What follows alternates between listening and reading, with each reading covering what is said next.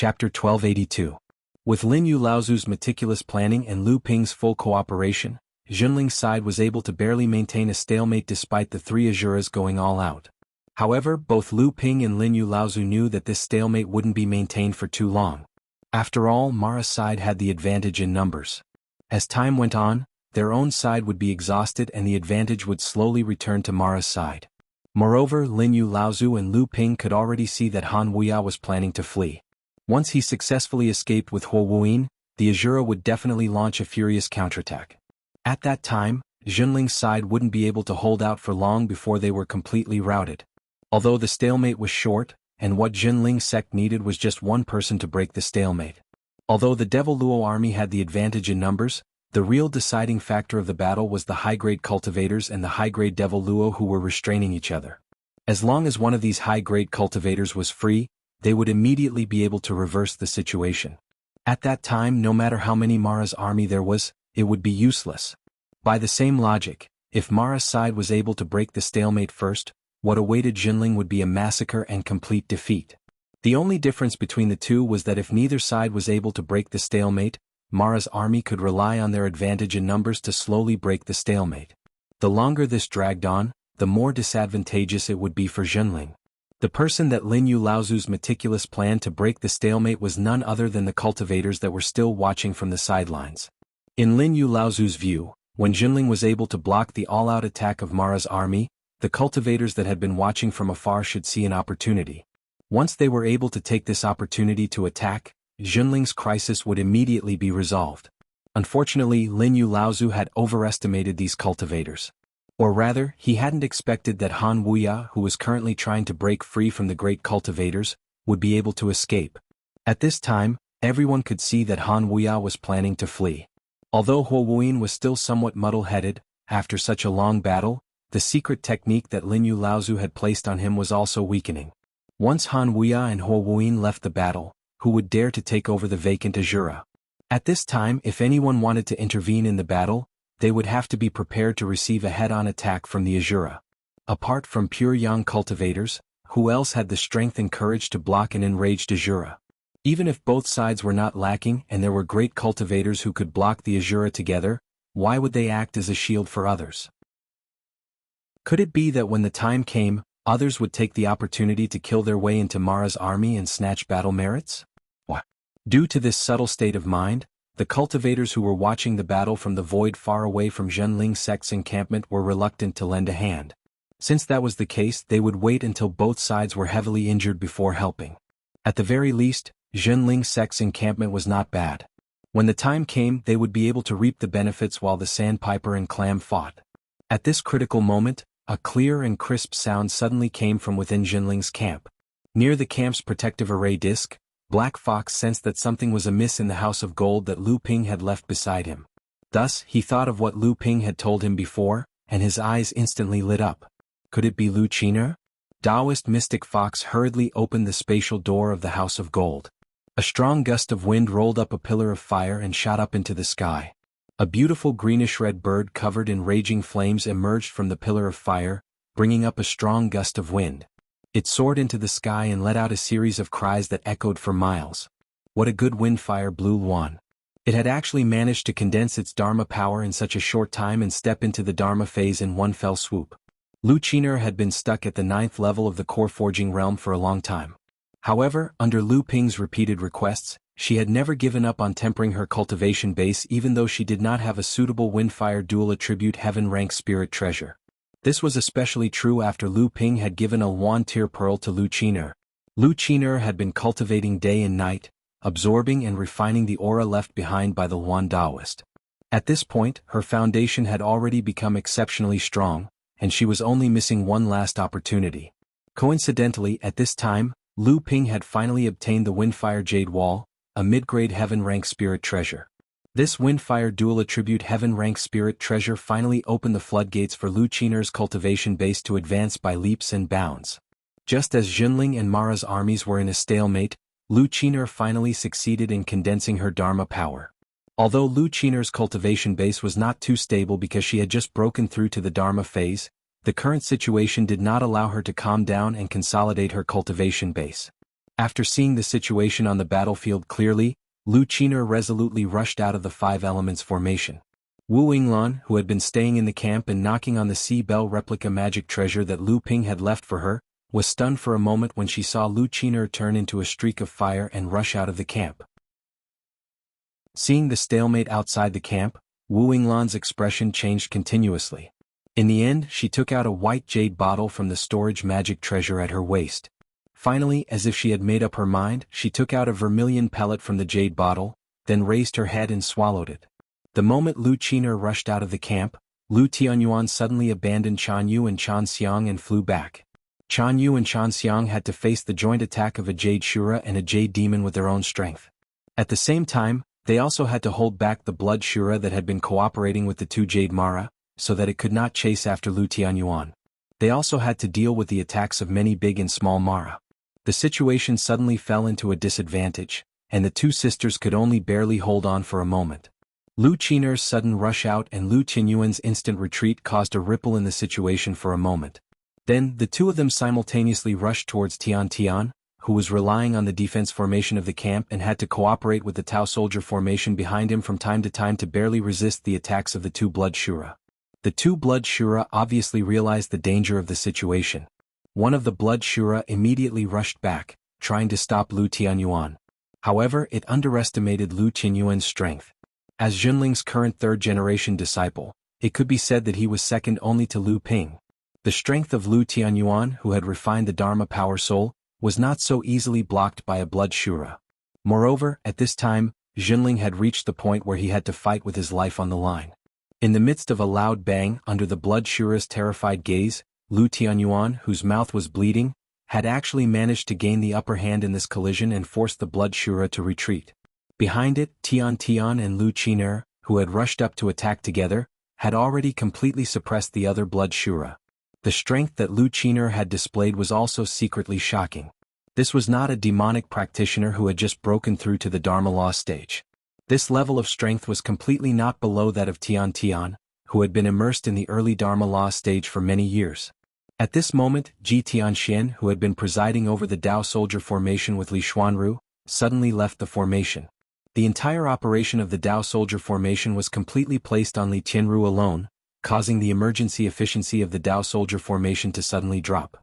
The Mara army that had surrounded the encampment formation suddenly went berserk. The color of the protective formation shield changed rapidly, as if it was about to be broken in the next moment. At the place where the matrix plate was located, Black Fox directed several matrix masters to replace all the top-grade spirit stones that had been embedded in the matrix plate in a short period of time. At the same time, Ling Long, who was suppressing the five-element ring, suddenly let out a buzzing sound. Black Fox saw a thick stream of blue yuan qi continuously flow into the five-element ring under her feet. The five-element ring, which had originally been constantly flickering, immediately stabilized. Black Fox and the other Matrix Masters did not hesitate to replace dozens of top-grade spirit stones in succession. The protective formation of the encampment finally held up under the frenzied siege of Mara's army, but this situation obviously could not be maintained for too long. However, maintaining it for only a moment was enough. Ji Tianxian killed his way out of the encampment, and under the protection of several puppets, he instantly charged into the battle between Lu Qin'er and Tian Tian. Caught off guard, the blood Shura, who had been suppressed by the two of them together, was immediately severely injured by Ji Tianxuan's puppets. Two of the three puppets that Ji Tianxian had carefully refined, which were close to the Dharma stage, were destroyed in an instant. Ji Tianxuan's task was accomplished, and he could not care less about his puppets. He turned and retreated back into the encampment formation. Without him presiding over it, Li Tianru could not command the three talents five elements Dao soldier formation alone. If Black Fox and the other Matrix Masters had not reacted in time, it was likely that Mara army, who had relaxed their suppression, would have just broken through the encampment formation. Just after Ji Tianxian had severely injured the blood Shura at the cost of two Dharma puppets, under the joint attack of Tian Tian and Lu Qin'er, it was only a matter of time before the blood Shura died. However, they were fighting for time. More than 1,000 feet away, Huo Wuyin finally began to recover from his previous muddle-headed state. Despite the double seal of Lu Ping and Lin Yu Laozu, in order to enable Huo Wuyin to fight, Lu Ping had previously released the seal on his core space. However, this also left Huo Wuyin with a breakthrough to finally dispel Lin Yu Laozu's secret technique. However, these were all things that could not be helped. After awakening, Huo Wuyin naturally wouldn't fight against the Asuras anymore. However, he was already heavily injured, so he couldn't find a way to shake off the Asuras with Han Wuya. However, such an opportunity wasn't too difficult for the two great cultivators to deal with. Tian Tian gritted his teeth and suddenly thought of the Blood Shura, who had been seriously injured. He rushed over and took a blow from the Blood Shura's accompanying spiritual treasure to stall the Blood Shura. Lu Qin'er was taken aback, but she naturally would not let go of this opportunity that Tian Tian had exchanged for by risking his injury. Her wings crisscrossed and slashed out, a flame slash and a wind spirit kill. The Blood Shura's body suddenly turned into 3 pieces and fell from the air. Chapter 1283. Tian Tian and Lu Qin'er could have defeated the Blood Shura in front of them without suffering any losses. However, in order to buy time, Tian Tian resolutely used a brutal method. He paid the price of being seriously injured in exchange for Lu Qin'er successfully killing the Blood Shura, just to buy time. After killing the Blood Shura, Tian Tian and Lu Qin'er immediately jumped toward the Blood Shura that was fighting with Lu Tianyuan. Although Lu Tianyuan had suffered some injuries in the previous fight, it was because of his previous momentum that he did not hesitate to injure himself that Lu Tianyuan had the upper hand in the battle with the Blood Shura. What Lu Tianyuan lacked was a Class 1 Calamity Spirit treasure. Once he had a suitable spirit treasure, his strength would even surpass many of the heirs of the same level who were born in famous sects and holy lands. Defeating the Blood Mara would be a piece of cake. Under the siege of the 3, the Blood Shura naturally could not hold on for too long. Soon it was beheaded by Tian Tian. The 3 of them did not dare to take a breather. They jumped toward the battle where Laozu of Tianshan was fighting. At this time, Laozu of Tianshan was fighting with a Jade Shura and 2 Asuras. Although he had a Class 2 Calamity Spirit treasure, the mountain-splitting axe, he was at a disadvantage in front of the joint siege of the 3 Shuras. However, Laozu of Tianshan's Earth Attribute Cultivation method was excellent, so he could use the Earth Element Real Body to withstand the siege of the 3 Shuras. Lu Tianyuan and the other 2 suddenly joined the fray, but the 3 of them weren't fighting against the 2 Blood Shura that were supporting them. They were fighting against the Jade Shura, who was taking up most of the Tianshan elders' attention. Lu Tianyuan, Tian Tian and Lu Qin'er, who had just condensed a Dharma, worked together. The 3 of them did not have a spirit treasure, but they were fighting a Jade Shura. As soon as the battle began, under the attack of the Jade Shura's accompanying spirit treasure, Tian Tian's face changed. He opened his mouth and spat out a mouthful of dirty blood, but he still rushed forward with a ferocious look. The 3 of them worked together to block the Jade Shura, but the situation was very bad. Obviously, every time the 3 of them fought the Jade Shura, it was a kind of torture on the edge of life and death. But when Laozu of Tianshan saw the 3 of them join the battle, he left immediately. He did not dare to ignore the 3 of them. The mountain-splitting axe flew out, turned into an arc and cut off half the shoulder of the Blood Shura that had been harassing the Jade Shura the most. The other Blood Shura saw that Laozu of Tianshan was looking at it, so it turned around and ran away. The current Mo Luo really seemed to have changed a lot. He was not as fearless as he used to be, but he was more cunning and intelligent.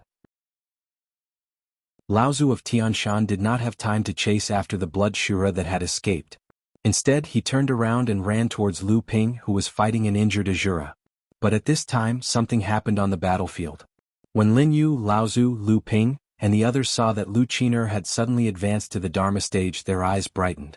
Even though the practitioners who were watching from the sidelines were still unwilling to help, if Lu Qin'er cooperated well, she, a small early Dharma adept, might be the key to breaking the situation. However, when Lu Qin'er joined the battle, Huo Wuyin had completely woken up.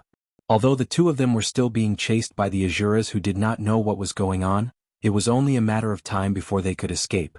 At this time even Lin Yu Laozu was a little impatient. He said to the people around him, "My friends who are watching the battle, if you don't help now, when will you? With Junling and the others holding back Mara's army, as long as you help us, we will definitely win this battle. You will also be able to earn a lot of battle credits, and it will not be impossible for you to enter the 7th Patriarch's altar in the future." A low, cold laugh came from the void. Who will fight the Asuras? If we help now, we can certainly win, but what if we wait until both of you are injured? Fellow Taoist Junling, please hold on a little longer. This way it will be safer for us to help. Don't worry, as long as you continue to fight, We will not just watch as Mara's army opens up this passage. But if you are defeated for no reason, it will mean that you deliberately abandon this place. This crime will not be easy for your sect to bear, will it? I heard that your sect recently wanted to become a large sect. If you let Mara's army escape from under your eyes, even the Supreme Profound sect and the Huda sect suffered a great loss at your hands. How impressive. How come you can't even defend this passage now? This place should have originally belonged to a large sect. A medium-sized sect from a remote and desolate place actually wants to occupy such a treasured place. They really deserve it. These voices were all strange, and it was obvious that they had deliberately distorted their voices. Moreover, each of their voices was abnormally fleeting, obviously not wanting others to discover their identity and hiding place. Junling was about to explode from these people's words, but at this critical moment of life and death, he could only endure it. Lin Yu Laozu's face immediately darkened. Although he was a pure young cultivator and one of the 13 initiators of the world sect's encirclement against Mara's army, he was still not taken seriously by those cultivators. Although they did not dare to offend him on the surface, they secretly disdained him. Moreover, Lin Yu Laozu was obviously injured at this time. Otherwise, how could he only be in a stalemate with an Azura until now? Lin Yu Laozu did not say anything more. He knew that no matter how much he said, these people would not help him, and it would only make him a laughing stock. At this time, to be able to make a pure young cultivator lose face in front of them, who knew how many people's dark hearts would be satisfied. At this time, Han Wuya and Huo Wuyin finally found an opportunity. Taking advantage of the moment when the Azura's attention was suddenly attracted by Laozu of Tianshan's escape, the Wind and Rain Whip took the opportunity to stir up the wind and rain. The two great cultivators had already escaped from the Azura's entanglement and retreated a few hundred feet away. However, Huo Wuyin's strength had been greatly damaged, and just as the two of them retreated, he was still hit by the Azura. Although Han Wuya had tried his best to protect him, Huo Wuyin still spat out a mouthful of blood, and the aura around him continued to drop. He was now no different from a mid-Dharma adept. After this battle, Huo Wuyin's cultivation base had not only been severely damaged by Lu Ping, but it was also very likely that his cultivation base would fall by another level. Junling Lu Tianping, Lin Yu, you old dog, I will remember today's gift. We have a long way to go in the future. At this time, Lu Ping did not care about Huo Wuyin's harsh words. The Azura that had been shaken off by the two of them was already charging towards Junling and the others. Chapter 1284. With Huo Wuyin and Han Wuya's sudden retreat, the advantage that Junling had gained from Lu Qiner's advancement to the Transcendence Realm was gone. The Azura, which had lost its opponent, immediately charged at Junling's group. Junling was about to be slaughtered by the enraged Azura. On the other side, Tian Tian, Lu Tianyuan, and Lu Qiner were being suppressed by a Jade Shura. The Blood Shura that had escaped earlier had returned. The three of them were under even more pressure, and it was only a matter of time before they collapsed. Laozu of Tianshan, who had finally managed to free his hand, looked at Lu Tianyuan and the other two, who were almost at their limits. He then looked at the Azura that was charging at him.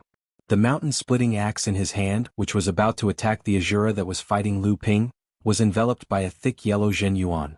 Laozu of Tianshan knew that he couldn't stop the Azura with his own strength, but under such circumstances he had no choice but to give it his all. Otherwise Junling would die even faster. But just as Laozu of Tianshan was about to attack, he saw Tian Fan and Tian Shui of Laozu suddenly abandon the two Jade Mara that were fighting and join forces to attack the Azura. Behind them, the two Jade Shura were already chasing after them with a sinister smile. Laozu of Tianshan was shocked. He shouted, "Be careful." The mountain-splitting axe in his hand had already flown out of his hand to slash at the last Jade Shura. In a moment of desperation, even if Laozu of Tianshan had 3 heads and 6 arms, he could only throw the mountain-splitting axe. The last Jade Shura hurriedly turned around to block, but under Laozu of Tianshan's sudden attack, the companion spiritual treasure in its hand was almost sent flying. Even so, the Jade Shura was still chasing after the two of them.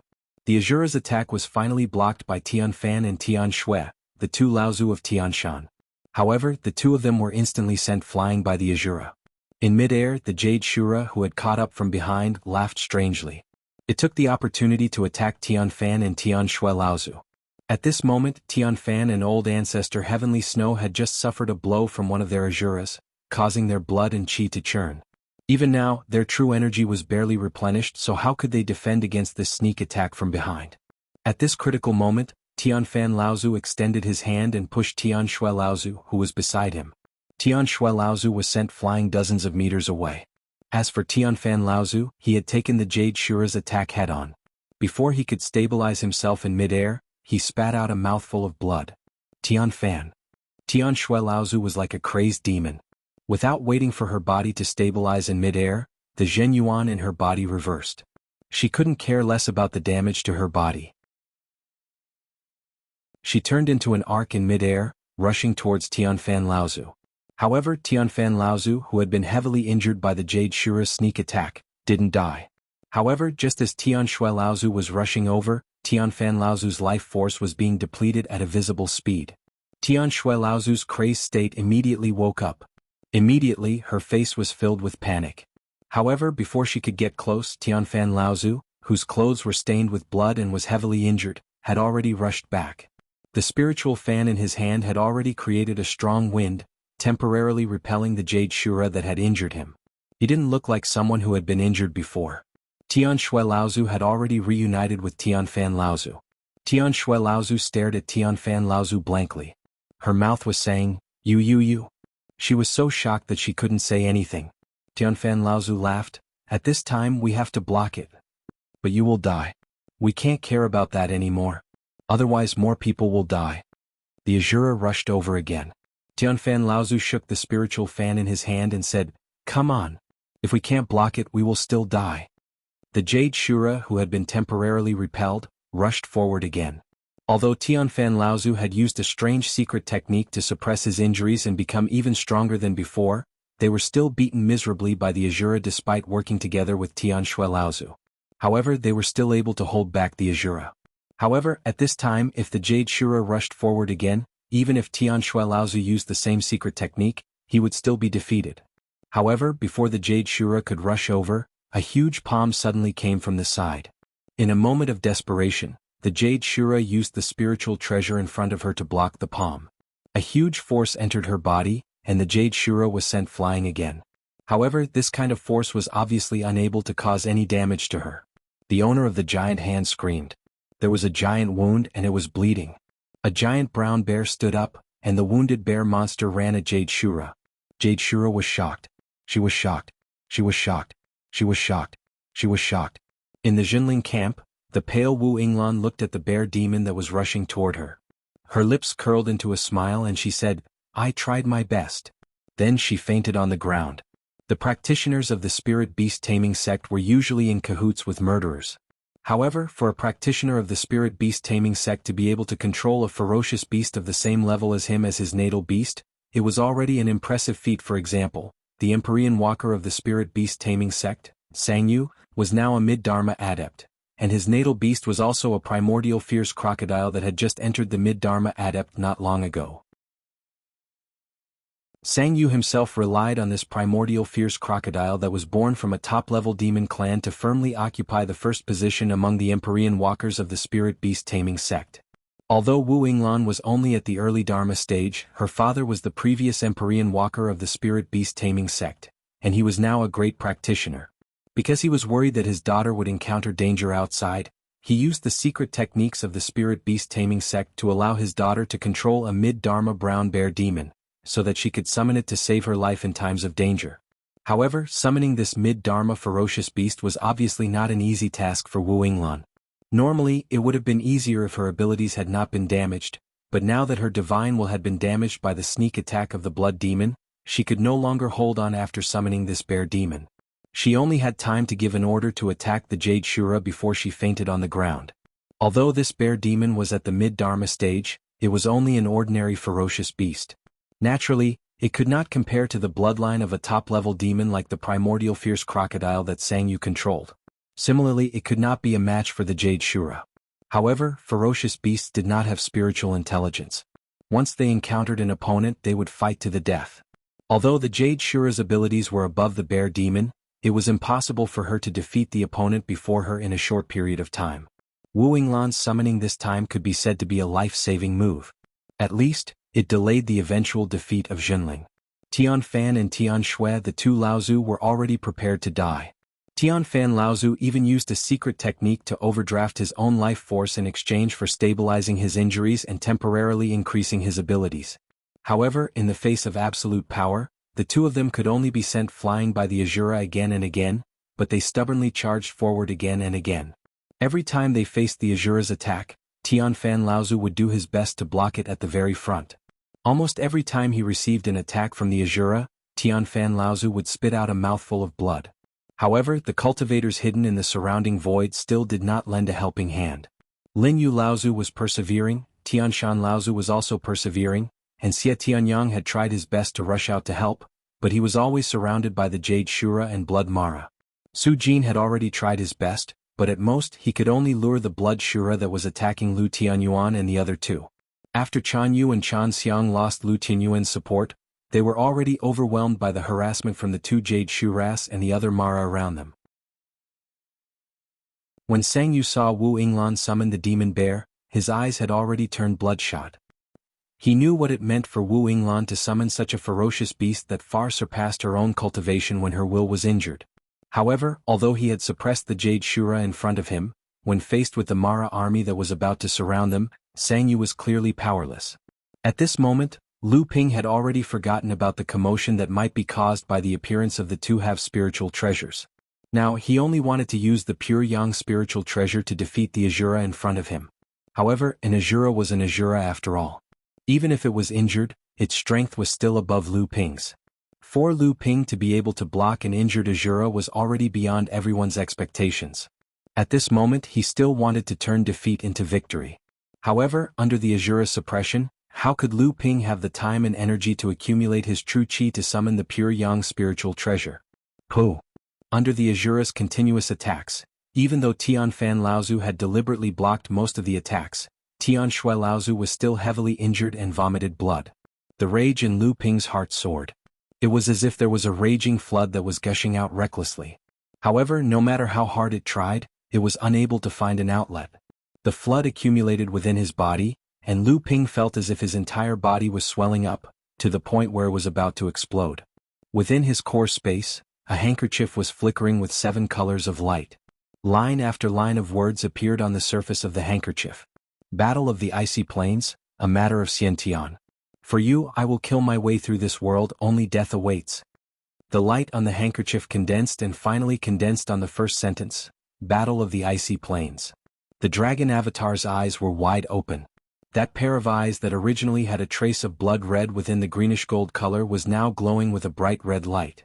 The word battle seemed to have left the handkerchief and was deeply imprinted in the dragon avatar's eyes. Battle. Battle. Battle. A purplish-gold-colored auspicious cloud rose from behind Lu Ping's back like a beacon that soared into the sky. Before the sword of true spirit could fly out from the top of Lu Ping's head, he had already grabbed it in his hand. Wielding the sword of true spirit, Lu Ping's eyes were flickering with greenish-red light with a trace of gold. His entire body was filled with battle intent, like a dam that had burst. He was waiting for the sword of true spirit to fly out and slash open a hole on the opponent in front of him. Chapter 1285. Fight. Fight. Fight. The sword qi emitted by the sword of true spirit was similar to the purple gold clouds behind it. With every slash of sword qi, the purple gold clouds would transform into a purple gold dragon with the body of a snake, the claws of an eagle, the legs of a crocodile, the ears of a cow, the whiskers of a fish and the mane of a horse. In mid-air, it could even let out a loud roar as it pounced towards the Azura in front of Lu Ping. This was not the green serpent disturbing the sea sword technique. Instead, Lu Ping was evolving the word fight written by Jiao Daoren. What he was evolving was not only the sword technique but also the aura, the charm, and the heroic spirit of fighting against millions of people. Jiao Doran's handwriting, the heaven-splitting legacy, the sword of true spirit, and the anger in Lu Ping's heart were all released with this word fight. An Azura and a mid-Dharma adept. Despite the great disparity in their levels of cultivation, they were still on equal footing. But now, with the 3-sword qi of the dragon moving back and forth, the Azura was actually retreating again and again. Even the Azura's expression was one of shock, one after another, until it was fear. The 3 strange-looking dragons gave the Azura a sense of fear from the bottom of his heart. It was as if the moment they appeared, they were able to produce a strange resonance with the source of heaven and earth. Even their appearance seemed so natural, as if they were late. The strange thing about the three strange dragons was that no one had ever seen them appear. However, they had never seemed out of place in this world. On the contrary, the strangeness that came from the unfamiliarity quickly disappeared, as if they were immediately recognized by those who had seen them from the inside out. This kind of aura was terrifying to the Azura, strange to the others, but to Lin Yu Laozu it was shocking. As a pure Yang cultivator, he had a more accurate understanding of this world. This kind of understanding might only be instinctive to others, but Lin Yu Laozu knew that this feeling came from the recognition of the natural source of the world. He had personally witnessed such a thing before. They were the Qinghuan wine cauldron that Earth Spirit Sun summoned during the Battle of Luo Xin Mountain and the heavenly sword technique that Xiao Baiyu used to break the 5 elements. One of them was one of the 6 artifacts that participated in opening the heavens, while the other was the heavenly sword technique that Jiao Daoren left behind when he opened up the East Sea cultivation world. Heaven and earth were created by them, so it was naturally easier for them to obtain the approval of the origin of heaven and earth. The heaven-defying swordsmanship that Lu Ping used at this time could only be of the same type, which was that this swordsmanship had been used in the process of opening the sky. It was the same as the swordsmanship that Xiao Baiyu practiced. It was the genuine heaven-opening swordsmanship. Everyone was shocked by Lu Ping's sword technique, and Lin Yu Laozu was shocked that Lu Ping also knew heavenly sword technique. However, everyone ignored the flying sword that Lu Ping controlled. It was only a first tribulation spirit treasure, so it naturally would not attract the attention of others. However, Lu Ping knew that only through the sword of true spirit could he unleash the power of his divine swordsmanship to suppress the Azuras. 3 dragons dragon battle in the wild. In an instant, Lu Ping had already grasped the essence of the heavenly sword technique. However, even though Lu Ping's heaven-opening technique could turn the tables on the Azura in an instant, he still couldn't kill an Azura in a short period of time, even if it was an injured Azura. At this moment, did Tian Fan and Tian Shui still have the time to wait? Lu Ping's heart was bleeding. How could he not know what kind of secret technique Tian Fan Laozu was using? This method of consuming vitality to suppress his injuries to increase his strength, there was only one result. After this battle, Tian Fan Laozu's fate was to fall. However, at this moment it was not only Tian Fan Laozu. Lu Ping's divine sense covered the entire battlefield. At this moment, the one who could not hold on was Tian Tian. Tian Tian, who was already injured, had no choice but to fight it head-on to prevent the blood Azura that Laozu had chased away from coming back to harass him. He was now an arrow at the end of its flight. If it wasn't for Tian Tian Laozu luring the blood Azura away and Lu Tianyuan using his full strength to block the majority of the Jade Azura's attack, perhaps Tian Tian would not have been able to hold on.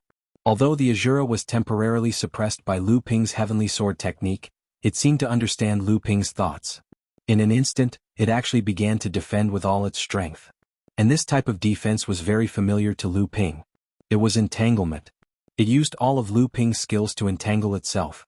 Lu Ping had covered the entire battlefield with his divine sense. However, at this moment, whether it was the Netherwater Sword or his avatar, they were unable to provide any help to the cultivators from the same sect outside of the battle. This occupation was not only noticed by Lu Ping, but also by the Azura. At this moment, the one who could not be delayed was Zhenling. This time, Tian Fan Laozu finally could not hold on any longer under the Azura's attacks. He consumed all his vitality in exchange for suppressing his injuries and increasing his strength. However, under the absolute suppression of strength, he was ultimately unable to withstand such a situation where he was heavily injured. After the Azura sent the 2 of them flying for the 5th time, the Skysol ancestor finally could not even spit out blood anymore. He did his best to turn his pale white face around, wanting to say something to the Sky Snow ancestor beside him. However, his lips moved but nothing came out in the end. Instead, his eyes began to glaze over. Tian Shui Laozu was instantly stunned. Even when the Azura had already caught up to them and the companion spiritual treasure in its hand was already above Tian Shui Laozu, she did not notice it at all. "Senior uncle, be careful. Senior uncle, be careful." One by one Zhenling's disciples cried out. However, at this moment Tian Shui Laozu was like a fool, not moving at all. She only looked at Tian Fan Laozu, who no longer had any vitality left. Defeated. Zhenling is finally going to be defeated. Has that female cultivator gone stupid? Wouldn't it be good if she could resist for a while? This Azura has yet to exhaust much of its strength. If she were to interfere in the battle, it would be a huge problem. Her Dao companion is already dead. From the looks of it, the two of them were deeply in love. At this moment she doesn't even care about her own life. Since she doesn't want it, it would be good if she self-destructed. It's chaotic. The aura around her body is chaotic. If she isn't possessed by the devil, then she is going to self-destruct. As expected, she is going to self-destruct. That's great. This Azura is so pleased with itself. If she were to self-destruct at this distance, there's an 80 to 90% chance that she wouldn't be able to dodge it. It would be enough for her to suffer. Why don't we attack after she self-destructs? Hee, are you eyeing that Azura's battle merit points? Do you think that you are Lu Tianping? That you can deal with a heavily injured Azura by yourself? Even that Lu Tianping is being held there by that Azura and can't do anything about it, right? The cultivators who were hiding in the void around them were still excitedly communicating with each other through divine thoughts. All of a sudden, it was as if they had lost their voices. However, very quickly, a series of curses could be heard. How did this person come out? He actually dared to use spatial magic on the battlefield. Who the fuck is this? He's not following the rules. He's looking for death. He can actually stop that female cultivator from self-destructing. Fuck, he's only at the late Dharma stage and he can actually block that Azura. Who is this person? Who is it? Very quickly, a wave of gloating divine thoughts was shared. He's been sent flying. I knew it. Serves him right. He's overestimating himself. A great cultivator actually dares to fight with an Azura one-on-one. Does he think that he is Xiao Baiyu? No. Quick look. Oh my god. That fellow stood up as if nothing happened. He went back up again. Is he still human?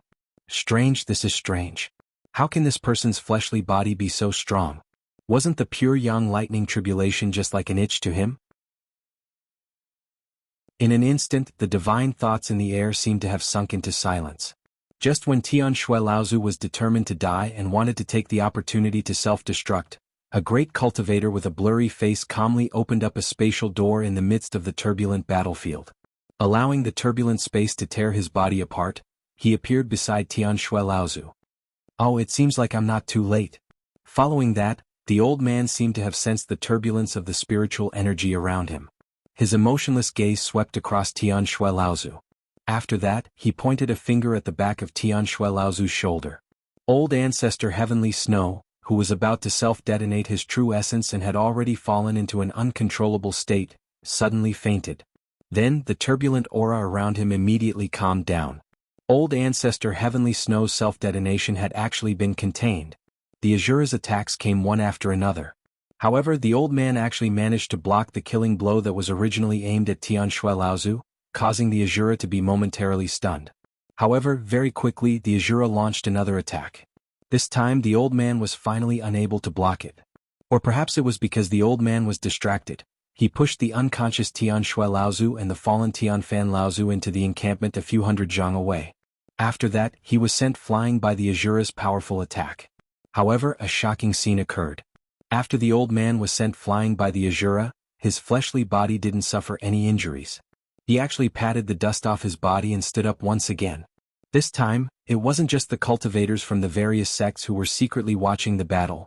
Even the two sides that were fighting on the battlefield were shocked. Just how condensed was this person's physical body to be able to withstand an Azura's attack without being injured? Only Lu Tianping's morale was greatly boosted when the old man appeared. The sword of true spirit let out a long cry. After suppressing the Azura, Lu Ping was finally able to accumulate his Zhen Yuan and unleash an even more powerful attack. However, since the old man had appeared, Lu Ping naturally wouldn't expose the fact that the pure yang spiritual treasure was split into two. Following the trembling of the spiritual treasure moly, a roar that seemed to originate from ancient times came from the purplish gold auspicious cloud behind Lu Ping, revealing the true appearance of the pure yang spiritual treasure. All this while, this was the first time Lu Ping had revealed his source Dharma idol in front of everyone. After the old man blocked the Azura, Lu Ping knew that the most critical moment had passed. However, this didn't mean that Jinling could win for sure. On the contrary, this was just another delay in the outbreak of danger. This time, the Dharma idol dragon didn't show its head but not its tail in the Dharma idol auspicious cloud. Instead, it pounced into the battle the moment it was summoned by Lu Ping. The three sword lights of the Sword of True Spirit, dragon fighting in the wild, merged with the Dharma idol dragon the moment the Dharma idol dragon appeared. Not only did the sword of opening heaven not weaken, it became even more powerful.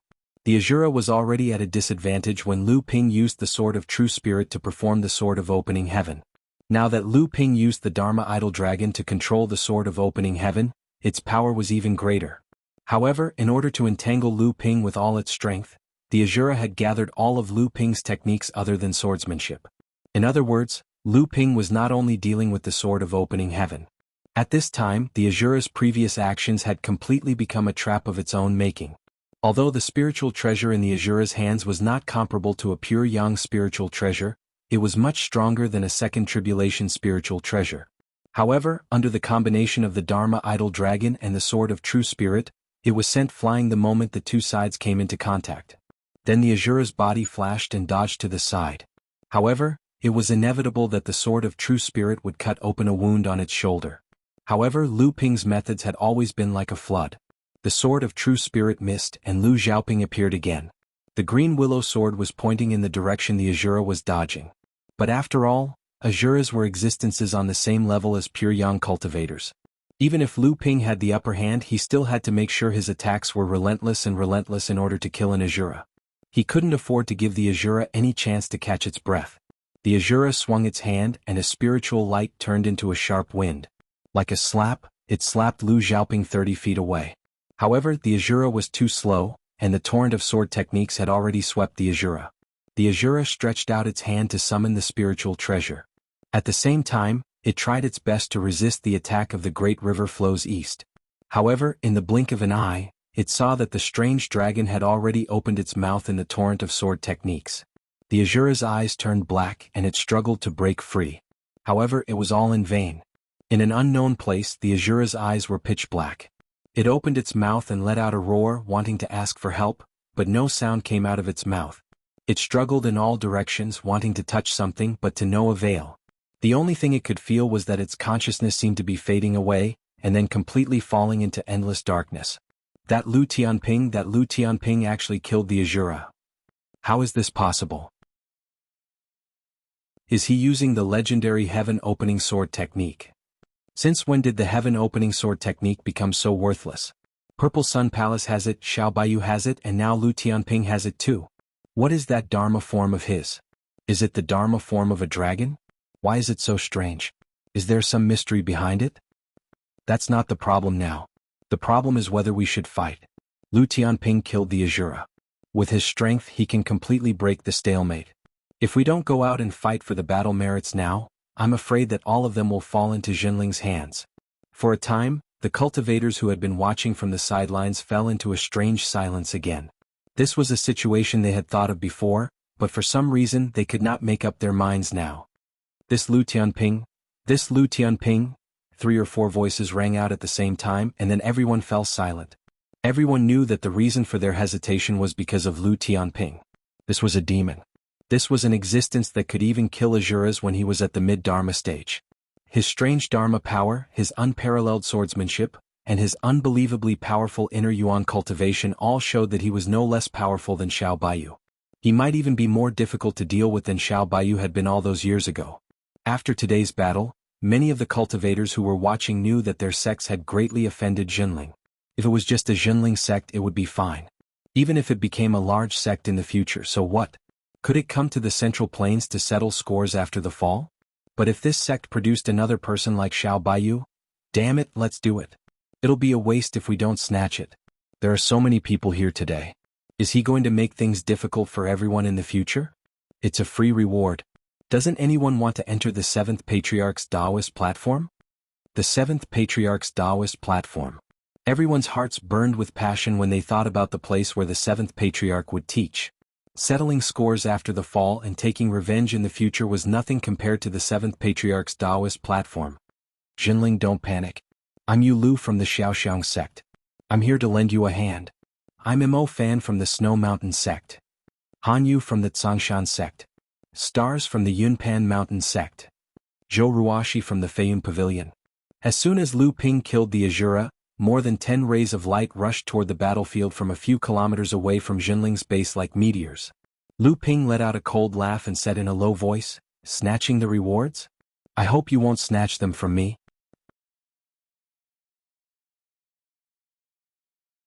Chapter 1286. Just as Lu Ping surprised everyone by killing the Azura, the cultivators who had been hiding in the surrounding void and watching from the sidelines all rushed towards Jinling's base as if they had discussed it beforehand. At the same time they were shouting and announcing their sects, and at the same time, they were waving the flag of helping Jinling. These people were fast enough, but at this time, Lu Ping had to think of ways to be faster, because Jinling had already lost 2 first-generation mid-Dharma adepts, one dead and one seriously injured, in order to defend the base. Lu Ping did not want to lose another senior at this time.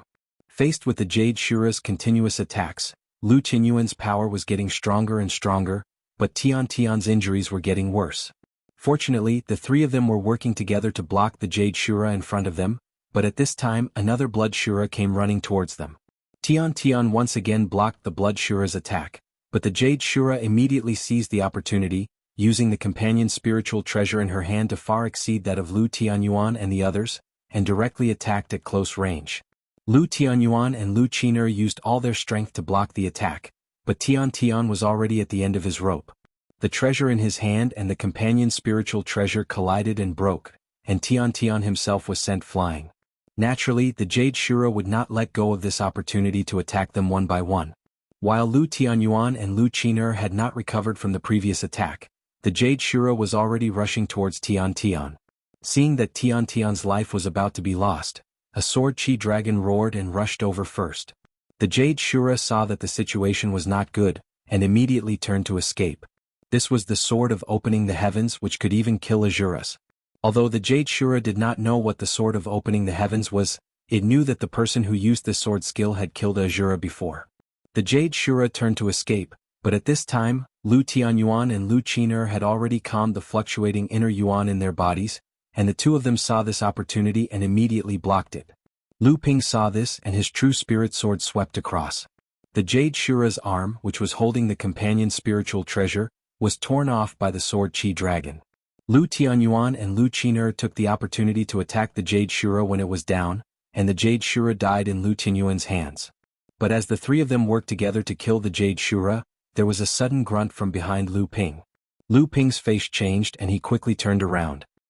He saw that Tian Tian's chest had been pierced by a dagger-shaped companion spiritual treasure.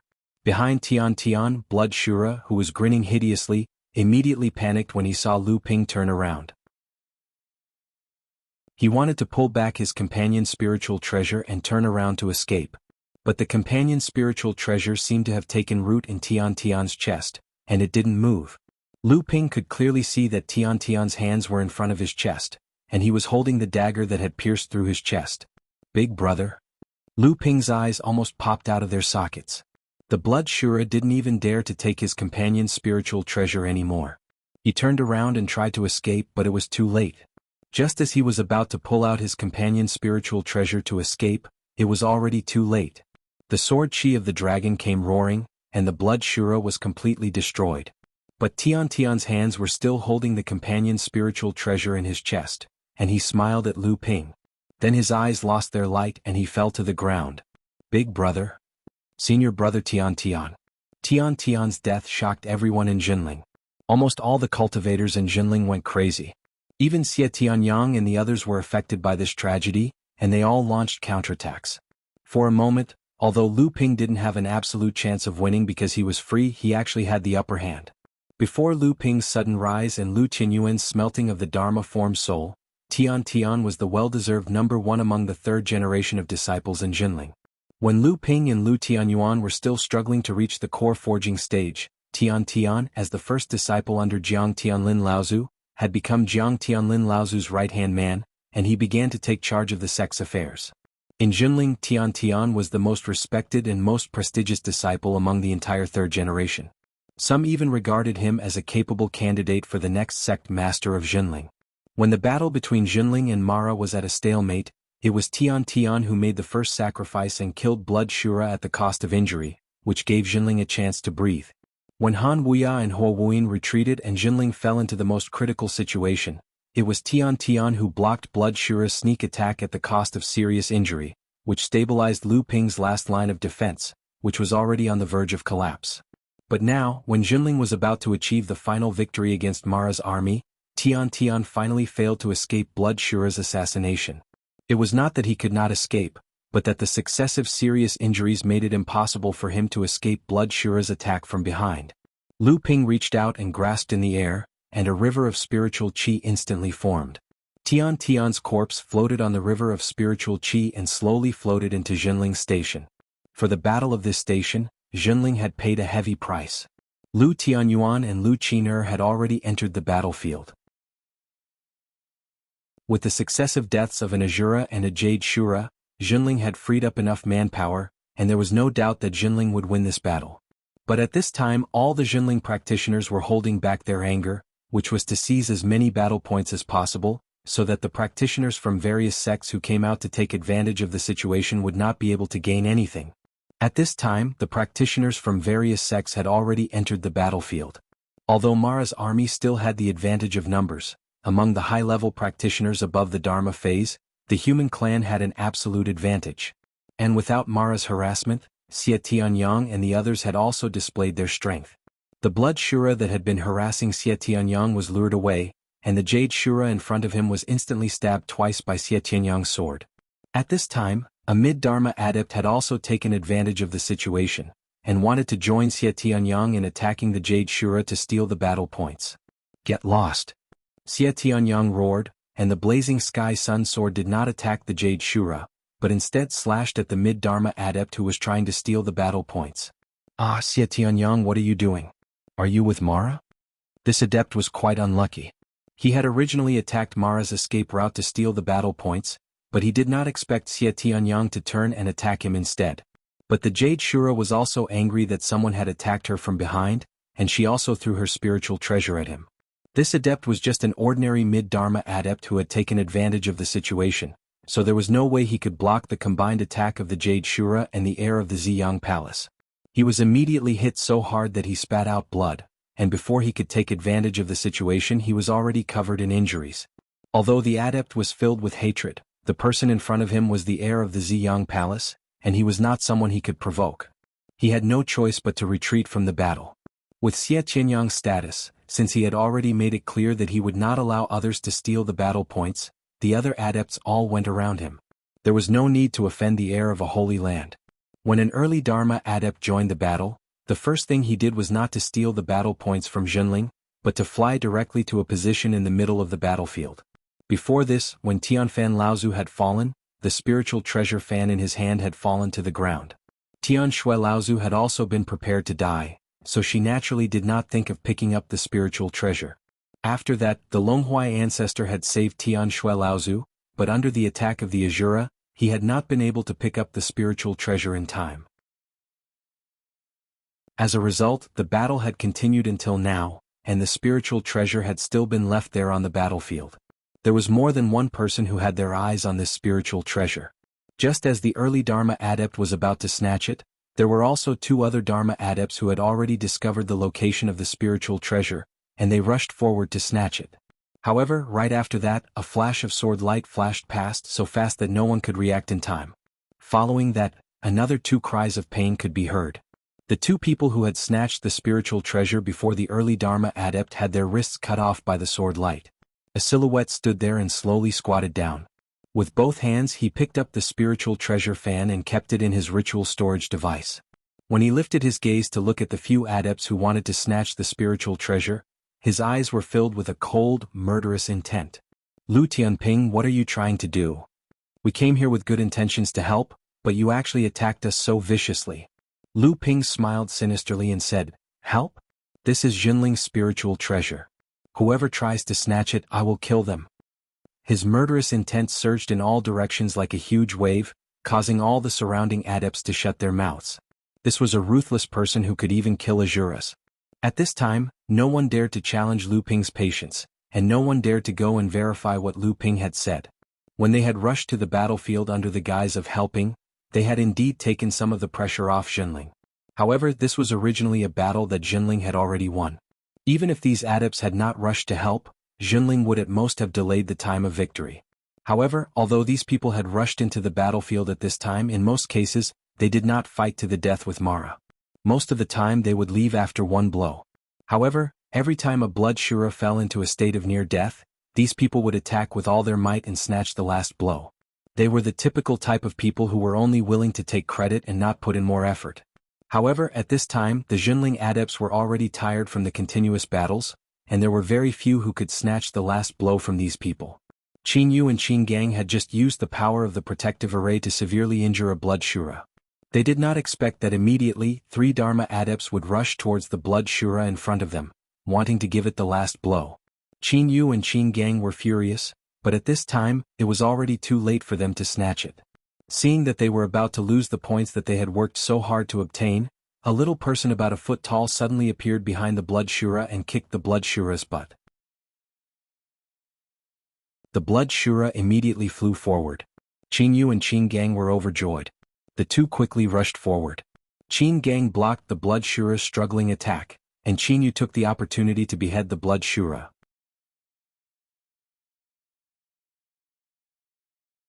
Chapter 1287.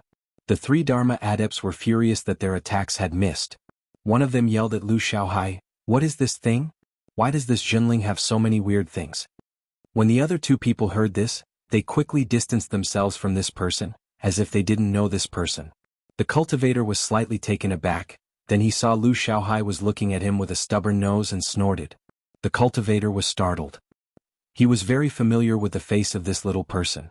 Previously, when he slaughtered everyone, he had shocked the surrounding cultivators. Could it be that this little person was the legendary avatar of Avatar?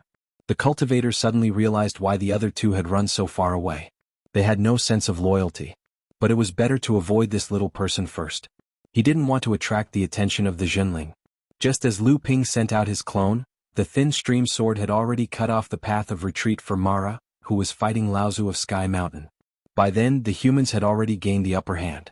Seeing that the situation was not looking good for them, the Mara army began showing signs of collapsing. However, due to the fact that they had been entangled with Zhenling faction for too long, the cultivators from the various sects had stepped in to assist them. Thus, it became harder for the Mara army to flee. The Jade Shura saw that the situation was not good, and it wanted to fight and retreat. But Lu Ping saw it and he cut off its path of retreat. The Jade Shura panicked. After seeing Lu Ping kill the Azura, how could a Mara not panic when it saw Lu Ping? But the more panicked the Jade Shura was, the more openings it revealed. A lotus bloomed under Lu Ping's feet, and the Jade Shura was immediately suspended in the air. Although it was only for a short moment, it was enough for Laozu of Sky Mountain to smash the Jade Shura's head with his axe. Qin Yu, Qin Gang, Lu Qiner, and Lu Tianyuan all killed their opponents with Lu Ping's help. Zhenling's side was now more confident when it came to fighting for Blood Mara's battle glory. After Lu Ping helped Laozu of Sky Mountain kill the Jade Shura, Laozu of Sky Mountain immediately went to help the other cultivators who were fighting Jade Mara. The cultivators who came out to fight were all very smart.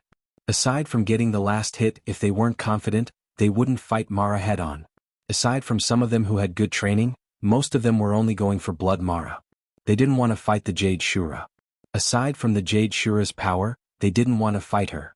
More importantly, the cultivators on Jinling's side who were fighting the Jade Shura were difficult to deal with. Chan Yu and Chan Xiang originally had a hard time facing the 2 Jade Mara and the 2 Blood Shura after Lu Tianyuan left. But after Lu Tianyuan, Lu Qiner, and the Qin brothers were freed up, the first to help were the 2 sisters. Without the Blood Shura holding them back, the 2 sisters were planning to raise their spirits and show the power of the Heavenly Moon sect's female cultivators. Unexpectedly, just as the 2 of them worked together to suppress the 2 Jade Mara in front of them, Hanyu Laozu of the Blue Mountain sect suddenly attacked the Jade Demon from behind. He killed the Jade Demon in one fell swoop and snatched 15 battle glory from the 2 sisters. The 2 sisters, Chan Yu and Chan Xiang, had fought with Mo Luo for half a day and finally had the chance to kill points with great difficulty. Who would have thought that someone would appear out of nowhere and snatch away the points that they were about to obtain? The 2 direct disciples of the Heavenly Moon sect instantly exploded with anger. This time, the Frost Feather ancestor had really provoked a hornet's nest. The 2 sisters easily killed the remaining Jade Shura. Then, the 2 sisters didn't fight with the others for battle glory. Instead they stared at Hanyu Laozu.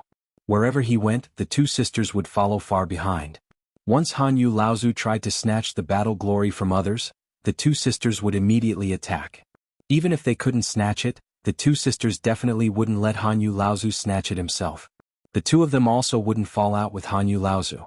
Instead they stuck close to him like sticky candy. Hanyu Laozu could be considered an expert among the mid-Dharma adepts. He could also control one of the sect's first calamity spirit treasures. The Blue Mountain sect could be considered a large sect in the Central Plains. If it was just based on individual power, Chanyu and Chanxiang were on par with him. However, ever since Hanyu snatched a jade demon from the two of them, the three of them started to fight. Hanyu Laozu tried to snatch and kill two Blood Shura twice, but he didn't succeed. Instead, he was killed by the two sisters. After that, there were two more chances for him to snatch and kill the jade demon, which was destroyed by the two sisters. Ever since Hanyu Laozu snatched a jade demon from the beginning, he didn't get any more after being harassed by the two sisters. Hanyu Laozu suppressed his anger. However, he was the one who made the first move, so he didn't have any reason to argue with the two sisters. Hanyu Laozu wanted to force the two sisters to retreat, but when he thought of their status, Hanyu didn't have any confidence. The Blue Mountain sect couldn't compare to the Heavenly Moon sect. He couldn't argue with them, couldn't beat them, and couldn't afford to offend them. Hanyu Laozu had no choice but to beg for mercy from the two sisters.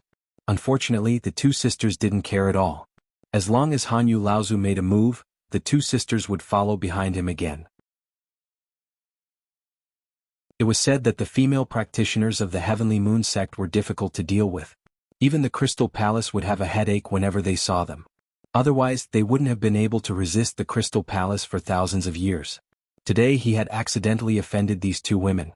He really reaped what he sowed. Aside from the two sisters, there was another person who was frantically fighting for points. However, this person wasn't one of the cultivators from the various sects who came under the banner of rescue. It was Xie Tianyang. Without Blood Mara holding him back, how could the Jade Shura be Xie Tianyang's opponent? The blazing sky sun sword danced in the air like a fireball, burning the Jade Shura trapped in the sword formation into a dried corpse. Then Xie Tianyang began to fight for points on the battlefield. Xie Tianyang had been provoked by Lu Ping. Before the last battle began, Lu Ping's points had already reached 50. After that, Lu Ping killed two Blood Shura. Then, with the help of Han Wuya and Huo Wuyin, the two great cultivators who had their minds controlled, he killed two Jade Shura and one Jade Demon. At this time, Lu Ping's points had reached a terrifying 91. But that wasn't the end. Lu Ping cast Sky-Opening Swordsmanship, and successfully killed an Azura, earning him 20 battle points. His battle points on the projection stone rose to a despairing 111 points. Although Xie Tianyang couldn't see Lu Ping's reflecting stone, he remembered Lu Ping's points clearly. Looking at his own reflecting stone, which only had 23 points, Xie Tianyang was annoyed. Although Lu Ping had killed an Azura, Xie Tianyang still didn't believe that there was such a big gap between him and Lu Ping. Compared to those cultivators who were fighting for battle credits, Xie Tianyang appeared even crazier and more unscrupulous. He did not even spare the blood demon Azura who was fighting against the cultivators of Zhenling's sect. With a single slash, he killed a blood Azura who was fighting against Yun Jian, leaving Yun Jian baffled. But then he saw Xie Tianyang enter the fight between Green Fox and the others, and kill two Blood Shuras. Yun Jian murmured to himself, "This Xie Tianyang must be crazy." Fortunately, Xie Tianyang wasn't completely crazy. As Green Fox and the others watched in shock, the blazing sky sun sword knocked away the Jade Shura's spiritual treasure, and then flew to the next target. Without the protection of the spiritual treasure, the Jade Shura was beaten up by Green Fox and the others. After a while, the Jade Shura was killed by Green Fox. Jianghu cursed angrily while Jianghu smiled bitterly. This guy. Xie Tianyang was like a starving ferocious beast. He was so hungry that he could not be choosy. After snatching Cloud's Word, Cyan Fox, and the others, he charged into the other battles and began to plunder the battle points of others. Amidst the cries and curses of the cultivators from the various sects who had rushed over to rescue him, Xie Tianyang's raging Inferno Heaven Sun Sword did not give anyone a chance to reason with him, and only cared about killing. Xie Tianyang, what are you doing? There's no need for you to interfere with this blood demon. Get lost. Xie Tianyang spat out these words viciously, and he had already run into the middle of the battle that was surrounding the two blood Azuras. A mid-Dharma adept saw Xie Tianyang rushing over with a murderous look and wanted to stop him. At the same time he said, "Friend Xie, I am Kuan, get lost." Xie Tianyang destroyed all the magic treasures of the cultivator of the same level who had not even had the time to report his name.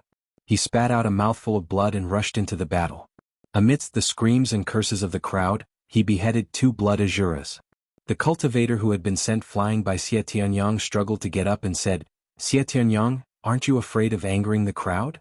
Xie Tianyang squinted and said in an evil voice, "Fine, I'm angering the crowd. Come at me." The friar was furious. He pointed at Xie Tianyang and said, You. For a long time he couldn't say a word. Then he remembered that Xie Tianyang was the proud disciple of the #1 Holy Land in Central Plains, Ziyang Palace. He was born to be the only one who could offend others. He thought about how his accusation seemed to have angered Xie Tianyang. Would this attract the wrath of Ziyang Palace for his own sect? So he coughed and spat out a mouthful of blood. His whole body trembled and he didn't know whether it was from fear or anger. He didn't even care about fighting for the points and left Jinling Station in a hurry. Not long after, Su Jin, Sangyu, Xiahou Wushang, and the others also finished off their opponents and joined in the fight for the points. As for Jinling's own practitioners, except for the strong practitioners like Laozu of Tianshan and Lu Tianyuan who were still participating in the battle, the rest of the early Dharma adepts all retreated to Jinling Station. Other practitioners with ulterior motives took the opportunity to attack Jinling Station. At this time, Lu Ping had taken advantage of the fact that everyone's attention was focused on the battle for points to sneak into the Qingming River's water vein.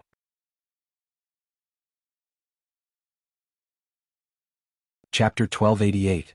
The outcome of the battle outside the True Spirit encampment had already been decided. All that was left was for the cultivators from the various sects to hunt down Mo Luo and plunder his points, as well as Ancestor Linyu and Ancestor Longhuai who were entangled with the two Azuras. While everyone was focused on stealing points, Lu Ping returned to the base after helping Laozu of Sky Mountain kill the Jade Shura. At the array board's location, Ling Long had retracted the water vein's support to the array formation. But Lu Ping still left Lu Xiaohai for Black Fox to protect himself. He then summoned San Ling and the others to guard the array board. At the same time, seeing the chaos outside the encampment, Lu Ping ordered Lu Qin or Yun Jian, the Qin brothers, and the others to retreat to the encampment just in case. Seeing that everything was fine, Lu Ping cast the water transformation secret technique, and snuck into the Qingming River. With the protection of the pure Yang spiritual treasure, the water transformation secret technique, Lu Ping's mastery of the water transformation secret technique grew stronger. Back then he was able to escape from the Five Elements sect and the other sects' search for him. Now it was a piece of cake for him to sneak into the Qingming River and find the water vein. At this moment, the waters of the Qingming River were still turbulent. However, compared to before, the extent of the turbulence had decreased significantly. It was clear that after the various sects had gathered in the Nine Profound Tower, they had already reduced the pressure on the Nine Profound Tower, even though they had yet to launch a large-scale attack on the evil Luo army. This time, Lu Ping wanted to secretly separate a small branch from the Qingming River's main water vein. Then he would use the Ling Long wine cauldron that was used to suppress the 5-elemental ring in the encampment's array disk to guide the branch to the encampment. Although the secret technique of separating and guiding the water vein was only in the hands of a few sects, it was obviously nothing to the spirit treasure transformed from the water transformation talisman. Moreover, with the exquisite dragon and the 5-element ring as a suppression, it was completely possible to stabilize the water vein. Most importantly, Jinling's base was not far from the Qingming River. He didn't need to open a canal like Wuxing School to guide the water. He only needed to connect to an underground river to guide the water. The only worry was that when he separated the water vein, no matter how big or small the water vein was, it would inevitably cause a change in the Qingming River. Such a big movement would inevitably attract the attention of those with ulterior motives. Therefore, Lu Ping could only seize the opportunity during the battle with Mo Luo to separate the water vein and divert the cultivator's attention. While the various sects were fighting, Debao had already opened up an underground river under the surface of the Qingming River with Daguay that led directly to the array disk at the encampment more than 200 feet deep. Lu Ping was hundreds of feet deep in the Qingming River, with a huge pair of scissors hovering over his head. In front of him was the misty water of the Qingming River. Lu Ping looked at the mantis on his shoulder and said, "Are you sure there's no problem?" The mantis tilted its head as if it was rolling its eyes and said, "You should worry about whether you still have enough Zhenyuan to control the main body of the spiritual treasure after a series of battles." Lu Ping laughed and said, "It's almost time." At that moment, the Jade Mara outside the base had been killed, and the only ones left were the Blood Mara, who were fleeing in all directions, and the two Azuras who were being entangled by Linyu Laozu and Longhuai Ancestor. At that moment, Laozu of Tianshan happened to be chasing behind a blood demon. This blood demon was surrounded by more than 10 big Mara. They were resisting Lao Tzu of Tianshan while trying their best to break out of the encirclement and return to Mara's base camp along the Qingming River. At that moment, a spear flew in front of Mara's army, piercing through two great Asuras in front of it, and headed straight for the blood demon that was surrounded by the big Mara. Lao Tzu of Tianshan narrowed his eyes, and the mountain-splitting axe in his hand arrived first. There was an explosion in the air, and the spear was knocked away by the second tribulation spiritual treasure. "This is the old man's prey, don't you dare snatch it." Lao Tzu of Tianshan stretched out his hand and recalled the mountain-splitting axe. The blood demon was suddenly blocked by a human practitioner, and it was in a panic. It was obvious that Lao Tzu of Tianshan, who was chasing after it, had gotten into a conflict with the person in front of it. He did not even care about the minions around him, and he flew straight to the side, which happened to be above the surface of the Qingming River. Lao Tzu of Tianshan snorted coldly and was about to chase after him, but he saw that the spear had also landed in the hands of a mid-Dharma adept. He snorted coldly at Lao Tzu of Tianshan and said, "Your sect has already won today's battle, and you have accumulated enough battle merits. Why don't you give them a share?" Naturally, Ancestor Tianshan didn't have a good attitude towards these people. However, this wasn't the time to turn hostile. He just said coldly, "Battle merits are earned through real strength. They aren't given to you by others, nor are they obtained through trickery." The friar's face turned red. He obviously knew that Lao Tzu of Tianshan was mocking them for being the third party in a fight. They did not expect Jinling to win so quickly that they did not even have time to react. Jinling's side had already almost killed Mara, who had accumulated the most battle merits. The friar took a deep breath and said, "Today's matter is indeed a little shameful, but as you said earlier, battle merits are earned through fighting. Therefore, I still want to fight for this blood demon." Lao Tzu of Tianshan glanced at the Qingming River and suddenly laughed. "As you wish then." The two of them fought at the same time. Although they did not attack each other, they were able to block each other from attacking the blood demon. At the same time, when the blood demon saw that the two of them had blocked its escape route, it decided to go all out and fight the two of them. The two of them and the blood demon fought fiercely on the surface of the Qingming River. In an instant, the Qingming River was turned upside down, and the waves surged as if there was a hurricane on the sea. The adept with the spear laughed and said, "Although you have a second disaster spiritual treasure, your strength may not be that strong. This is a little disappointing. Then take my next blow." There was another loud sound, and the Qingming River once again surged with waves that were 20 to 30 feet high. The entire river began to shake. At this moment, Azura, who was frightened by the unkillable Longhuai ancestor, saw that his side was about to be slaughtered, and thought of running away. Ancestor Longhuai still wanted to stop Azura, but he didn't grasp the right moment to stop Azura this time, and he was swept away by the aura of Azura's companion spirit treasure, causing him to fall all the way into Azure Netherriver. Longhuai ancestor took the opportunity to shake off the force on his body into the river to dissolve it. This section of the river was even pushed back for more than 30 feet, and then an even bigger wave was stirred up. Amidst the muffled rumbling sounds, the section of Qingming River outside of Jinling's encampment was filled with strong winds and huge waves. Under the impact of the huge waves, the cultivators from various sects who were still fighting could feel that the shore on this side of the river was constantly swaying from the impact of the huge waves. They all secretly sighed in their hearts at how this Jinling could produce so many evildoers. 2 miles upstream of the encampment, there was a water vein that was more than 100 feet deep. Not far away, the turbulence caused by the battle could even be clearly felt from here. Lu Ping smiled lightly and said, "It's about time, let's begin." The mantis jumped down from Lu Ping's shoulder and disappeared into the scissors in his hand. Then, a bluish-purple halo began to enshroud the scissors. Lu Ping's right hand suddenly opened, and with a zeng sound, the edge of the scissors suddenly opened up. Then, with all of Lu Ping's divine sense, he finally seized the opportunity to cut along the edge of the main water vein, and a water vein as thick as a chopstick was immediately separated from the main water vein. And at the moment when the pure yang spiritual treasure scissors were cut, the entire Qingming River suddenly shook, directly affecting the surface of the water from more than 100 feet deep. Waves surged up and pounced in all directions. In an instant, the flow of the Qingming River seemed to be in chaos.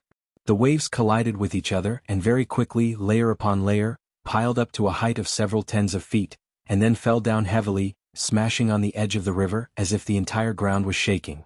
Under the water, Lu Ping almost lost his balance under this violent turbulence. Seeing that the small water vein that was separated was about to merge with the main water vein again, Lu Ping hung the water moon repellent pearl above his head, and soon he was no longer affected by the turbulence of the river. Lu Ping took the opportunity to cast Attraction Array, and the Linglong wine cauldron that was suppressing the 5-element ring shook. The separated water vein finally no longer merged with the main water vein, and the silver fox near the array disc quickly ordered several array masters of Jinling to open the traction array. Under the effect of the 5-element ring and the Linglong wine cauldron, the small water vein that was separated by Lu Ping finally slowly lengthened from the main water vein, and spread towards the underground water channel opened by De Bao. It's done. Lu Ping was overjoyed. With the help of this small water vein, he could save a lot of cultivation resources for Jinling's encampment, and it would also improve the encampment's defense. Another deafening rumble rang out from the Xian Netherworld River as Patriarch Long Huai was flung from the surface of the river to the shore by the Azura. He crashed into a cliff on the shore, causing the earth to quake and the mountains to shake. The Azura finally broke free from Patriarch Long Huai's entanglement and fled downstream along the Xian Netherworld River. In Jinling's encampment, when the earth shook, the encampment also shook. The silver fox's face lit up with joy and she said, "It's done." Then, the blue light that leaked out from the Linglong wine cauldron suddenly disappeared, and the 5-element ring shone brightly. Fortunately, the silver fox and the others quickly suppressed it, and the sudden strengthening of the array formation did not appear on the protective array formation outside the encampment. Outside the encampment, Longhuai Ancestor, who was thrown away by the Azura, jumped out of the shore unscathed. Seeing that the Azura had actually escaped, it turned around and joined the battle between Linyu Laozu and the other Azura. The battle outside the encampment had ended, and only the Azura that Linyu Laozu and Longhuai Ancestor were suppressing was left. At this time it could not escape even if it wanted to.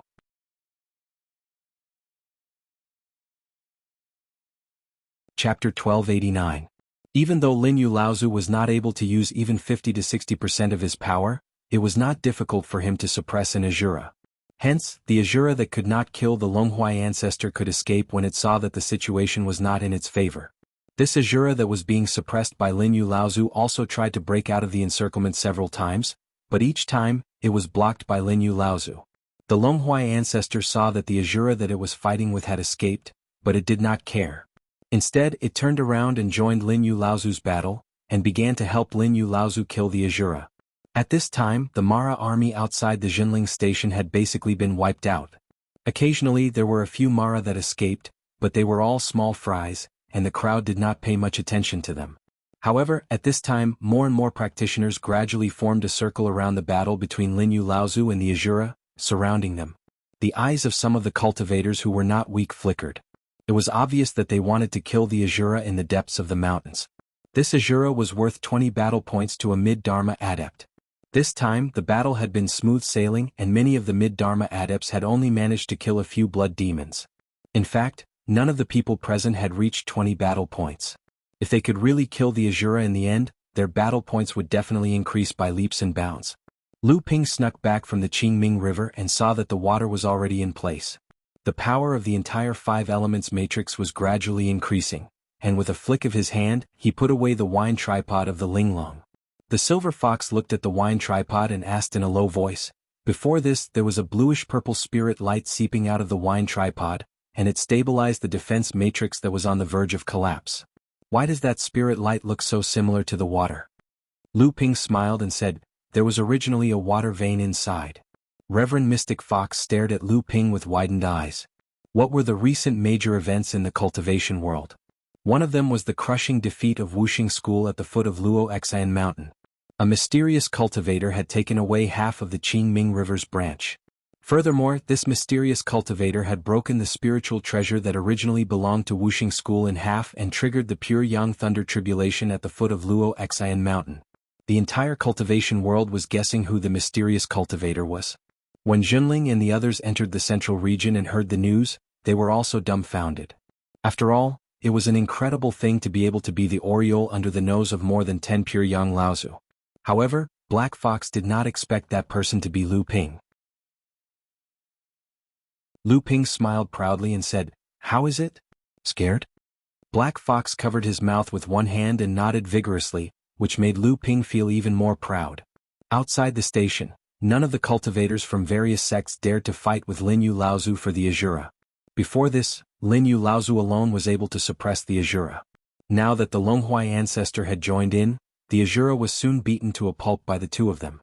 Lin Yu Laozu smiled and said, "Fellow cultivator, please end this demonic creature." Longhuai ancestor still had a blank expression and said, "This thing is useless to the old man. Just kill it." After saying that, he walked towards Jinling's station without looking back. Lin Yu Laozu was slightly surprised, but then he smiled and shook his head. With a wave of his hand, the jasper wind flute hit the Azura's head and instantly killed it. Lin Yu Laozu looked around and said coldly, "What? Do you want the old man to treat everyone to a cup of tea and have a chat?" The cultivators of the various sects did not dare to say anything more. Some had already left quietly, some said goodbye, with a laugh, and some casually said a few words to congratulate Jinling's sect on their great victory and so on, and then left without a trace. Although Jinling had won today's battle, it had paid a heavy price. Out of the dozens of middle and late core forging disciples, 11 had fallen and more than 10 were injured. The casualties amounted to more than half of the disciples. However, the fall of Tian Fan and Tian Tian, the two Dharma adepts, had greatly damaged Jinling's strength. Ever since Jinling had started the path of becoming a large sect, with the cooperation of the entire sect and the careful planning of the few Laozu, it could be said that everything had been smooth sailing. However, suddenly encountering such a blow had really caught Jinling off guard. Tian Tian was one of the leaders of the third generation of adepts, and was even considered as a candidate for Jinling's next leader. The fall of Tian Fan Laozu had also greatly damaged Jinling's strength.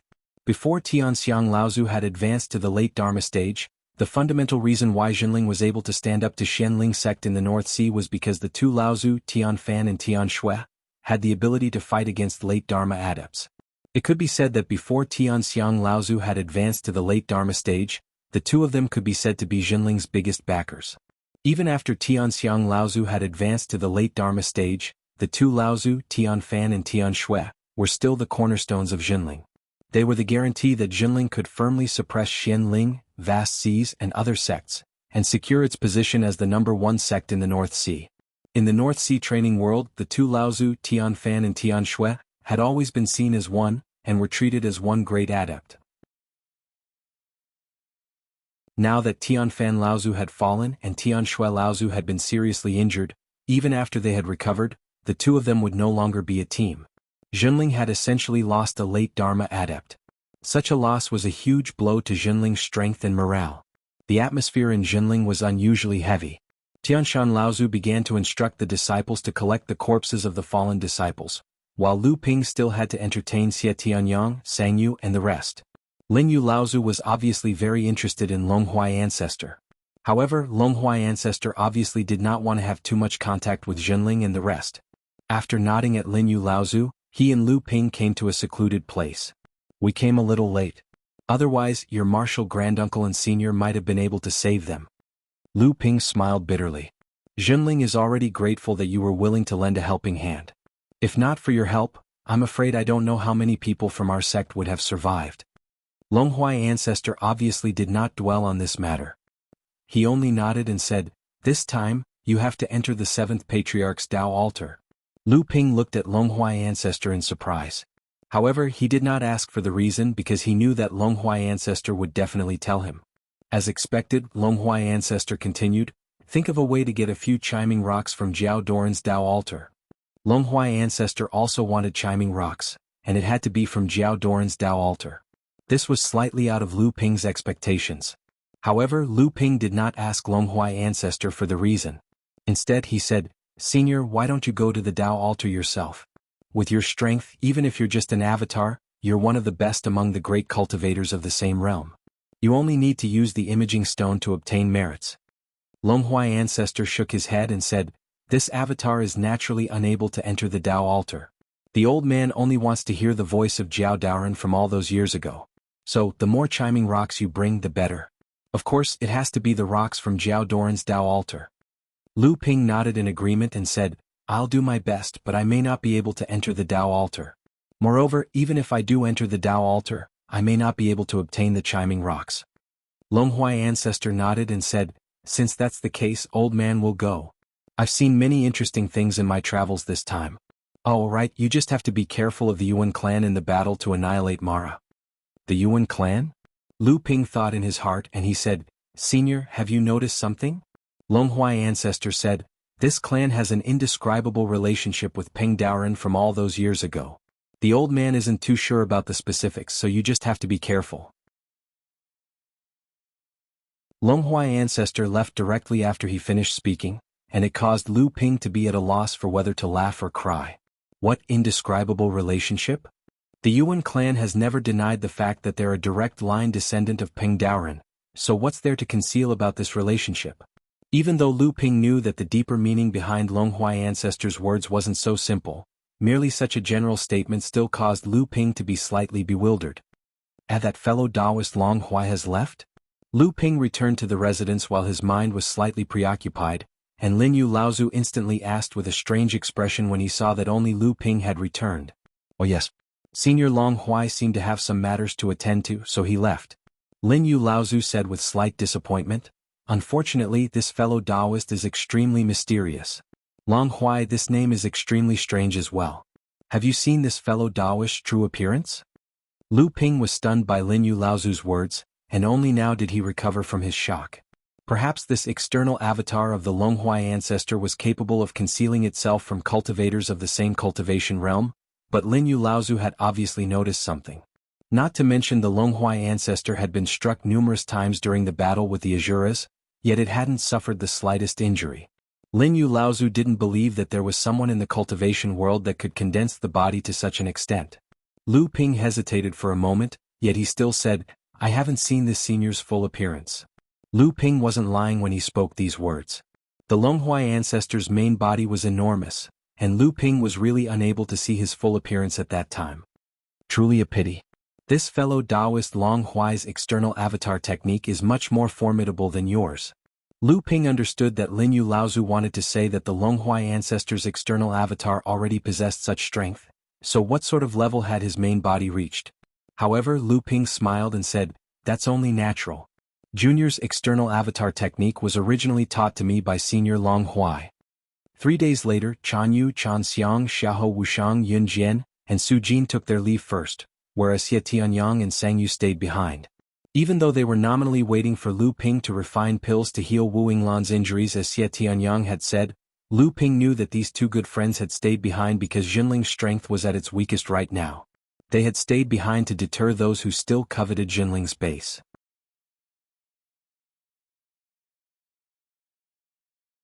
Chapter 1290. The battle at Jinling's location had come to an end. However, this time Mara's army did not only break through the encirclement at Jinling's location. Furthermore, the number of Mara's army that broke through the encirclement at Jinling's location had far surpassed the number of soldiers that broke through the encirclement at Jinling's location. This was also the reason why after the battle at Jinling's location erupted, the 13 pure Yang Laozu, who were in charge of mobilizing all the cultivators from the various sects to encircle and annihilate Mara's army, would not be left alone. Other than Lin Yu Laozu, no one else had shown up. Compared to the 3 Azuras leading the 3,000 Mara's army at Jinling's location, the skyward pavilion's encirclement at the southern part of the 9 profound towers Qingming River downstream had encountered the invasion of over 10,000 Mara's army led by 3 heavenly demons and 10 Azuras. In the eastern direction, the heavenly profound sect, which had just set up camp not long ago, had also encountered the assault of 2 heavenly demons and 7 Azuras. It was said that even Xiao Baiyu had rushed over to assist the 7 Laozu. In the northwestern direction, the Xiang Palace, and the northeastern direction, the Yuan family had also encountered the assault of Mara's army led by the heavenly demons. As for the southeastern direction, the South Sea Talisman Pavilion had also encountered the assault of Mara's army. Although there were no heavenly demons leading them, there were still 7 to 8 Azuras. Their strength far surpassed the assault of Mara's army at Jinling's location. Furthermore, the battle at Jinling had ended within a single day. They had repelled the assault of 3,000 Mara's army.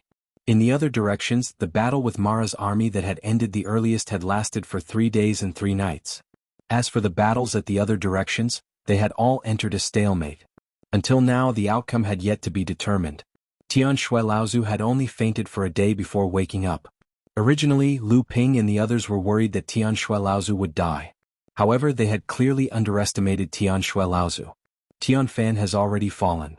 Since Tian Fan has already fallen, I won't die so easily since I didn't chase after him at that time.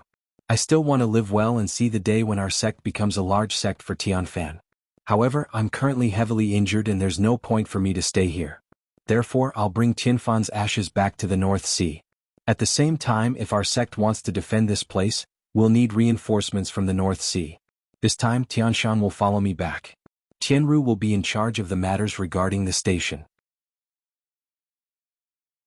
2 days later, Tian Shui Laozu and Tian Shui Laozu brought Tianfan and Tian's ashes back to the North Sea, as well as 5 to 6 severely injured disciples that required a long time to recuperate.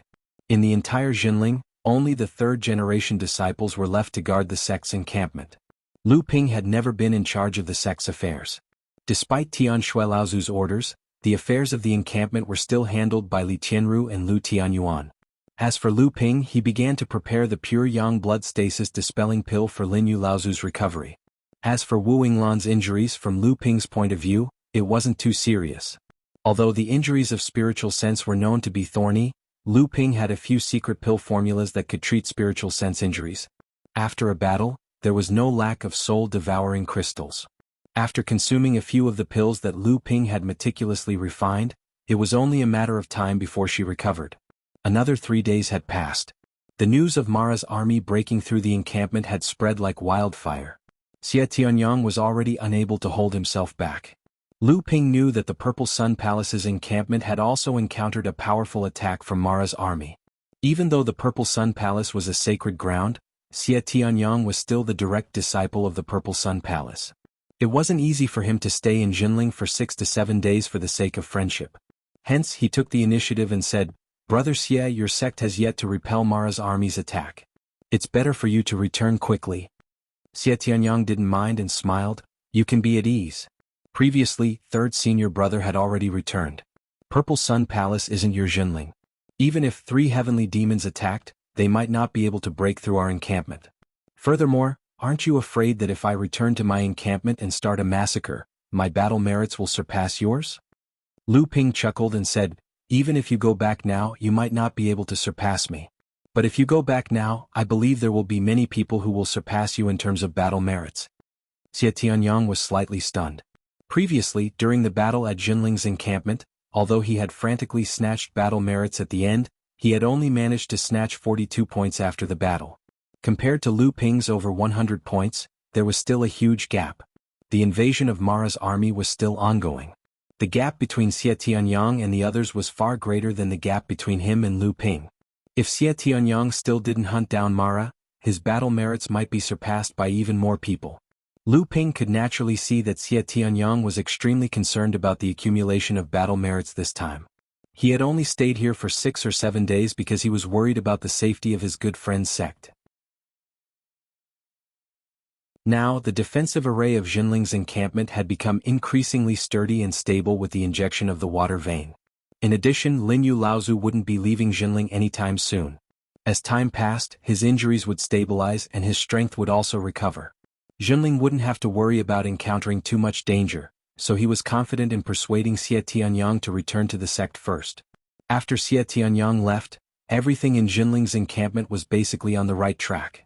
Now they only had to wait for the reinforcements from the North Sea to completely restore their previous strength. At this time, because of Lin Yu Laozu and Lu Ping's presence, Lu Tianyuan, Jianghu, and the others had begun to join forces to encircle the scattered Mara around the encampment. They gradually expanded their hunting range and gradually began to come into contact with the periphery of Mara's army. From time to time they would also make some kills, and their battle merits also increased a little. Although the pure yang blood stasis removal pill was an extremely high-grade pill, with the support of Lu Ping's current alchemy skills, he was completely confident that he could refine it. It was precisely because it took Lu Ping 3 days to refine the first pure yang blood stasis removal pill that Lin Yu Laozu's injuries had significantly improved after taking it that Lu Ping was reassured and persuaded Xie Tianyang to leave first. With the support of Lin Yu Laozu and Lu Ping's collection, a total of 5 batches of spiritual herbs were prepared for the pure yang blood stasis removal pill. In the end, 9 pills were produced. 3 of them were taken by Lin Yu Laozu, and the remaining 5 were kept by Lu Ping. This kind of pill was not easy to refine. In addition to the strict requirements of alchemy skills, some of the rare herbs needed to refine the pill were also extremely valuable.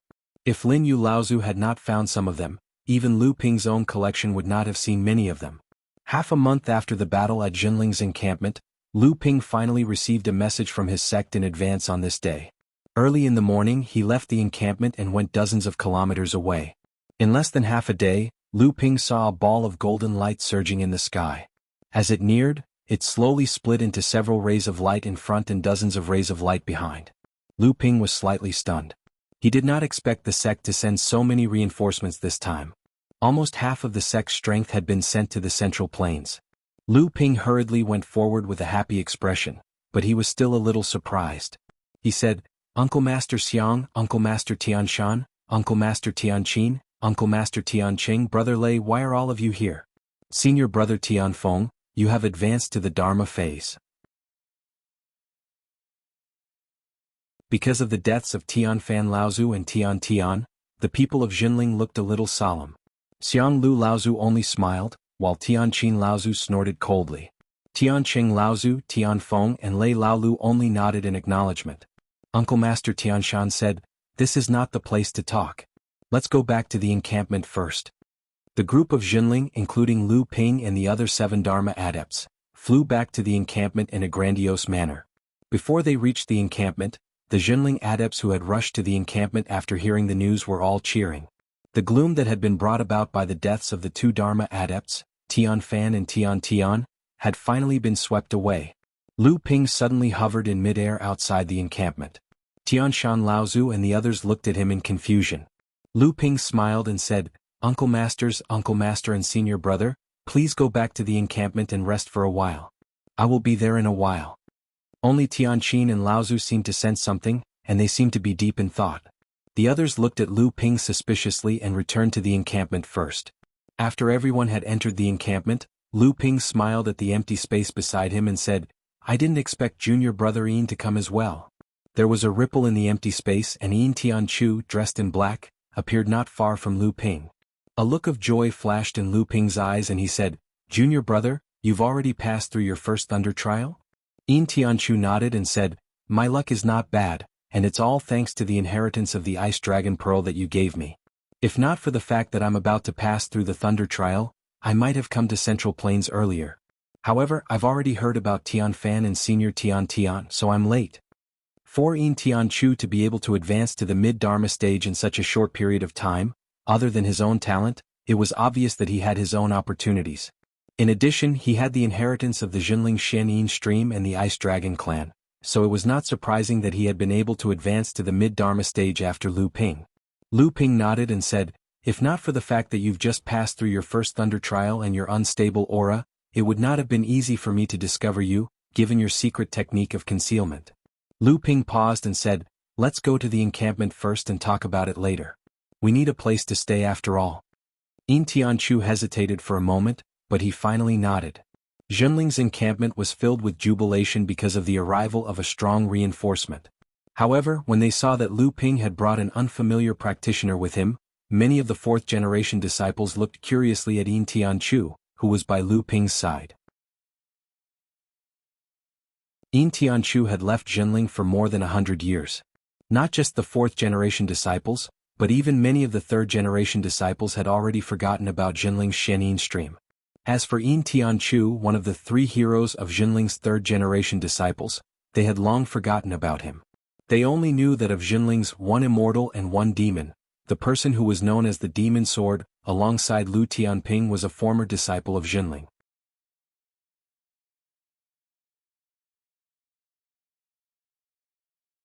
Chapter 1291. In the middle of the meeting hall, all the Dharma adepts of Jinling Station were gathered. Lady did not follow them in. Instead, the moment he arrived at the station, he was dragged by the overjoyed Qin Yu and Qin Gang to look for Lin Yu Laozu. Qin Hu and the other 2 were not in the station, but they were Lu Ping's servants in name. Even if they were in the station, they did not have the right to participate in Jinling's meetings.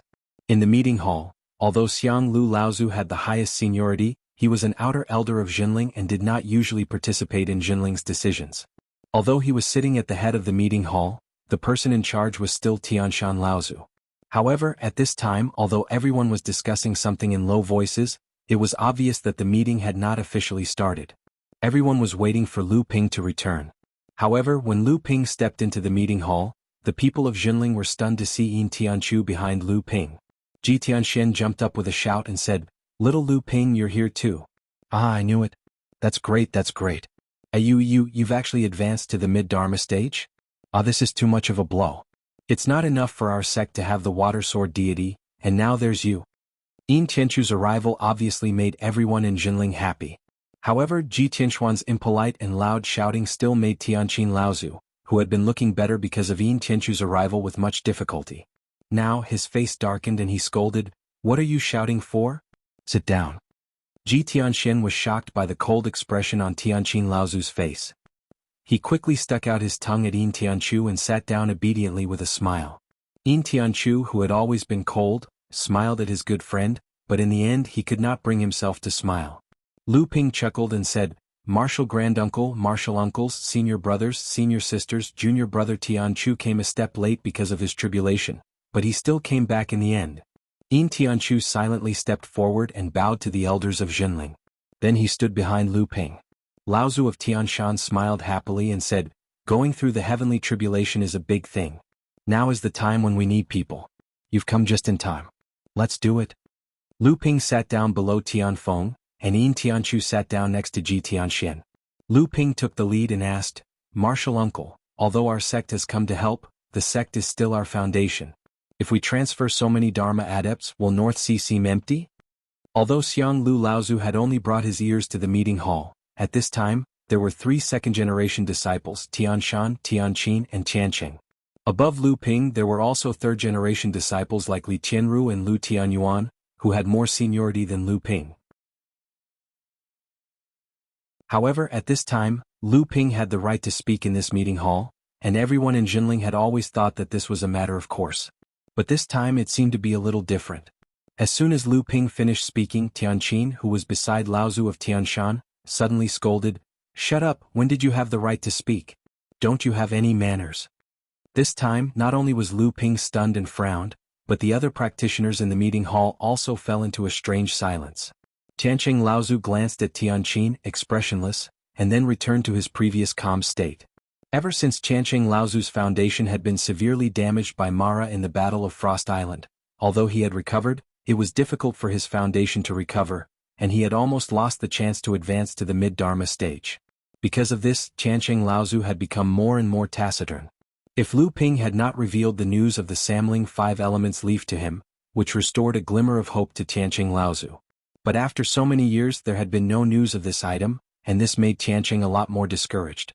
Tianqing Laozu's eyes flashed with surprise, but he seemed to know the reason why Tianqin Laozu had suddenly scolded Lu Ping. It was just that Tianqin Laozu was a little surprised that Tianqin Laozu would react at this time.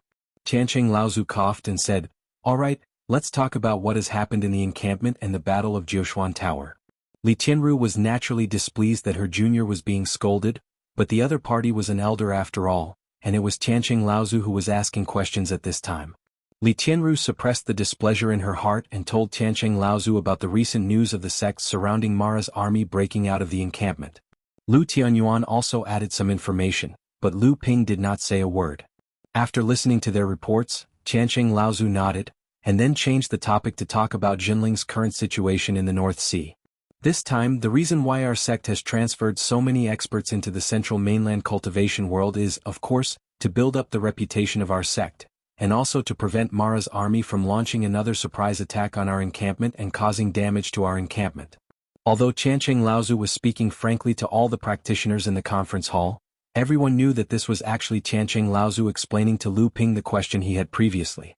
This time, although our sect has lost 2 Dharma adepts in the previous battle, as well as elder uncle Xiang and sister Tianqin, 2 mid-Dharma adepts, as well as disciple Tianfeng who has just entered the Dharma stage, and brother Lei who is stationed at Huangli Island, in addition to the original practitioners in the encampment, it seems like we have lost more than half of our main force.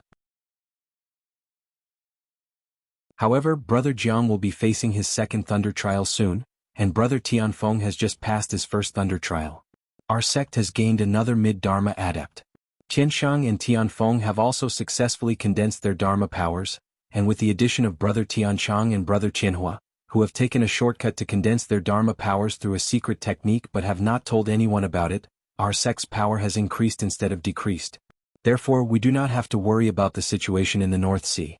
With Uncle Master Qianxiang here, everything will be fine. Tianfeng ancestors' words not only dispelled the doubts of the other cultivators in the meeting hall, but also raised the morale of Zhenling sect once again after Tianfeng ancestor passed his first thunder tribulation and 3 new Dharma adepts. Tianfeng ancestor's success in overcoming his first thunder tribulation and the emergence of 3 new Dharma adepts also raised the morale of Zhenling sect. This time the meeting did not last for long. After everyone left the meeting hall, Tianshan Laozu called out to Lu Ping alone. Back then, Uncle Tianfan and Uncle Tianshui were the most caring towards your sister Tianqin, especially your Uncle Tianshui.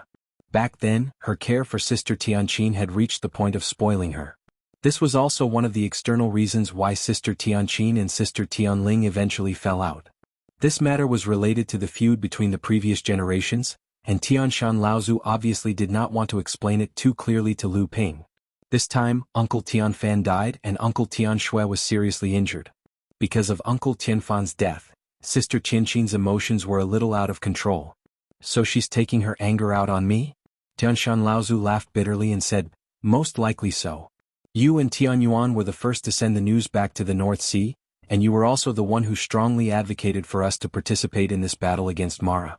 This camp was also chosen by you, but then Mara's army just had to come here.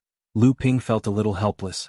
Although this logic made sense, Lu Ping could hear that it was a little far-fetched, and so he said, but I heard that Uncle Tianqin seems to have become a lot more difficult to get along with in the sect these few years.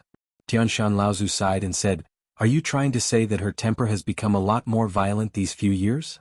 Tianshan Laozu did not wait for Lu Ping to reply and continued, ever since she forced herself to go through the first thunder trial and was seriously injured, she has been like this. Her potential was almost depleted when she went through the first thunder trial, and she almost lost the possibility of advancing to the late Dharma stage.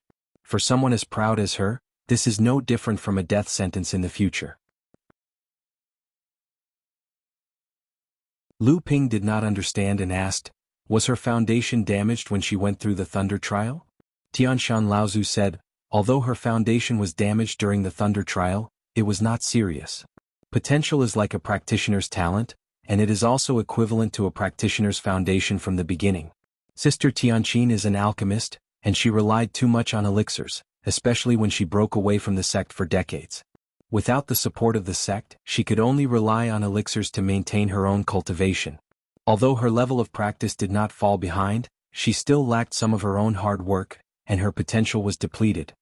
Lu Ping thought about it and said, the sect leader still has hope of advancing to the late Dharma stage. Tianshan Laozu could only smile bitterly and say, that's right. Actually, for Brother Tianfeng, Brother Chanqing, whose foundation was not damaged, and the old man, advancing to the mid-Dharma stage is basically the limit. But Sister Tianqin is different. She was seen as a genius practitioner from the beginning, on par with Brother Jiang, but now she is at the same level as us. The most important thing is that her level of practice is suppressed by Sister Tianling, and with the matter of Tianfan and Tianxue Laozu, all of these put together, I think you understand. Lu Ping walked out of the meeting hall helplessly, and saw Lei Di, the 6th elder of Lei clan, walking towards him. Lu Ping was a little surprised and asked, why are you here so soon? 6th elder of Lei clan flashed an indifferent expression and said, whoever wants to rebuild the Luoxin sect can do so, but I won't participate. Lu Ping was stunned and said, Brother Lei, if you don't participate with just Qin Yu and Qin Gang, the rebuilding of the Luoxin sect won't be that easy. 6th elder of Lei clan snorted coldly and said, I want them to suffer a great loss, to let them know that rebuilding a sect is not an easy task. With just them alone they will definitely be badly hurt. But with a pure Yang practitioner by their side, I think there won't be any problems with their safety. In short, if they want to help I can, but I won't join the sect. I'm used to being free all my life and I can't be restricted by others. At this moment, there was a sudden cheer from the square in front of the station. Lu Ping smiled and did not think there was anything wrong with what 6th elder of Lei clan was doing, so he smiled and said, let's go to the square and see what's going on.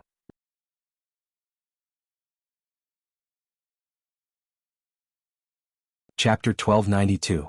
In the square in front of the meeting hall, many Zhenling adepts were gathered there, seemingly looking for something. From time to time they would cheer. Not only were there core forging adepts, but Lu Tianyuan, Green Fox, Tianfeng, Li Tianru and other Dharma adepts were also there. Lu Ping even saw Ji Tianxian rush in excitedly with Yin Tianchu. Seeing Lu Ping and Lei Laolu walk over, the cheers of the Jinling adepts suddenly increased. Through the gaps in the cheering crowd, Lu Ping saw a 7-foot-tall jade tablet in the middle of the square. It was densely engraved with words that seemed to be constantly changing. Lu Ping's eyes lit up. He smiled at Green Fox and the other two in front of the jade tablet. Psychic jade tablet? You guys brought back the battle achievements list? Green Fox smiled. That's right. We went to the Jianghu Palace for a few days and brought back the battle achievements list as well. The psychic jade card was connected to the imaging stone in the hands of every cultivator who had participated in the encirclement against Devil Luo's army. Once a cultivator successfully obtained battle merit points, the psychic jade card would compare the names, sects, battle achievements and battle merit points of the top 100 cultivators with the most outstanding battle merit points in each phase. It would then be displayed on the psychic jade stele for everyone to take a look at. At the same time, it was also to stimulate competition between cultivators from various sections. This time, the 13 Pure Sons had also announced to the various sects that the top 50 Dharma adepts of each stage would obtain the right to enter the 7th Patriarch's altar. From the early Dharma stage to the late Dharma stage, this meant that in the end, there would be 150 Dharma adepts entering the 7th Patriarch's altar. The core forging adepts were also divided into 3 tiers. 3 secret realms were opened for the core forging adepts. The top 100 adepts of each tier would have the opportunity to enter one of the secret realms. However, these 300 core forging adepts would have to hand over 2/3 of what they obtained in the 3 secret realms after exiting the secret realms. At the same time, there was also competition between the sections. The sum of the battle merit points of the disciples was the sum of the battle merit points obtained by the sections. The top 3 large sects, the top 5 medium sects, and the top 10 small sects could also obtain a large amount of cultivation resources. The source of these cultivation resources was 2/3 of what the 300 core forging realm cultivators had obtained from the 3 secret realms. There was also a portion of the cultivation resources provided by the 9 profound house, including spiritual herbs, spiritual materials, spiritual items, magic treasures, etc. Although this operation to encircle and annihilate Mara was a joint operation of the entire cultivation world, it was still to help the 9 Profound Pavilion out of their predicament. If the 9 Profound Pavilion couldn't bring out some substantial benefits in return, it wouldn't be enough. The 6 Holy Lands did not participate in the final battle for the sect's battle merit points. Firstly, the 6 Holy Lands might not be interested in these cultivation resources, and the 9 Profound Pavilion would not even have the chance to participate. Secondly, the 6 Holy Lands were confident that at least half of the rankings on the Psychic Jade Tablet would be occupied by the cultivators from the 6 Holy Lands. There was really no need for them to compete with the other sects for these resources. Looking at the Psychic Jade Tablet, Lu Ping naturally wanted to see his ranking among the mid-Dharma adepts. At that moment he could not help but feel a little uneasy. After all, in the half a month since the battle at Jinling Station, Lu Ping had been cultivating elixirs in the station and had not participated in any of the battles to encircle and annihilate Mara. Although Lu Ping was quite confident about his results in the battle at Jinling Station, in the past few days, it was inevitable that someone would surpass him. Green Fox's beautiful eyes darted around as she said, "Aren't you going to take a look at your battle merit ranking?" Lu Ping smiled and said, "I was just about to, but I haven't participated in any battles these past few days. I'm afraid my ranking isn't too high." Lu Ping was quite confident that he would be able to enter the top 50 mid-Dharma adepts on the list, but he was not too sure what his ranking would be. Green Fox giggled and tapped on the Psychic Jade Tablet a few times. A row of information about the 50 mid-Dharma adepts appeared on the surface of the tablet. Following closely behind Lu Ping, the Jinling adepts cheered loudly. Even Lu Ping was momentarily stunned, because he saw that the person at the top of the list was Lu Tianping. Lu Tianping, North Sea Jinling Sect, Battle Merit Points. Killed 7 Blood Shura, 2 Blood Demons, 3 Jade Shura, 2 Jade Demons, 1 Azura. Battle Merit Points, 111. Ranked first. Lu Ping asked curiously, he still ranked first? From what he could see after so many days, the battle between the Mara army from the Jianghu Palace, the Skyward Pavilion, and the Tianshan sect was still ongoing. These 3 sects were either holy lands or large sects with strong backing. Logically speaking, there should have been people who had surpassed him long ago. Green Fox said softly, "Do you think everyone is like you, able to kill even Azuras? Those Blood Mara are one thing, but which Jade Mara isn't surrounded by a large number of Blood Mara as well as hundreds of big and small Mara?" Without 3 to 5 people working together, it would be impossible to kill a Jade Mara that has the advantage in numbers. Lu Ping wanted to say something more, but Green Fox continued to explain, "We were extremely lucky in that battle. Mara's army was originally only 3,000 strong, and they came in 2 waves. When they were attacked earlier, they used a strange technique to kill 500 to 600 of them. After that, when we attacked the encampment, we attacked together and killed 500 to 600 of them.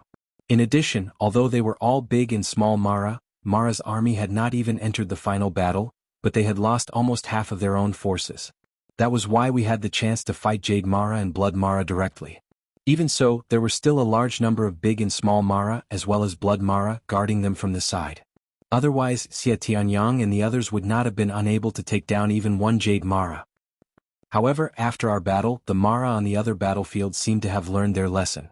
When Mara's army attacked the encampment of the various sects, they rarely split up their forces. Furthermore, the Blood Mara and Jade Mara's minions no longer dared to split up and protect them tightly. If not for that, it would not have been easy to achieve the same results as our sect the other day." Lu Ping nodded.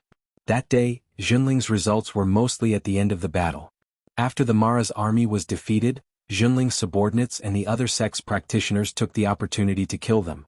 Unless something like that happened again, it would not be easy to kill a high-level Mara on a large scale.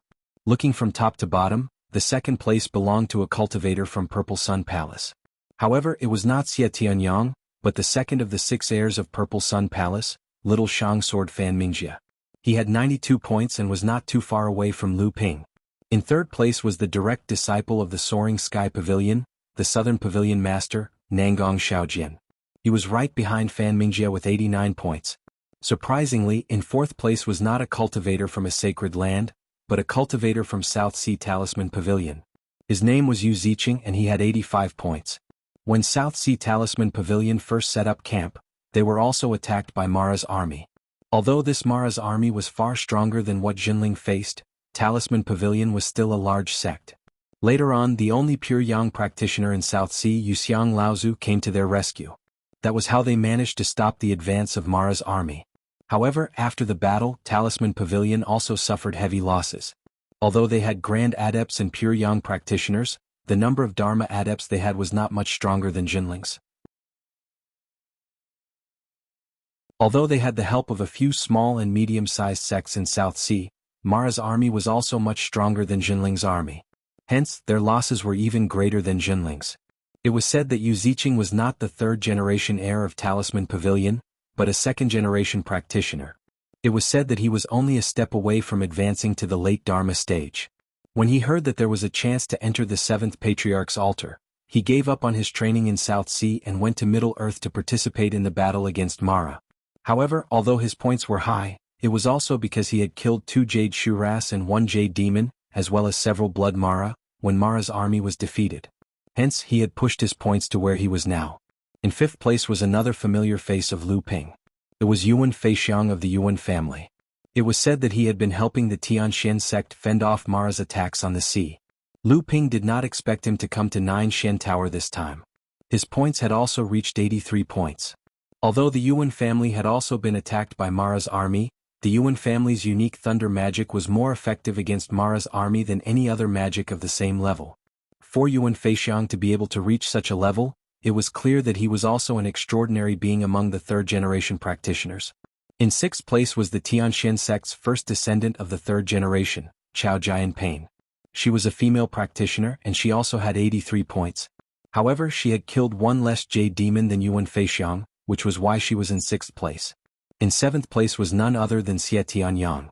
Before he left Junling's base, his points had already reached more than 40. Although he had stayed in Junling for 6 or 7 days before leaving, when he returned to the Purple Sun Palace, he began to crazily fight for points.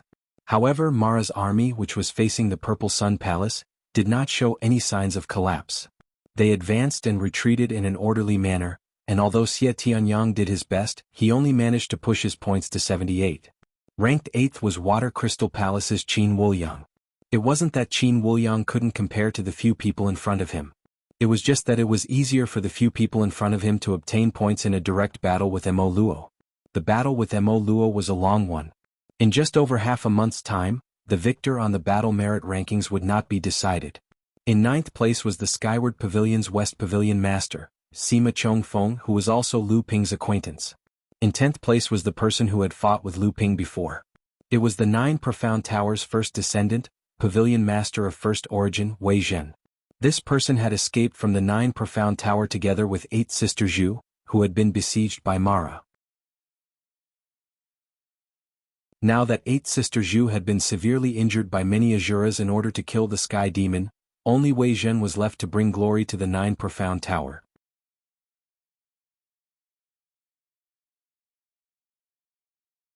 Chapter 1293.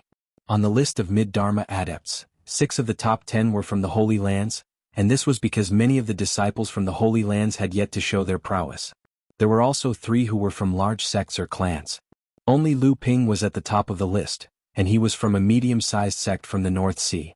Lu Ping looked further down the list. Su Jin was ranked 11th. The Ziyang Palace was known as the best sword sect in the world, and although the attacks of swordsmen were not as deadly as the lightning magic of the Yuan clan against Mara, they were still not to be underestimated. Further down the list, Xiahou Wuxiang was ranked 18th, while Chan Yu and Chan Xiang were ranked 23rd and 26th respectively. The further down the list, the smaller the difference in points between the practitioners, and the rankings would change from time to time. At this moment, Qinghu was ranked 44th with 36 points. With Qinghu's abilities, it would not be easy for her to secure a spot in the top 50 among the various sects' heirs and veteran mid-Dharma adepts. However, Qinghu had the help of Qinghu Tiger and Qinghu Wolf. The 2 brothers knew that with their own abilities, they would not be able to make it into the top 50 among the early Dharma adepts. Hence, the 2 brothers decided to focus on helping Qinghu Tiger earn battle credits, leaving the final blow to Qinghu Tiger, which was why Qinghu Tiger was able to make it into the top 50. Lu Ping remembered that Tianshan Grand Ancestor had also killed a Jade Shura and a few Blood Demon Luos in the previous battle, so he had around 20 points. He wasn't too far from the top of the list. Lu Ping remembered that Tianshan Grand Ancestor had also killed a Jade Shura and a few Blood Demon Luos. However, Lu Ping also knew that many of the practitioners who were not on the list had about the same number of points. Although Lao Zu of Tianshan had more than 20 points, there were still many practitioners who had about the same number of points as him. While Lu Ping was looking at the list, there were already 2 changes to the list. The first was that the last person on the list had suddenly changed, and his points had risen by 1 place. The second was that the practitioner in the 39th place had suddenly disappeared from the list. From the 40th place, everyone had moved up 1 place, and the practitioner who had been removed from the list was once again in the 50th place, with his points still at 31. Hey, what's going on? Clearly more than one person had noticed this. Qinghu shrugged and said, "What else? The 39th person is dead." Everyone fell silent, especially the many core forging adepts of Zhenling. To them, the death of a mid-Dharma adept was a big deal. However, in a battle that involved the entire world of human practitioners, the death of a mid-Dharma adept was like a bubble in the North Sea. It was not a big deal at all. In fact, Zhenling had already experienced something like this before. It was just that aside from people like Lu Ping, who had participated in many large-scale battles and was used to the deaths of high-level practitioners, most of the disciples of Zhenling were not used to this kind of situation. Most of the names on the list of late Dharma adepts were from the Holy Lands, and everyone's name was well known in the world of practitioners.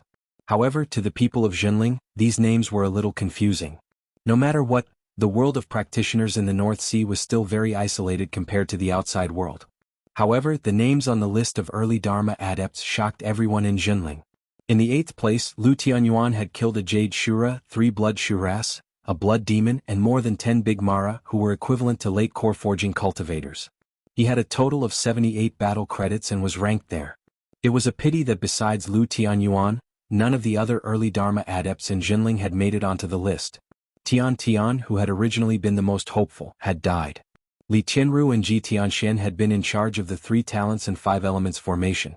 Samling and Lu Qiner had some battle credits, but the list clearly did not target demon practitioners. Even though Samling and Lu Qiner were Lu Ping's followers, they would still not be recognized by the practitioners of the various sections. Compared to the list of mid-Dharma adepts, the list of early Dharma adepts changed even more. In the short time that everyone was looking at the list, the bottom of the list had already changed 3 times. There was also a person in the middle of the list who had suddenly disappeared. It was obvious that he had also died. Other than these 3 lists that received the most attention, there were also 3 lists of core forging adepts. After a rough look, because Junling did not bring any early core forging adepts to the central mainland this time, there were adepts in the late and mid-core forging adepts on the list. However, their ranks were obviously not very high and there were not many of them. However, there were obviously fewer adepts from the Holy Lands on the list. This was normal because the lower the level of cultivation, the smaller the difference in strength. Moreover, there were too many core forging adepts, so it was normal for adepts from other sects to occupy the list. Lu Ping saw Wang Xuanqi's name on the list of mid-core forging adepts. He was ranked 35th. Although the battle with the core forging adepts had been fought with the help of the Dao Soldier formation, so the number of Mara and the chances of each adept killing Mara was relatively equal, and they had also focused on defense, Wang Xuanqi had still used his sharp sword skills to assassinate several large Mara, which was equivalent to a late core forging adept. If it was not for the fact that Junling had been recuperating and did not participate in the battle, Wang Xuanqi's ranking would have been even higher. Finally, he flipped to the ranking of the sect's total battle points. Among the large sects, the Heavenly Mystery Sect, the Yuan Clan, and the Talisman Pavilion were ranked in the top 3 far ahead of them. The few sects after them were also familiar with each other, but their total battle points were slightly lower than the top 3 sections. This was to be expected. After all, these 3 sects had faced the attack of Mara's army head-on. In the ranking of the medium-sized sects, Junling's unsurprising first place made the cultivators in the encampment cheer again. The second place was a family that had crossed paths with Lu Ping before, the Lu family, known as the #1 alchemist family in Middle-earth. However, compared to Junling, the difference in battle points was slightly larger. The third place was the South Sea's Yulin sect. This sect was known as the 5th large sect in the South Sea, and it had long possessed the strength comparable to the large sections. However, for some unknown reason, it had never built a treasure ship or opened a super long-distance teleportation array in Middle-earth. Therefore, it had never been recognized as a large sect by the Holy Lands and large sections. However, the Yulin sect's heritage was still there, and it firmly occupied the 3rd place in the sect ranking. Although the battle merits ranking was exciting to watch, this ranking was ultimately only temporary. Whether it was Lu Ping or Junling, if they wanted to gain the most out of this battle against Mara, they would still have to persevere for a long period of time, and they might even have to pay a heavy price. What Junling needed to do now was to think of a way to minimize his losses and at the same time, get a good ranking on the battle merits ranking. However, what Lu Ping did not know was that when the psychic jade tablet that recorded the battle merits ranking was placed in the encampment of the various sects, Lu Qianping's ranking among the mid-Dharma adepts attracted the attention of countless people. It could even be described as sensational. This was especially so for the mid-Dharma adepts from the Holy Lands and famous sections. When the battle merits ranking was first released, they did not feel it, but after participating in the battle against Mara for half a month, Lu Qianping's battle merits ranking had not changed at all, but it was still as high as ever. This meant that Lu Tianping did not fight again after the battle at the encampment, but the question was, how was he able to obtain so many battle merits in such a short period of time? Could it be cheating? The more time passed, the more the discussions about Lu Tianping seemed to become more and more unkind. They knew that the news from the Xiang Palace, the Tianshan sect, and the Tianyue sect was that Lu Tianping had single-handedly killed and injured Azura. All sorts of doubting comments began to weaken, and soon after, the news that Lu Tianping had mastered the heaven-opening sword technique also began to spread. Furthermore, the adepts who had witnessed Lu Tianping obtaining battle merits were not only from the Junling sect, and more people's testimonies finally put an end to these rumors. The first of the 3rd generation of adepts in the cultivation world, this title was indeed well-deserved. Lu Ping pointed at the battle merits ranking and asked 6th Brother Lei who was beside him, "Brother Lei, what are your plans?" 6th Brother Lei smiled and said, "Compared to entering the 7th Patriarch's Taoist altar, I would rather compete with those guys on the ranking." Lu Ping laughed loudly and said, "That's right, but I hope Brother Lei can lend our sect a hand." 6th Brother Lei smiled and said, "Of course I can't use the Luoxin sect's name, right? Moreover, Qin Yu and Qin Gang, those 2 rascals, also used your sect's name." Lu Ping said, "If that's the case, thank you very much." After saying goodbye to 6th Brother Lei, Lu Ping went to Lin Yu Laozu's resting place. Seeing that Lin Yu Laozu's aura had become more and more mellow, Lu Ping asked with a smile, "How do you feel now, senior?" Lin Yu Laozu smiled and said, "The pure yang blood stasis removal pill really lives up to its name. The old man's injuries are still mostly healed, and he only needs to rest for a year and a half to fully recover. Naturally, Lu Ping came here to ask Linyu Laozu about the latest news about the encirclement against Mara. Lu Ping knew that Linyu Laozu had a secret method to communicate with the other 12 pure yang practitioners, and Linyu Laozu had never hidden this secret. On the contrary, he would usually send Lu Ping the latest battle reports about the encirclement against Mara. However, this time Linyu Laozu did not talk about the latest battle situation. Instead he asked, "This time all the sects have gathered in the Nine Mysteries Tower. What do you think about the battle Mara's army is about to break out of the encirclement?" Lu Ping thought for a while and said, "This is more like a surprise attack by Mara, taking advantage of the fact that the sects have yet to stabilize their footing to catch them off guard. This is somewhat different from the previous records of Mara's bloodthirsty and mindless state. However, even if he has some intelligence, it is still very limited."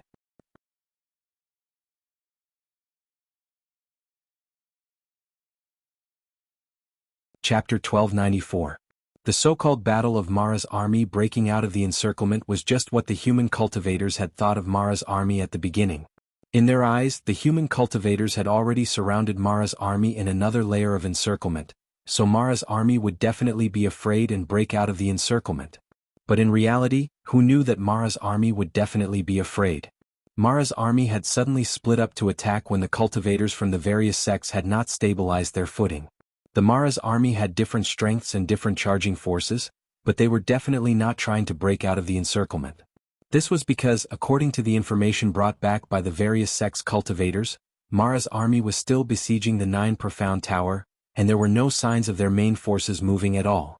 This meant that Mara's army was well aware of the human cultivators' encirclement, but they clearly did not take it to heart. On the contrary, they fought with the cultivators from the various sects as if they were demonstrating their strength. Lu Ping came out from Linyu and Laozu's place. Clearly, the two of them were very confused by Mara's army's actions this time. However, there was one thing they had in common, and that was that the Mara's army they were facing this time seemed to be extremely strange. They seemed to be much more intelligent than what was recorded in the records of Mara's calamity in the past. It was not just the individual high-level Maras, but the entire Mara's army seemed to have gained a lot of intelligence and judgment. At the very least, when the high-level Maras faced the threat of death, they were no longer as fearless as before. On the contrary, they knew how to escape. "Senior brother Lu." A clear shout interrupted Lu Ping's thoughts. When Lu Ping turned to look in the direction of the voice, he was slightly taken aback. "Junior sister Li?" The person in front of him was Li Xiuzhu, Tianqin Laozu's last disciple from the East Sea's 3 islands. However, he should now be called Xianzhu. Li Xianzhu was now at the 8th stage of the core forging realm. This speed was not very fast, but it was definitely not slow either. Tianqin Laozu's faction had 4 outstanding disciples. The eldest disciple was Xian Hui, who was Tian's Dao companion. The second disciple was Zhu Xianmeng, and the 2 youngest disciples were Chu Xianting and Li Xianzhu. Li Xianzhu seemed very excited to see Lu Ping. She was not qualified to enter the meeting hall to attend the meeting, so she did not know that Tianqin Laozu had innocently berated Lu Ping in the meeting hall. She smiled. Senior Lu Ping, Master asked me to invite you." Lu Ping was startled, but he immediately recovered. He smiled and said, "Okay."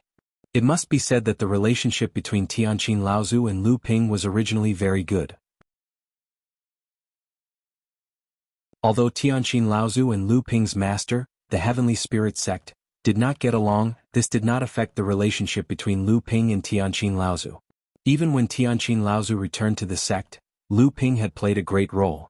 From Lu Ping's point of view, although this junior martial ant held a deep grudge against his teacher, her sense of belonging to Zhenling's sect was unquestionable. This was evident from the fact that she had been away from Zhenling's sect for decades and had even become one of the elders in the boudoir. But when the boudoir established a large-scale sect and invited her to take charge of the Hall of Alchemy, she resolutely refused the invitation. In Lu Ping's view, although Tianqin Laozu was arrogant, she was intelligent, knew the big picture, and had a sense of propriety. Although she was not on good terms with the sect master, and did not mind deliberately making things difficult for Zhonghua's faction when it was harmless, she had never mixed in personal grievances when dealing with the sect's affairs. However, this time she had publicly reprimanded him in the meeting hall.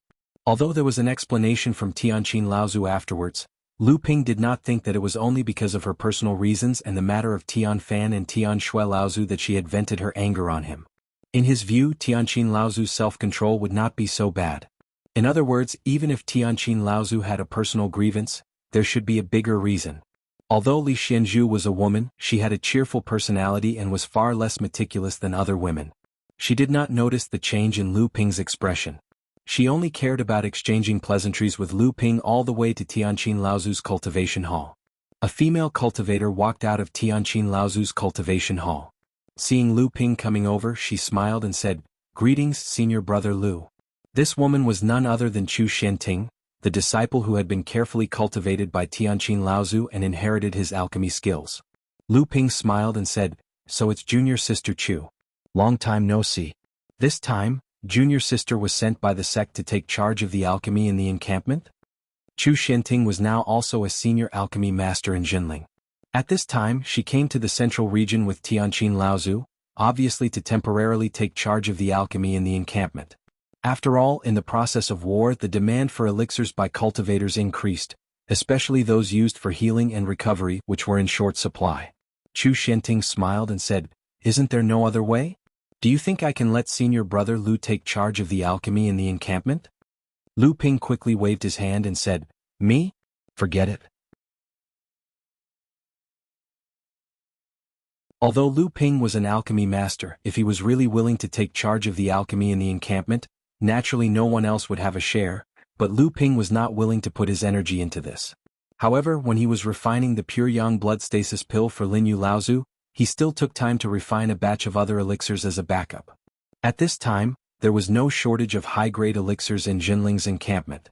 Chu Xianting naturally knew that Lu Ping would not take over these things, and what she said before was just a joke. After that, she turned sideways and said, "Teacher is waiting for you inside." Lu Ping nodded and walked into the consultation room. At this time, Tianqin Laozu was standing by the window of the consultation room and looking out of the window, but her eyes were blurred, and it was obvious that she was distracted. She did not even notice that Lu Ping had come in. Tianqin Laozu was known as the first beauty of Jinling in the past. Now that hundreds of years had passed, she was still radiant, and there was a mature and charming temperament all over her body. Lu Ping bowed slightly and said, "Martial uncle, are you looking for me?" Tianqin Laozu's body was slightly startled, but she did not turn around nor did she speak. For a moment, the atmosphere in the consultation room seemed a little heavy.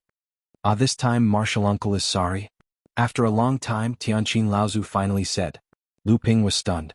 He did not expect Tianqin Laozu to apologize to him personally, so he quickly said, "What are you talking about, Martial uncle? Isn't it natural for Martial uncle to teach a disciple a lesson?" Tianqin Laozu sneered and said, "Are you still an ordinary disciple? With your current strength, I'm afraid that even Martial uncle Tian Xiang might not be able to defeat you. You are the #1 expert in our sect. From the top to the bottom, who doesn't respect and fear you? Now I have to be the villain." Lu Ping was taken aback. He didn't know why Tianqin would say such a thing. Then he heard her say, "Of course your martial uncle wasn't completely selfless back then. I was just venting my anger on you." Lu Ping was stunned.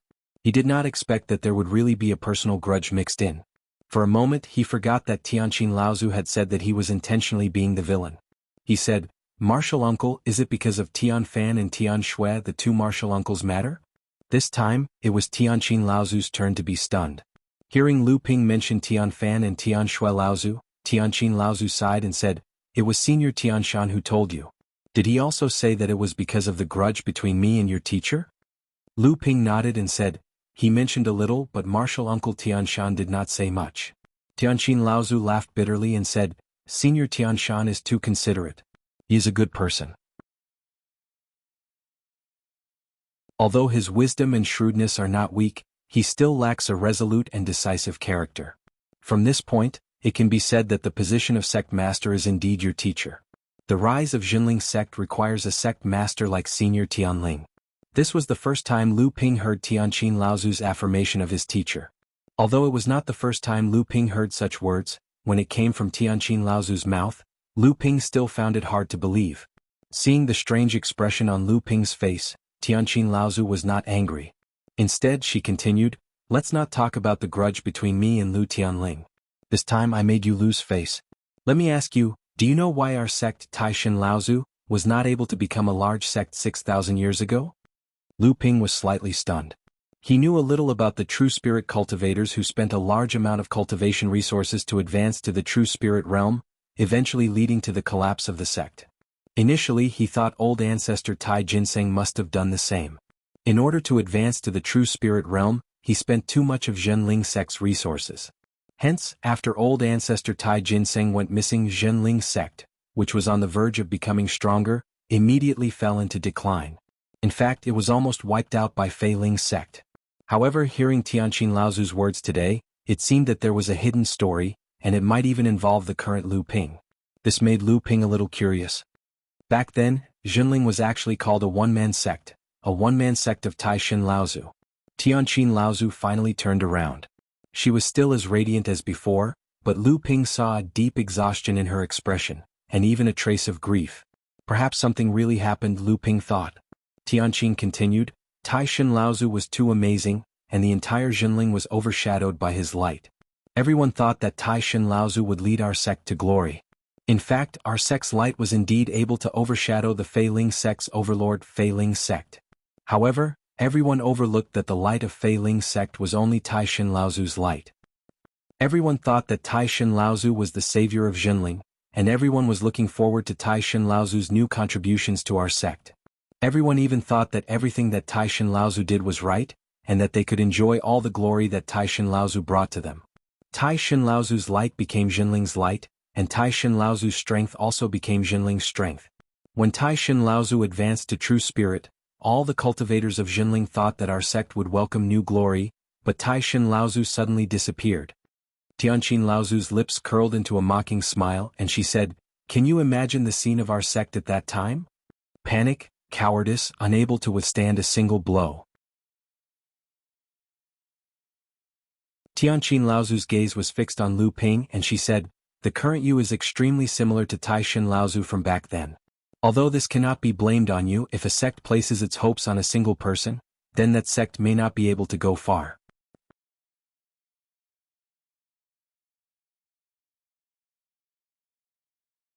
Chapter 1295.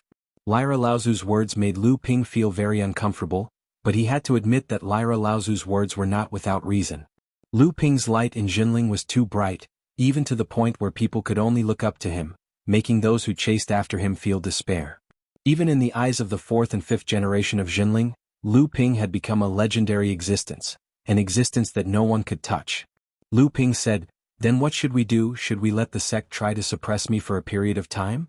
Lyra Laozu sneered and said, "Suppress you? Who dares? Who would be willing to?" Lu Ping also felt that he had said a bad idea. Right now he was not someone that Zhenling could suppress. Scratching his head, Lu Ping said, "Then what should we do?" Lyra Laozu said, "What else can we do? At most, we will reprimand you a few words, making people feel that you are still a person, a living disciple of Zhenling, and not a legend, an unfathomable existence. Zhenling does not want to stand out alone, but to let 100 flowers bloom. In this battle to annihilate Mo Luo, you still have to try your best to stay on the battle merit list and even stay on the top of the list. But our sect still needs other people to appear on the battle merit list, not just you. At the same time, Zhenling's sect also has to fight for a better position on the overall battle merit list of medium-sized sections. In other words, in the upcoming battle, the main strength of the sect will be concentrated on other people, and I am afraid that you will have to rely on yourself more often." Lu Ping finally understood what Lyra Laozu meant, and at the same time, it was also what the sect meant. The rise of Zhenling needed more people to stand up, not just one Lu Tianping. In fact, this was actually a kind of protection for Lu Ping to some extent. At least when other people of Zhenling stood up, Lu Ping would share a lot of the pressure. However, Lu Ping did not care about this. Without the help of the sect, it may be difficult for Lu Ping to maintain the first place on the list, but it was not difficult for Lu Ping to stay in the top 50. Lu Ping was still very confident in his own strength. However, Lu Ping still felt that Lyra Laozu seemed to be hiding something. At the very least, when she scolded Lu Ping in the meeting hall that day, there was a strong resentment. "Martial Uncle said before that you also have resentment in your heart, but Disciple seems to feel that Martial Uncle does not agree with Martial Uncle Tianshan's explanation. I wonder if Martial Uncle's resentment in your heart is related to Teacher?" Lyra Laozu suddenly looked up at Lu Ping, but saw that Lu Ping was calmly looking at her. Lyra Laozu hesitated for a moment, then said, "How much do you know about the resentment between me and Lu Tianling?"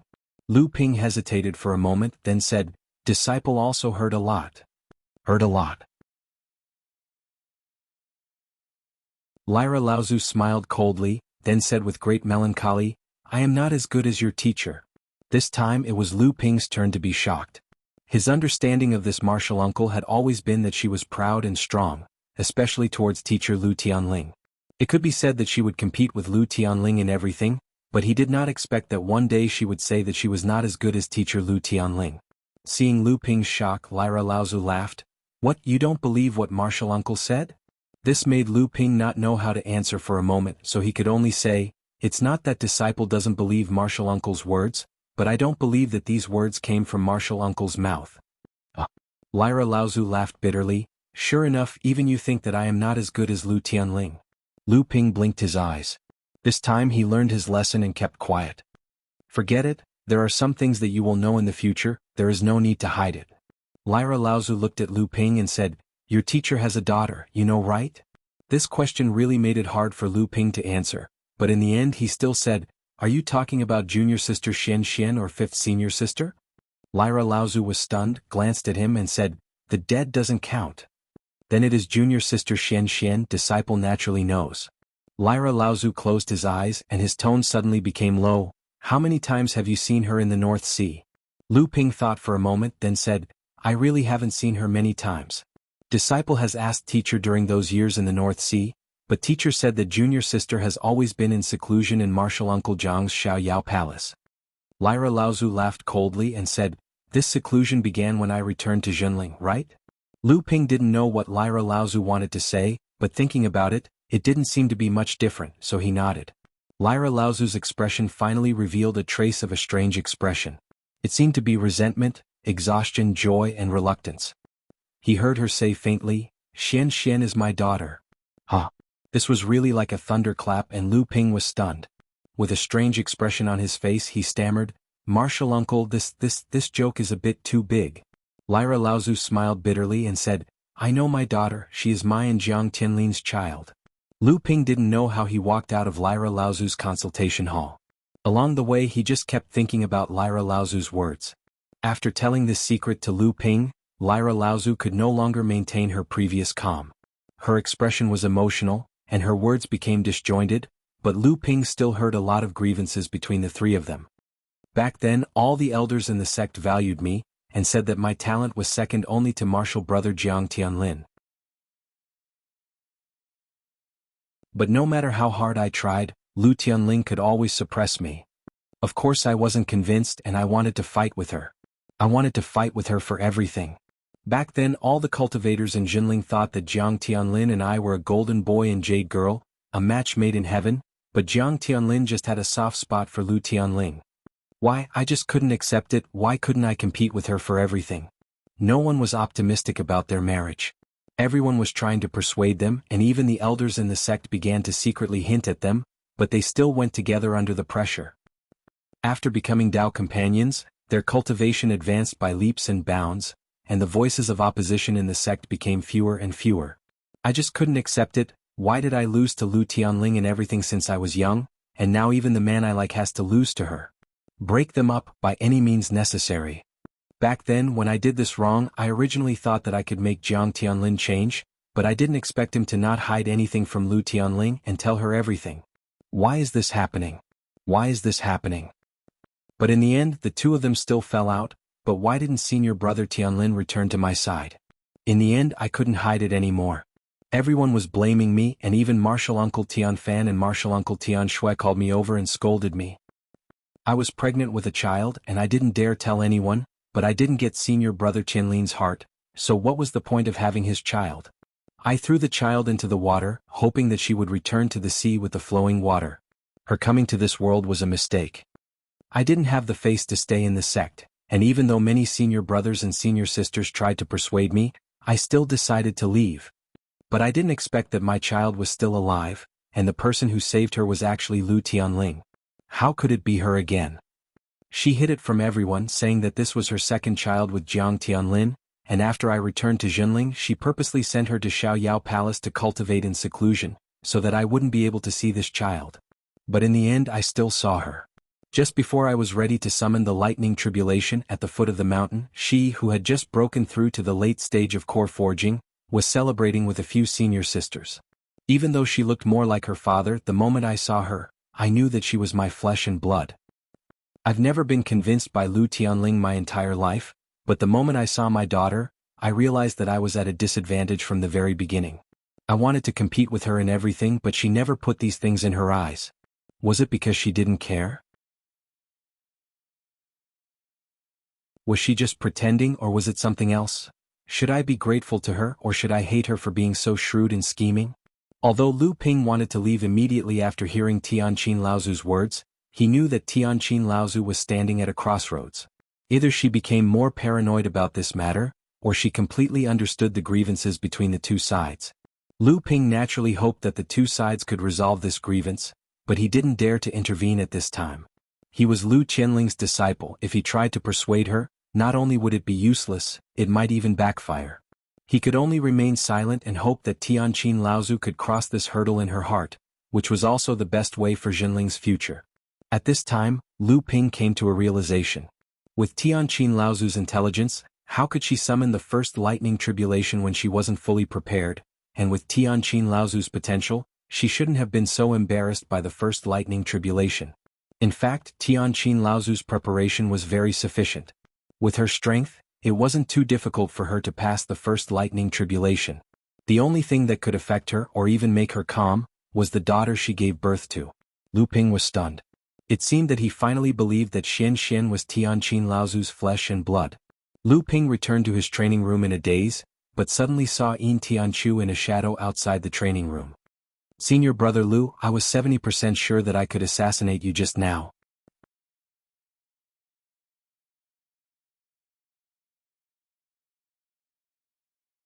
Chapter 1296.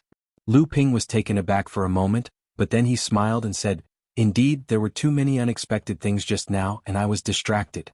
Fortunately, we were in the encampment. If we were in the wild, we might have been ambushed successfully." Lu Ping invited Yin Tianchu into the training room and said, "Junior, why are you looking for me?" Yin Tianchu said, "If we work together, how confident are we of killing an Azura?" Lu Ping did not expect Yin Tianchu to ask such a question. After a moment of silence, he said, "Junior, I have not seen you in action since you entered the mid-Dharma stage. However, if you were to face an Azura at full strength, if you go all out, I think you should have at least a 50% chance of success."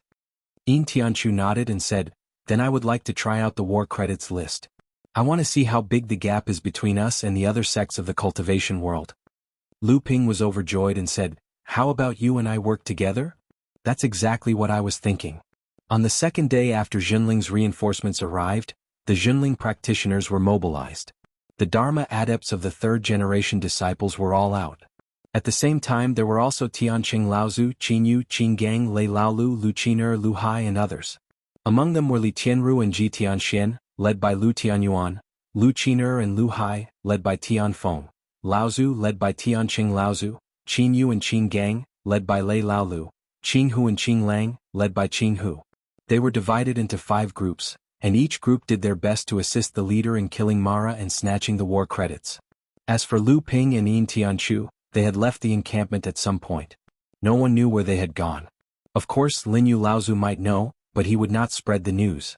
Originally, Jinling had wanted to help Laozu of Tianshan ascend to the mid-Dharma stage. Jinling's original plan was to have Tianqing Laozu and Laozu support Laozu to ascend to the battle credits list. However, after Lu Ping told Tianqing Laozu a piece of news yesterday, Tianshan and Tianqin Laozu immediately changed their minds and wanted to support Laozu to ascend to the early Dharma stage. The news that Lu Ping told Tianqing Laozu was simple. The Samling 5 Elements leaf was about to grow its 7th leaf in Lu Ping's hands. Once it was successful, Tianqing Laozu's core, which had already been severely damaged, would be able to recover, and Tianqing Laozu himself would once again have the hope of advancing to the mid-Dharma stage. It was because of this news that Tianqing Laozu thought that instead of supporting himself to ascend to the mid-Dharma stage, it would be better to support Tianqing Laozu to ascend to the early Dharma stage. Although there were more early Dharma adepts and the competition for the battle credits list was more intense, with the help of 2 mid-Dharma adepts, it would be easier to obtain battle credits for early Dharma adepts. Furthermore, after Tianqing Laozu had lost all hope of advancing, he had put all his energy into training the supreme spell formation, Inferno Heavens. When Scarlet Mist Island had first appeared in the North Sea, Lu Ping had obtained a mid-heaven level earth core fire from the island. This spirit fire could be divided into a low heaven level mother fire, 3 mid-earth level second generation fires, and a high dark level third generation fire. A total of 13 spirit fires were interconnected and were the best treasures for training the supreme spell formation, Inferno Heavens. After Tianqing Laozu had obtained this spirit fire and successfully trained this spell formation, he could be said to be one of the top early Dharma adepts. Even the current Lu Tianyuan might not be a match for Tianqing Laozu.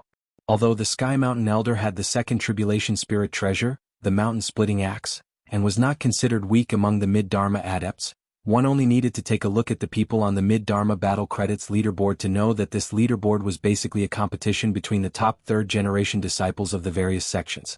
It was not that Tianqing Laozu could not bring himself to compete with the third-generation disciples, and there were indeed second-generation adepts on the battle credits list. For example, Yu Ziqing from the Amulet Pavilion, who was previously ranked third, was also a second-generation adept. It was simply because Tianqing Laozu did not have much confidence in himself. In today's world of training, the second-generation adepts who were still at the mid-Dharma stage had mostly lost the qualification to advance to the late Dharma stage. Or perhaps they still had hope of advancing to the late Dharma stage, but they could only be considered as the most outstanding among the second-generation adepts. Compared to the top group of third-generation adepts, although these people had the same level of training, and the second-generation adepts had trained for a longer period of time at the same time, it also meant that the third-generation adepts were generally more talented than the second-generation adepts and even the first-generation adepts who were still stuck at the mid-Dharma stage. Compared to them, the third-generation adepts were undoubtedly the cream of the crop of their respective sections. They were more valued by their sects and were more likely to receive the full support of their sections. Their inherited spells were more powerful, and the treasures they possessed were of higher quality. At the same time, they could also increase the persuasiveness of the sects in terms of strength. Furthermore, although the competition for the mid-Dharma stage was not as intense as the early Dharma stage, the difference in points on the list was even more despairing. After all, most of the people who could make it onto the list were the third-generation disciples of various famous sects in the world of training. In contrast, at this time, great ancestor Tianqing did not have this problem. At this time, the third-generation disciples who were stuck at the early Dharma stage could only be regarded as the second echelon among the third-generation disciples in terms of aptitude and strength. This echelon was actually the same as great ancestor Tianshan and the others, who could only become second-generation practitioners. Tianqing Laozu himself should have originally been in the second tier of talent and strength. It was only because of the damage to his core that he had been forced to stay at the early Dharma stage. Compared to these second-generation disciples who were in the second tier, he did not have the slightest disadvantage at all. On the contrary, he had the extra hundreds of years of training time and the willing assistance of 2 mid-Dharma adepts. The possibility of Tianqing Laozu being able to enter the early Dharma stage was far greater than that of Tianshan Laozu himself. After everyone left, only Linyu Laozu, Xianglu Laozu and Tianshan Laozu were left in Jinling's base to hold the fort. Linyu Laozu was an outsider after all, and Xianglu Laozu was also an outer sect elder who did not participate in the sect's affairs. In this way, Tianshan Laozu had to stay in the base to deal with daily matters and deal with sudden incidents. At this time, the battlefield closest to Jinling's base was Xiang Palace, which was guarding the exit of the valley in the northwest. To the northwest of Jiushuan Tower was a mountain range called the Zephyr Mountain Range. This mountain range could be seen as the dividing line between the northwest and central regions of Central Plains. In the middle of this mountain range, there was a gap in the valley that was several miles wide. This mountain pass was the only way to enter and exit the northwest from the central regions of Central Plains. Now, Xiang Palace's base was in the middle of this mountain pass, firmly blocking the only way to enter and exit the northwest from the central regions of Central Plains. On the cliffs on both sides of the mountain pass, Xiang Palace had also set up 2 camps, one on the left and one on the right to protect the base. 30 miles away from Xiang Palace was an open area where Mara's army had gathered and dispersed. At this time, Mara's army had split into 3 groups to attack. Other than the most powerful central group attacking Xiang Palace's base, the left and right flanks were attacking the 2 camps on the cliffs on both sides of the mountain pass. Xia Tianyang was currently in the camp on the west side of the mountain pass. Looking at the Mara's army that was charging towards his camp like a tidal wave, Xie Tianyang used his finger to lightly tap the blazing sky sun sword in his hand. His eyes flashed with excitement as he muttered to himself, "Come on, if we can defeat this wave of attack, our battle points should be able to enter the top 5. At this time, on the mid-Dharma stage battle points rankings, Xie Tianyang's battle points had already reached 86 points, but he was still ranked 7th. However, he was only 2 points away from the Tianxian sect's first direct disciple, Chao Jianpain, who was ranked 6th. And in first place on the battle points rankings was still Lu Ping's unmoving 111 points. However, in second place, the second direct disciple of Xiang Palace, Little Shang Sword Fan Mingjie's battle points had already risen to 105 points. He was only 2 blood shura away from Lu Ping. Xie Tianyang laughed as he scolded, "This fellow is really patient. He still hasn't made a move. If he doesn't make a move soon, I'm afraid that second senior brother will surpass him in first place. Even the top 3 will not be guaranteed." Beside him, Su Jin laughed when he heard this. "A few days ago you were hoping that Lu Daoyu wouldn't be in a hurry to make a move, but now you're worried about him, worried that someone else will surpass him. What exactly are you thinking?" Xie Tianyang replied in a huff, "I just want to make the ranking list more competitive so that everyone can compete with their true abilities. If the ranking list is given to us by others, what's the point?" Su Jin nodded and said, "That's true." He opened the imaging stone in his hand and looked at it. Currently, Su Jin's points had reached 74 points, but his ranking had dropped from 11th to 12th. The 9 mystical towers Wei Zhen, who was still ahead of Su Jin yesterday, had now fallen to 13th place behind Su Jin. Of the 2 cultivators who were newly ahead of Su Jin, the 10th was Wuxing School's Huo Wuyang, while the 11th was Spirit Beast Sect's Empyrean Walker Feng Qilong. The battle cries of Mara's army were getting closer and closer. Finally, with a loud boom, they collided with the protective formation of Xiang Palace's encampment. At the same time, the 2 camps on the cliffs on either side of the encampment were also attacked. Looking at the frenzied attacks of Mara's army outside the encampment's protective shield, the blazing celestial sun sword slashed across Xie Tianyang's body. Streaks of flowing flames almost burned through the surrounding void. "Let's get to work, let's get to work. This time, we must suppress both Chao Jianpain and Yuan Feixiang." Xie Tianyang pointed with his flying sword and was about to rush out of the encampment. He had just discovered a blood demon hiding among Mara's army and was only 500 feet away from the encampment's protective shield. Unexpectedly, before he could rush out, Su Jin cursed. When Xie Tianyang turned around in surprise, he saw Su Jin staring fixedly at the psychic jade tablet in the center of the encampment.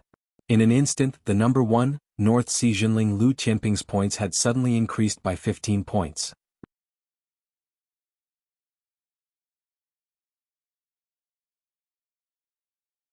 Chapter 1297. Lu Tianping had made his move. This was the first reaction of the 2 of them. A jade demon had fallen into his demonic clutches. This was their second reaction. As for why he did not kill 3 blood demons or 5 blood shura at the same time, the 2 of them thought it was nonsense. Would a person who could kill Azuras purposely look for blood Mara to earn points? Xie Tianyang cursed under his breath, but his face was soon replaced by excitement. Lu Ping's move would definitely cause a chain reaction among the cultivators on the list. This way the competition would become even more intense. Only by doing so could one's true strength be displayed on the list. The blazing celestial sun sword went straight for the blood demon hidden among Mara's army outside the camp's protective shield. This caused the surrounding Mara's army to panic. The blood demon summoned the surrounding big and small Mara to defend against it. At the same time, 2 blood shura appeared from the side to provide support. The blood demon himself had already started to hide the moment his identity was exposed. Xie Tianyang was not surprised but happy. He hurriedly called out to Su Jin and the 2 of them joined forces to launch a counterattack against Mara's army. Lu Ping and Yin Tianchu were hiding in the void at the periphery of Mara's army's encampment outside Ziyang Palace's encampment. They watched Mara's army split into 3 groups and pounced towards Ziyang Palace's encampment. Lu Ping smiled at Yin Tianchu and said, "There are many people hiding in the void around here." Yin Tianchu said disdainfully, "If you want to take advantage of others, you need to be strong." Lu Ping did not comment. He only looked at the left side of Mara's army and said, "Let's go. I heard that Brother Su and Brother Xia are guarding the camp on the cliff in the west. Let's go and help them." Just as Mara's army was charging towards the west side of the camp, Lu Ping and Yin Tianchu were also closing in on Mara's army. The army had already launched an attack on the camp, but at the rear, Lu Ping still found several Mara hiding nearby, secretly setting up a series of traps to prevent others from attacking their retreat. There was no lack of existences like Mara among them. Lu Ping smiled and said, "This Mara is getting more and more cunning. He actually laid a trap behind us." Yin Tianchu said, "As long as we are not surrounded, this trap is not a trap." Lu Ping nodded and smiled. "That's right." With that, the two of them turned invisible at the same time. Naturally, the battle between Purple Sun Palace and Mo Luo had attracted the attention of many cultivators from the other sections. The cultivators from the other sects were either trying to curry favor with Purple Sun Palace and assist them in defending against Mo Luo's invasion, or they were trying to take advantage of the fact that Purple Sun Palace was holding up Mo Luo's army in the periphery to kill off Mo Luo and snatch their battle contribution points. However, they did not dare to attack at this time because there were already people who wanted to take advantage of Mara's army attacking Purple Sun Palace's camp to cut off their retreat, but they were ambushed by Mara's army. The cultivators hiding in the surroundings were waiting to see if Purple Sun Palace's cultivators could kill their way out of the camp and disrupt the entire offensive formation of Mara's army. Once both sides fell into a chaotic battle, it would be the chance for these hidden cultivators to win in the chaos. But at this time, the Jade Demon that was lagging behind suddenly noticed something. The soul-consuming black mist stirred, and an invisible wave swept out in all directions. Dozens of feet away, Lu Ping and Yin Tianchu could no longer hide. But the Jade Demon was shocked. It did not expect someone to be able to sneak so far without being detected.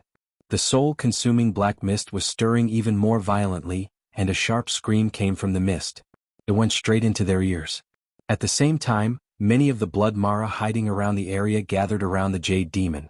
Even Jade Shura, who was further away, came running. Hee, someone is stupid enough to attack Mara's army's retreat. There are so many people and they don't dare attack. Do they think everyone is stupid? These two people are not bad. They can sneak under the Jade Demon's nose and get within 100 feet of it.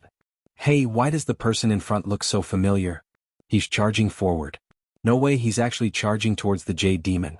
It's over, it's over. A mid-Dharma adept is going to die in the hands of the Mara army. It can't be. The black-robed man has hidden himself again. What a brilliant secret art of concealment. Not only did the hidden cultivators not help them, but they were also discussing and gloating, watching the two of them fall into the encirclement of Mara's army. No, that's Lu Tianping. The person who is charging forward is Lu Tianping. Lu Tianping? It can't be. Isn't going up like this courting death? What a pity. I heard that Lu Tianping is good friends with Xie Tianyang and Su Jin of the Ziyang Palace. I guess he's here to help them. I didn't expect him to be so reckless. Immediately after that, a series of exclamations rang out.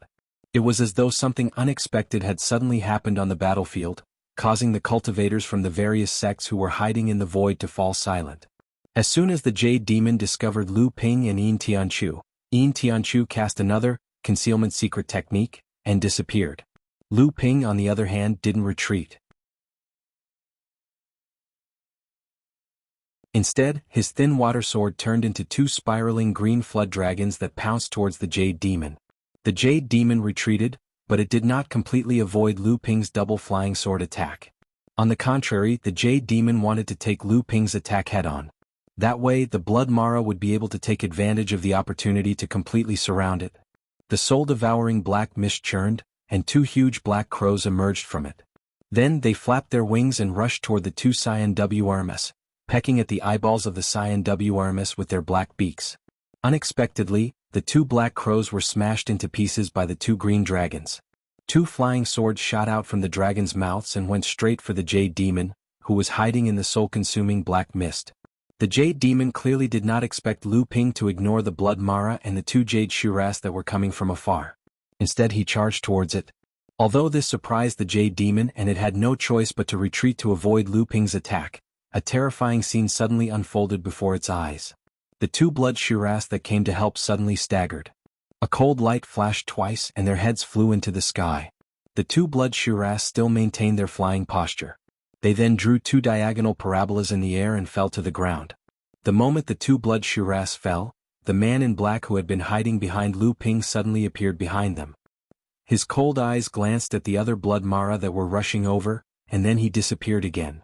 The mysterious appearance of the man in black and the sudden death of the two blood Shuras caused the blood Mara that came to help to stop in their tracks. They looked a little panicked for a moment. Lu Ping sighed in his heart. The shapeless sword skill could only be used to its fullest in the hands of Yin Tianchu. Although Lu Ping had also practiced this great sword skill and had made great achievements in his hands, Yin Tianchu was able to use the power of this sword skill to its fullest extent. Taking advantage of the time when Yin Tianchu suddenly killed the two blood Shuras and shocked the other Mara, Lu Ping rushed towards the Jade Demon again. Kill. The soul-devouring black fog suddenly exploded, and countless black soul-devouring threads pierced towards Lu Ping from all directions. However, Lu Ping was not afraid. A small blue flag suddenly appeared in his hand, and with a wave of the flag, many auspicious clouds suddenly floated out of the small flag. With a clear chirp, a golden rock appeared and disappeared in the auspicious clouds. The black soul-devouring threads were all blocked by the auspicious clouds, and could not advance any further. The soul-devouring threads could not stop Lu Ping's strong attack. The Jade Demon wanted to retreat again, but suddenly found that the auspicious clouds had suddenly turned into balls of flame. The black soul-devouring threads that were entangled were burned to ashes the moment they came into contact with this strange flame. The Jade Demon was shocked. The soul-devouring black fog was a natal technique of all demonic cultivators, but this time it was burned to ashes by Lu Ping's Jade Phosphorus Soul Fire. This was no less than a heavy blow to the Jade Demon. The Jade Demon let out a mournful howl. Even though Lu Ping had the cloud sail to protect himself, the impact of the Jade Demon's divine thoughts gave him a headache. However, Lu Ping's divine thoughts only resisted for a moment before he was no longer affected by the Jade Demon's howl. Instead, Yin Tianchu's muffled groan came from not far away. Previously, he had attacked several times in order to stop the surrounding Mara's army. However, under the circumstances that he was on guard, he only managed to injure one blood Shura in his first attack. After that, his subsequent attacks were all in vain. However, his elusive methods still made all the Mara very afraid, and they had to slow down the speed of rescuing the Jade Demon. The Jade Demon's roar forced Yin Tianchu to reveal himself in the void. Then the demonic Luos who came to help were overjoyed. They surrounded Yin Tianchu and attacked him one after another. However, at this moment the Jade Demon let out another howl not far away. This time, it was not the Jade Demon's soul-devouring magic skill. Instead, it was Lu Ping's thin water-flowing sword. He had already separated the Jade Demon from the soul-devouring black fog and trapped it in a sword formation. The companion numinous treasure hovering above Jade Demon's head was a Jade Rui scepter. Black mist drooped down from it in an attempt to protect Jade Demon. However, a gigantic white jade lotus suddenly bloomed beneath Jade Demon's feet. Invisible flames rose from the lotus and instantly burned the black light curtain that hung down from the Jade Rui scepter into nothingness. As Lu Ping's cultivation base grew and his divine sense expanded, the Jade Soul Fire's power also increased tremendously. The moment it burned through the Jade Demon's protective black mist, the soul fire materialized and the Jade Demon's body was instantly engulfed by the emerald green flames. A shrill scream came from the flames, but the thin water-flowing sword swung across the air and slapped away the Jade Rui scepter, which was still hovering above the Jade Demon's head. The Jade Demon's body was instantly engulfed by the emerald green flames. The Jade Demon let out a miserable howl, but the thin water-flowing sword swung across the air and slapped away the Jade Rui scepter.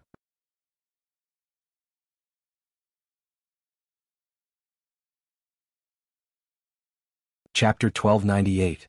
After a series of battles since entering the Central Plains, he had finally obtained a companion spiritual treasure that he had yet to destroy, and it was a Jade Demon's companion spiritual treasure. On the other side, just as Yin Tianchu was about to fall into the encirclement of the Devil Army, a blue flying sword abruptly appeared beside him, slicing half of the body of a blood Shura that had taken advantage of the situation to attack him. Yin Tianchu seized the opportunity to pierce the blood Shura's eye socket directly into its brain.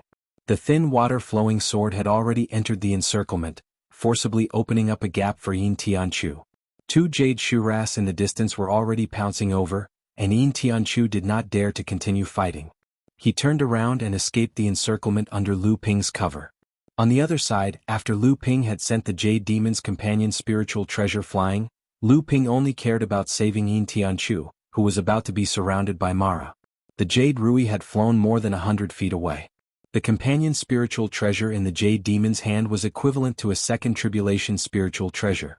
In the world of cultivation, it was an incredible treasure. Usually, only the late Dharma adepts of large sects had the right to wield a second tribulation spiritual treasure. Although the Jade Rui was only a companion spiritual treasure, if it was modified by a great craftsman, it could easily become a first disaster spiritual treasure. It was even possible that it could become a second disaster spiritual treasure after surviving the second thunder calamity. This treasure was enough to arouse the greed of everyone. Moreover, after the treasure had been sent flying by Lu Ping, he did not have the time to pick it up. Instead, he had to save Yin Tianchu first. This was a good chance. As long as they could snatch this treasure and leave immediately, rogue cultivators would be willing to wander the world for this treasure, and cultivators who belonged to sects would also be willing to leave their sects for this treasure. If they had any sense of fairness, their sects would not hesitate to become enemies with the now famous Zhenling sect for this spiritual treasure. Without waiting for the spirit treasure to fall to the ground, 4 or 5 of the cultivators who were hiding in the surrounding void were already incapable of stopping themselves from rushing forward to snatch the spirit treasure. After those 4 or 5 cultivators made their move, another 5 or 6 cultivators swiftly responded. Additionally, their targets were not the spirit treasure. Rather, it was the 4 or 5 cultivators who had rushed forward to snatch the spirit treasure. Seeing that a huge battle was about to erupt around this life companion spiritual treasure, the cultivators who were hiding revealed themselves and made a move to snatch it. This immediately attracted the support of Mara's army, who were rushing over from both sides. A mid-Dharma adept took advantage of the chaos to fend off the attacks of several adepts and was the first to reach the primordial spirit treasure. Seeing that the primordial spirit treasure was about to fall into his hands, he could not help but feel excited. He was born in a small sect, and although he was already a mid-Dharma adept, he could be said to be the first person in his sect in 1,000 years. However, he was extremely dissatisfied with his birth.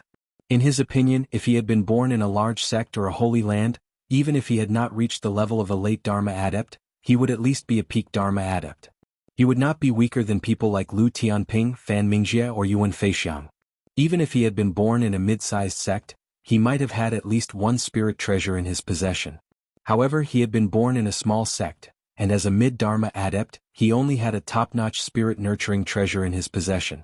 It was so shabby that he felt that he was too embarrassed to show off his treasure in front of other adepts of the same level. However, looking at the life companion spiritual treasure that was about to fall into his hands, the cultivator was filled with joy.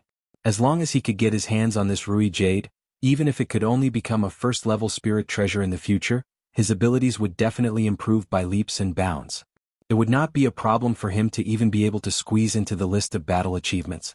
However, just as he was about to wave his hand and grab the Rui Jade from the ground, a small person about a foot tall suddenly jumped out of thin air and landed in front of the Rui Jade. It giggled at the cultivator and hugged the life companion spiritual treasure that was almost as tall as the cultivator. Cloning. The cultivator was shocked. After the battle at Zhenling Station, Zhenling had made a name for himself in the training world of Central Mainland. The North Sea Water Sword deity had also become a hot topic in the training world after killing Azura. The news that Lu Tianping had inherited the lost secret technique of cloning was naturally known by many. Zhenling was not someone to be trifled with. The cultivator looked at the life companion spiritual treasure and gritted his teeth. He had to go all out. After all, Zhenling was an overseas sect. It would not be able to behave atrociously in Central Mainland. Who knew how many sects in Central Mainland were jealous of Zhenling's power? If Zhenling dared to stir up trouble, it would become a target for all. The cultivator flicked his wrist and his top-notch spirit-nurturing treasure was already ready to go. However, at this moment, the cloning suddenly exploded with an aura that was no weaker than that of a mid-Dharma adept. The cultivator was already like an arrow on a bowstring, and the spirit-nurturing treasure charged straight at the cloning. Unexpectedly, the cloning actually chuckled at him. The small willow sword on its back automatically unsheathed itself and collided with the spirit-nurturing treasure. Clang. The small willow sword and the cultivator's life companion spiritual treasure were completely disproportionate in size. However, the result of the collision between the two was a draw. The cloning really did have the power of a mid-Dharma adept. While the mid-Dharma adept was still in a daze, Lu Xiaoping had already flown towards Lu Ping with a jade rui that was about the same size as his own body on his back. Behind the cultivator, a series of shouts and curses could be heard. The cultivator thought that it was because the cloning had taken away the life companion spiritual treasure, and he himself felt that it was a great pity. However, when he turned around, his face was full of anger and he could not help but curse out loud. It turned out that when everyone had been fighting over the life companion spiritual treasure, they had naturally been unable to hide themselves. Furthermore, the life companion spiritual treasure had not been sent flying any further or any closer. It had landed in a position near the perimeter of Mara's army. The sudden appearance of more than 10 human cultivators in such a position naturally attracted the attention of Mara's army. More than half of the Mara's army that had previously surrounded Lu Ping and Yin Tianchu immediately rushed towards the 10 Dharma adepts. Although everyone was cursing, they did not dare to be careless. One by one they took out their own treasures and spirit treasures and retreated as they fought. As for whether the life companion spiritual treasure had been intentionally sent flying by Lu Tianping to such a delicate position to lure the many cultivators to attack, the crowd did not have time to think too much about it. Furthermore, the life companion spiritual treasure did not belong to them in the first place. They rescued Yin Tianchu from the encirclement of Mara's army. While the Mara's army was distracted by more human cultivators, the two of them worked together to break out of the encirclement. At this time, on the other side, with the retreat of more than 10 human cultivators and the pursuit of many Mara's army, more and more cultivators who had been hiding in the void were forced to reveal themselves and join the battle. The battle between the two sides was getting bigger and bigger. It had already alerted the Mara's army that was surrounding Ziyang Palace's camp. Faced with the possibility of a pincer attack, the Mara's army returned to help. The scale of the battle grew bigger and bigger. At this time, Lu Ping and Yin Tianchu had already escaped from the range of the battle. That was close. Lu Ping said, but there was no trace of fear on his face. But the reward is not bad. A jade demon had been killed by Lu Ping, and Yin Tianchu had killed 3 blood Shura consecutively in a short period of time. The two of them had even obtained a life companion spiritual treasure. With this, they had lured the surrounding cultivators who had been watching from the sidelines to join in the battle. This could be considered as relieving the pressure on Xie Tianyang and the rest. Yin Tianchu glanced coldly at the chaotic battle and spat out 2 words, "Idiots." Lu Ping smiled and said, "How about it? Find a chance to get some more?" Yin Tianchu looked at the photographic stone in his hand. The battle points displayed on it only showed 9, so he nodded and said, "I'm going to try my luck on the leaderboard as well." The photographic stone only showed individual battle points, not the points of others. However, when Lu Ping and Yin Tianchu had set off from Jinling's camp, the 50th mid-Dharma cultivator on the leaderboard had already reached 38 points.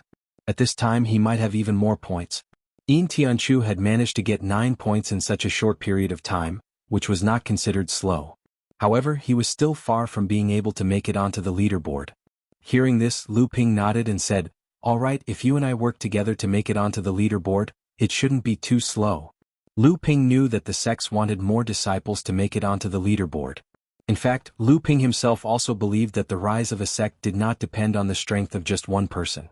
It was just that he was somewhat unhappy that this was happening to him. Since this was the case, he would work hard to help Yin Tianchu make it onto the leaderboard. Furthermore, even if Jinling were to fully assist other cultivators to make it onto the leaderboard, they could only help early Dharma adepts. Of course, mid-Dharma adepts were much harder to get onto the leaderboard than early Dharma adepts, but they also carried much more weight. After working together for this period of time, Lu Ping had a very clear understanding of Yin Tianchu's abilities. From what Lu Ping could see, Yin Tianchu's current abilities were completely capable of making it onto the leaderboard. At least from what he could see, Yin Tianchu's abilities were no weaker than the direct disciples of the famous sects in the Central Plains. Although he was still a distance away from the direct disciples of the Holy Land such as the 5 Elements Juzi and the 6 Pulse Godly Swords, and he was no match for Xiahou Wushang, Chanyu and Chan Xiang who had just broken through to the mid-Dharma stage, he could still put up a fight against the lower-ranked direct disciples of the Holy Lands, such as Zhu Jiuwan and Qin Wuliang. What's more, Yin Tianchu was more proficient in his stealth-killing secret technique instead of facing his enemies head-on. In this way, even those cultivators who were stronger than him might not be able to gain an advantage against him. This was also a great help in hunting down Mo Luo and seizing battle merit points. And after working together with Lu Ping would attack head-on to attract Mara's attention, while Yin Tianchu would hide and wait for an opportunity to assassinate him. The two of them working together would often result in more battle points.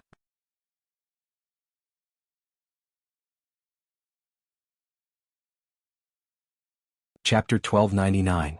Lu Ping's plan was to draw the 10 or so cultivators around them into the Mara army, while he and Yin Tianchu quietly left after picking up the loot on the outside. Yin Tianchu saw that there was only one additional blood demon in the projection stone and asked in confusion, "Why are we leaving?" From his point of view, the Mara army was attracted by the 10 or so Dharma adepts, so it was a good time for them to pick up the loot on the outside. Lu Ping laughed and said, "Why is one blood demon not enough to satisfy you? I didn't get anything just now."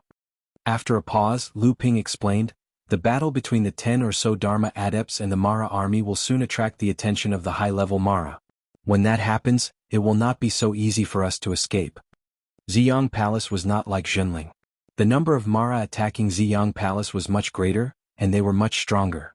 Even though this was only one of Ziyang Palace's campsites and not the main base, and the Mara army attacking this place was also only a secondary force, even this secondary force of Mara's was far more powerful than the Mara army that had attacked Jinling's base.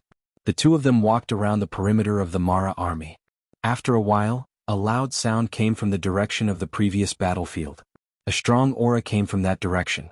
Even though the two of them were far away, they could still feel it very clearly. "Oh, two Asuras are rushing over.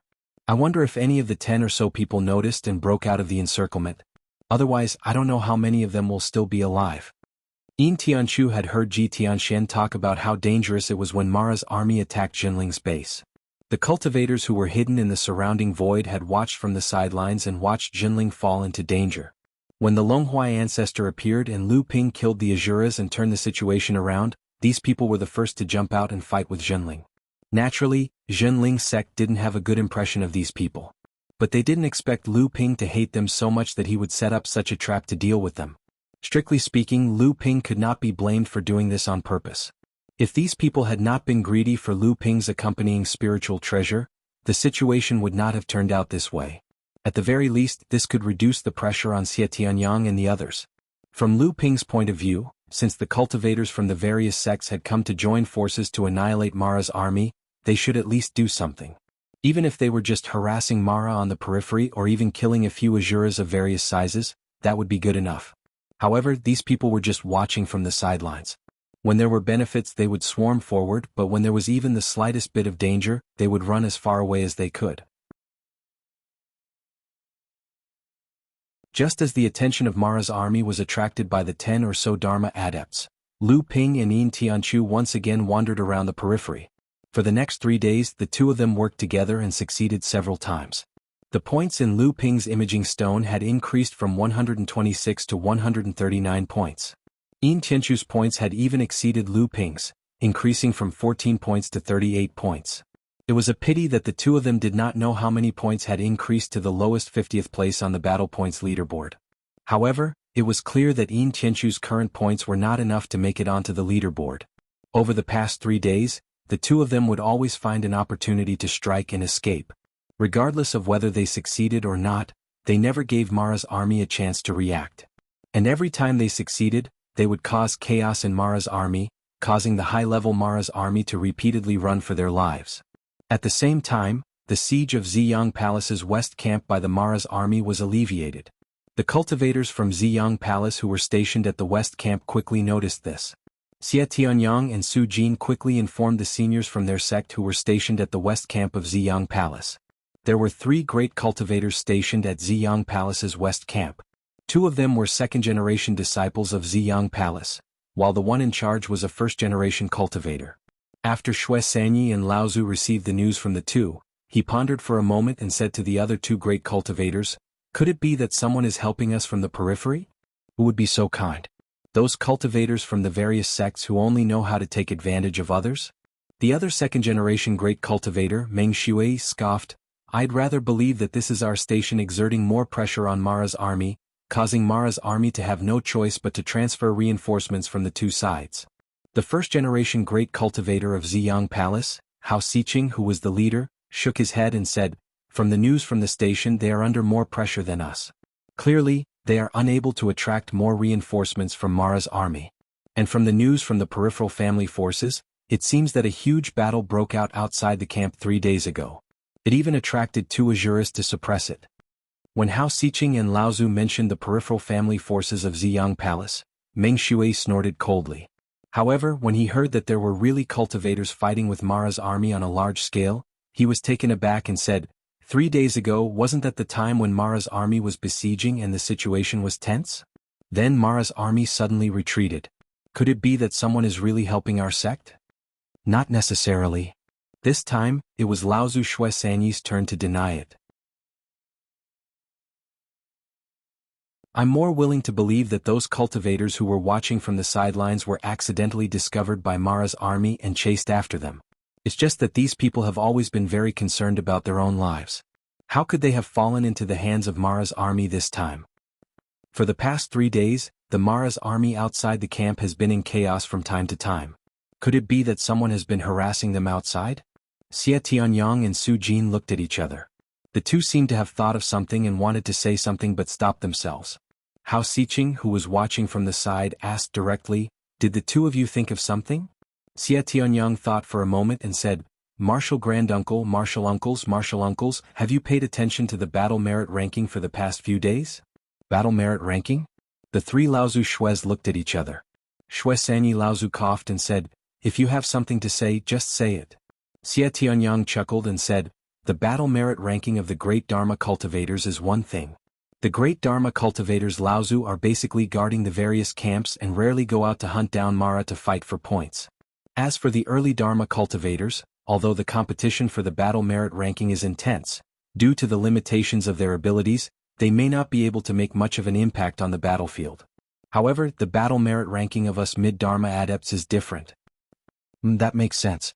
Shui Sanyi thought for a moment and said, "Nowadays the mid-Dharma adepts of the various sects are all dominated by the 3rd-generation direct disciples. You people are all proud and arrogant, and I'm sure you all want to fight amongst yourselves. However, if you hunt Mara within the hunting grounds, it's either too slow or too dangerous. However, if a few of you join forces to harass Mara's army on the periphery of the battlefield, there will be plenty of opportunities to hunt for battle merits. Secondly, there will be a few sects to hold back, and there won't be any high-level Mara sweeping the periphery on a large scale. As long as you control the pace, it's a shortcut to earning battle merits." Martial Uncle Shue's eyes are like a torch, hee. Xie Tianyang immediately followed up with a flattering remark. "Speaking of the mid-Dharma battle merit ranking this time, because it's a competition between the most outstanding 3rd-generation direct disciples of each sect, I've heard that it's highly valued by all the sections. Now that the few of you are relying on your sects to fight against Mara's army, you should have an advantage over the practitioners who are sweeping the periphery. How is it? What's the current situation of your rankings?" Su Jin laughed bitterly and said, "Second brother is currently in 2nd place with 127 battle merits. Little Six is currently in 5th place with 112 battle merits. Disciple is the worst, unable to even make it into the top 10 with only 94 battle merits, ranking 12th. Among the top 50 mid-Dharma battle merit rankings, there are a total of 5 disciples from our sect on the list. And the competition is really intense. From 2nd place to 12th place, there's only a difference of 33 points between the 11 of them, which is an average difference of 1 blood azura. However, for our sect to be able to occupy 5 out of the 50 disciples on the list, it's still not bad. After all, out of the 6 direct disciples of our sect, only 3 of you are here. Now that the calamity of Mara has arrived, it's also the time for the elite disciples of the various sects in the world of practitioners to surge. If the other 2 disciples on the list can maintain their positions on the battle merit rankings, after the opening of the 7th Patriarch's altar, our sect will have to reward them handsomely." Hao Xiqing and Laozu were obviously quite satisfied with Ziyang Palace's current results, even though this was only the beginning. Ziyang Palace had repeatedly fought against Mara's army.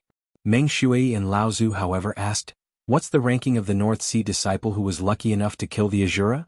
I'm sure Mingjie has surpassed him by now. Who's in 1st place now and how many battle merits do they have?" Xie Tianyang and Su Jin's expressions turned strange for a moment. In the end, it was Xie Tianyang who said, "Uncle Master, how do you know that second brother has definitely surpassed Brother Lu?" Meng Shui glared at him and said, "He's just a North Sea disciple. Even if he's outstanding, how strong can he be? How can he still be in 1st place with the full support of our sect?" Fan Mingjie was his favorite disciple, and Meng Shui was very confident in his disciple. Su Jin smiled bitterly and said, "That's right. He's in 1st place. In the past half a month he didn't make a move. 3 days ago his points suddenly started rising, and he's now at 139 points. Second brother is still 12 points behind him. Meng Shui and Lao Zu's expression changed. They seemed to be in disbelief, but they still tried to ask, is he really that powerful? Xie Tianyang and Su Jin nodded in unison.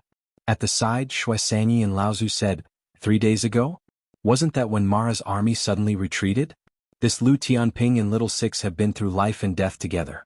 He also has a good relationship with Little San. Previously, when Jinling's encampment was in a tight spot, the two of you ran over to help. Do you think the abnormalities of Mara's army outside the encampment were caused by him?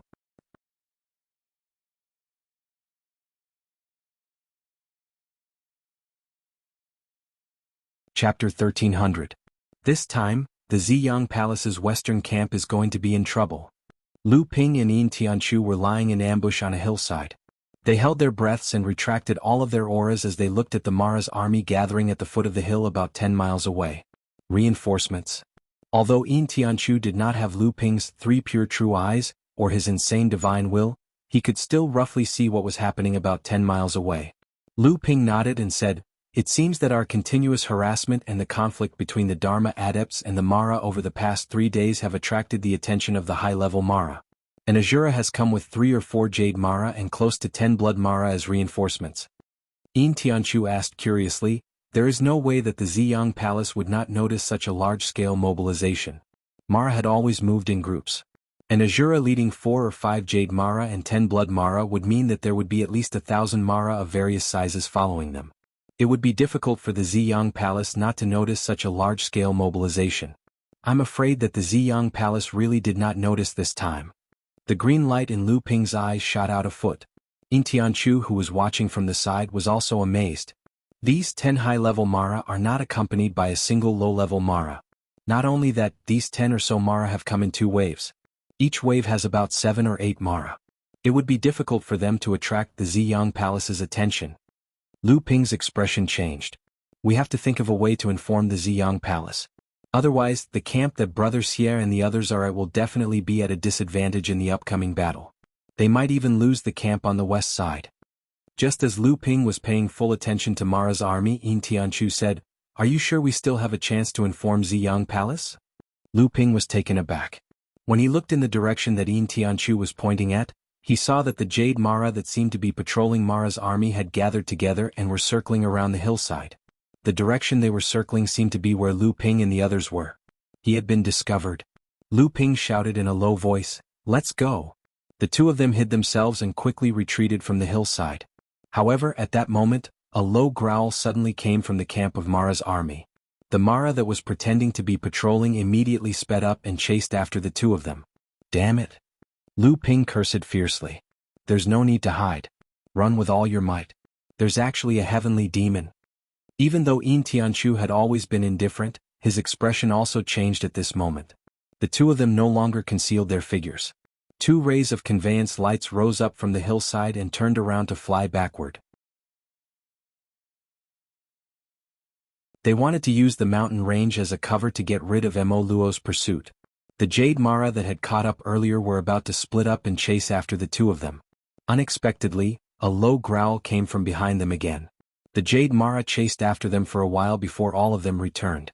At that moment, the Mara's army at the bottom of the hillside had already set off again. They mightily pounced on the camp again. Lu Ping and Yin Tianchu fled dozens of miles away. Only then did they realize that Mara was not chasing after them. Yin Tianchu asked, what should we do? Lu Ping sighed. If Ziyang Palace is not on guard, I'm afraid this camp will be difficult to protect. However, there is only the pure Yang Laozu overseeing Ziyang Palace's camp. If the disappearance of the 2 Azuras can be ignored by the pure Yang Laozu, the heavenly demons are the focus of the pure Yang cultivators. If the pure Yang cultivators of Ziyang Palace do not notice the disappearance of one of the heavenly demons in Mara's army, it will be a little unreasonable. Yin Tianchu said, what if the heavenly demons are not the 2 that attacked Ziyang Palace's camp? Lu Ping gasped. It's possible. If that's the case, won't the West camp not even receive reinforcements from Ziyang Palace's camp? The two of them quickly rushed towards the outskirts of the camp on the west side of the Purple Sun Palace. By the time the two of them were over 10 miles away from the camp, they could already hear the earth-shaking sounds of battle from both sides. The Devil Luo army had already surrounded the camp and launched a fierce attack. The 3 late Dharma adepts and 10 mid-Dharma adepts guarding the camp had all arrived at the camp's defensive formation and were engaged in a fierce battle with Mara's army. However, the sudden appearance of 1 Azura and 4 or 5 Jade Mara disrupted the deployment of the Ziyang Palace adepts. In the instant the battle began, one of the mid-Dharma adepts from Ziyang Palace was dead and one was seriously injured. By the time the entire Ziyang Palace realized that something was wrong, the remaining 10 or so adepts were quickly surrounded by Mara's army and were surrounded by Mara's army. Even if they wanted to retreat to the camp and rely on the formation to defend it, they could no longer do so. Lu Ping and Yin Tianchu tried their best to sneak towards the edge of the battlefield. Only then did they realize that although Ziyang Palace was currently at a disadvantage, they still had the ability to defend themselves. At this time, Mara's army was trying to isolate all the mid and late Dharma adepts who had rushed out of the camp from the camp. This was to prevent Ziyang Palace from hiding in the camp and defending themselves. As for the Sky Demon who had been hiding at the side and had not made a move, it was probably waiting for the right time to give Ziyang Palace a fatal blow. It was to completely destroy this camp that was connected to Ziyang Palace's camp. This way Mara's army would be able to take advantage of the high ground and launch an even fiercer attack on Ziyang Palace's camp. At this time, Xie Tianyang and Su Jin had already realized that something was wrong when the new reinforcements from Mara's army appeared. Although the two of them were temporarily unable to retreat to the camp, they managed to gather together in time. With a blazing Sky Sun sword and an Ice Soft sword, the 2 spirit treasures worked together to block the attacks of a Jade Demon and 3 Jade Shura. However, this time, the situation that the two of them were in was much more serious than the one they had been in during the battle at Jinling. However, the swordsmanship that the two of them were using was clearly a secret combination attack of the Purple Sun Palace. The 2 flying swords were Yang and Yin, one hot and one cold. When the 2 swordsmanship techniques were used, one attacked and one defended, one advanced and one retreated. Although they were at a disadvantage against the 4 Jade Devils, they were still able to hold their ground. Suddenly there was a cry of pain from the camp. Clearly, a disciple of Ziyang Palace had been injured by the Mara siege. Then the two of them realized that a few Blood Mara had left the battle and were surrounding them.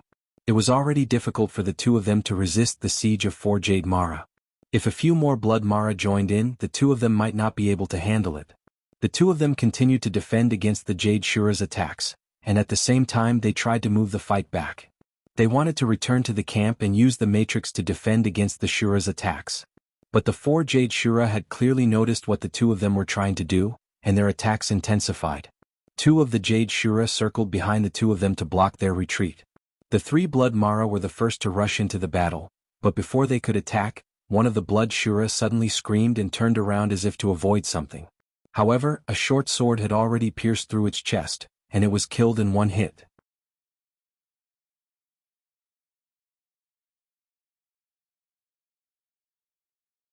Chapter 1301. Shapeless Sword Technique. Xie Tianyang shouted, thinking that it was Lu Ping who had come to help. But looking at the short sword, which was only a spirit-nurturing magic treasure, he knew that it was not one of Lu Ping's magic treasures. Sure enough, a black-robed cultivator appeared behind the slain Blood Azura. With a wave of his hand, the dagger magic treasure returned to his hand. Then the cultivator looked coldly at Xie Tianyang. His black robes fluttered, and his entire person hid in the void again. Xie Tianyang gave Su Jin a look.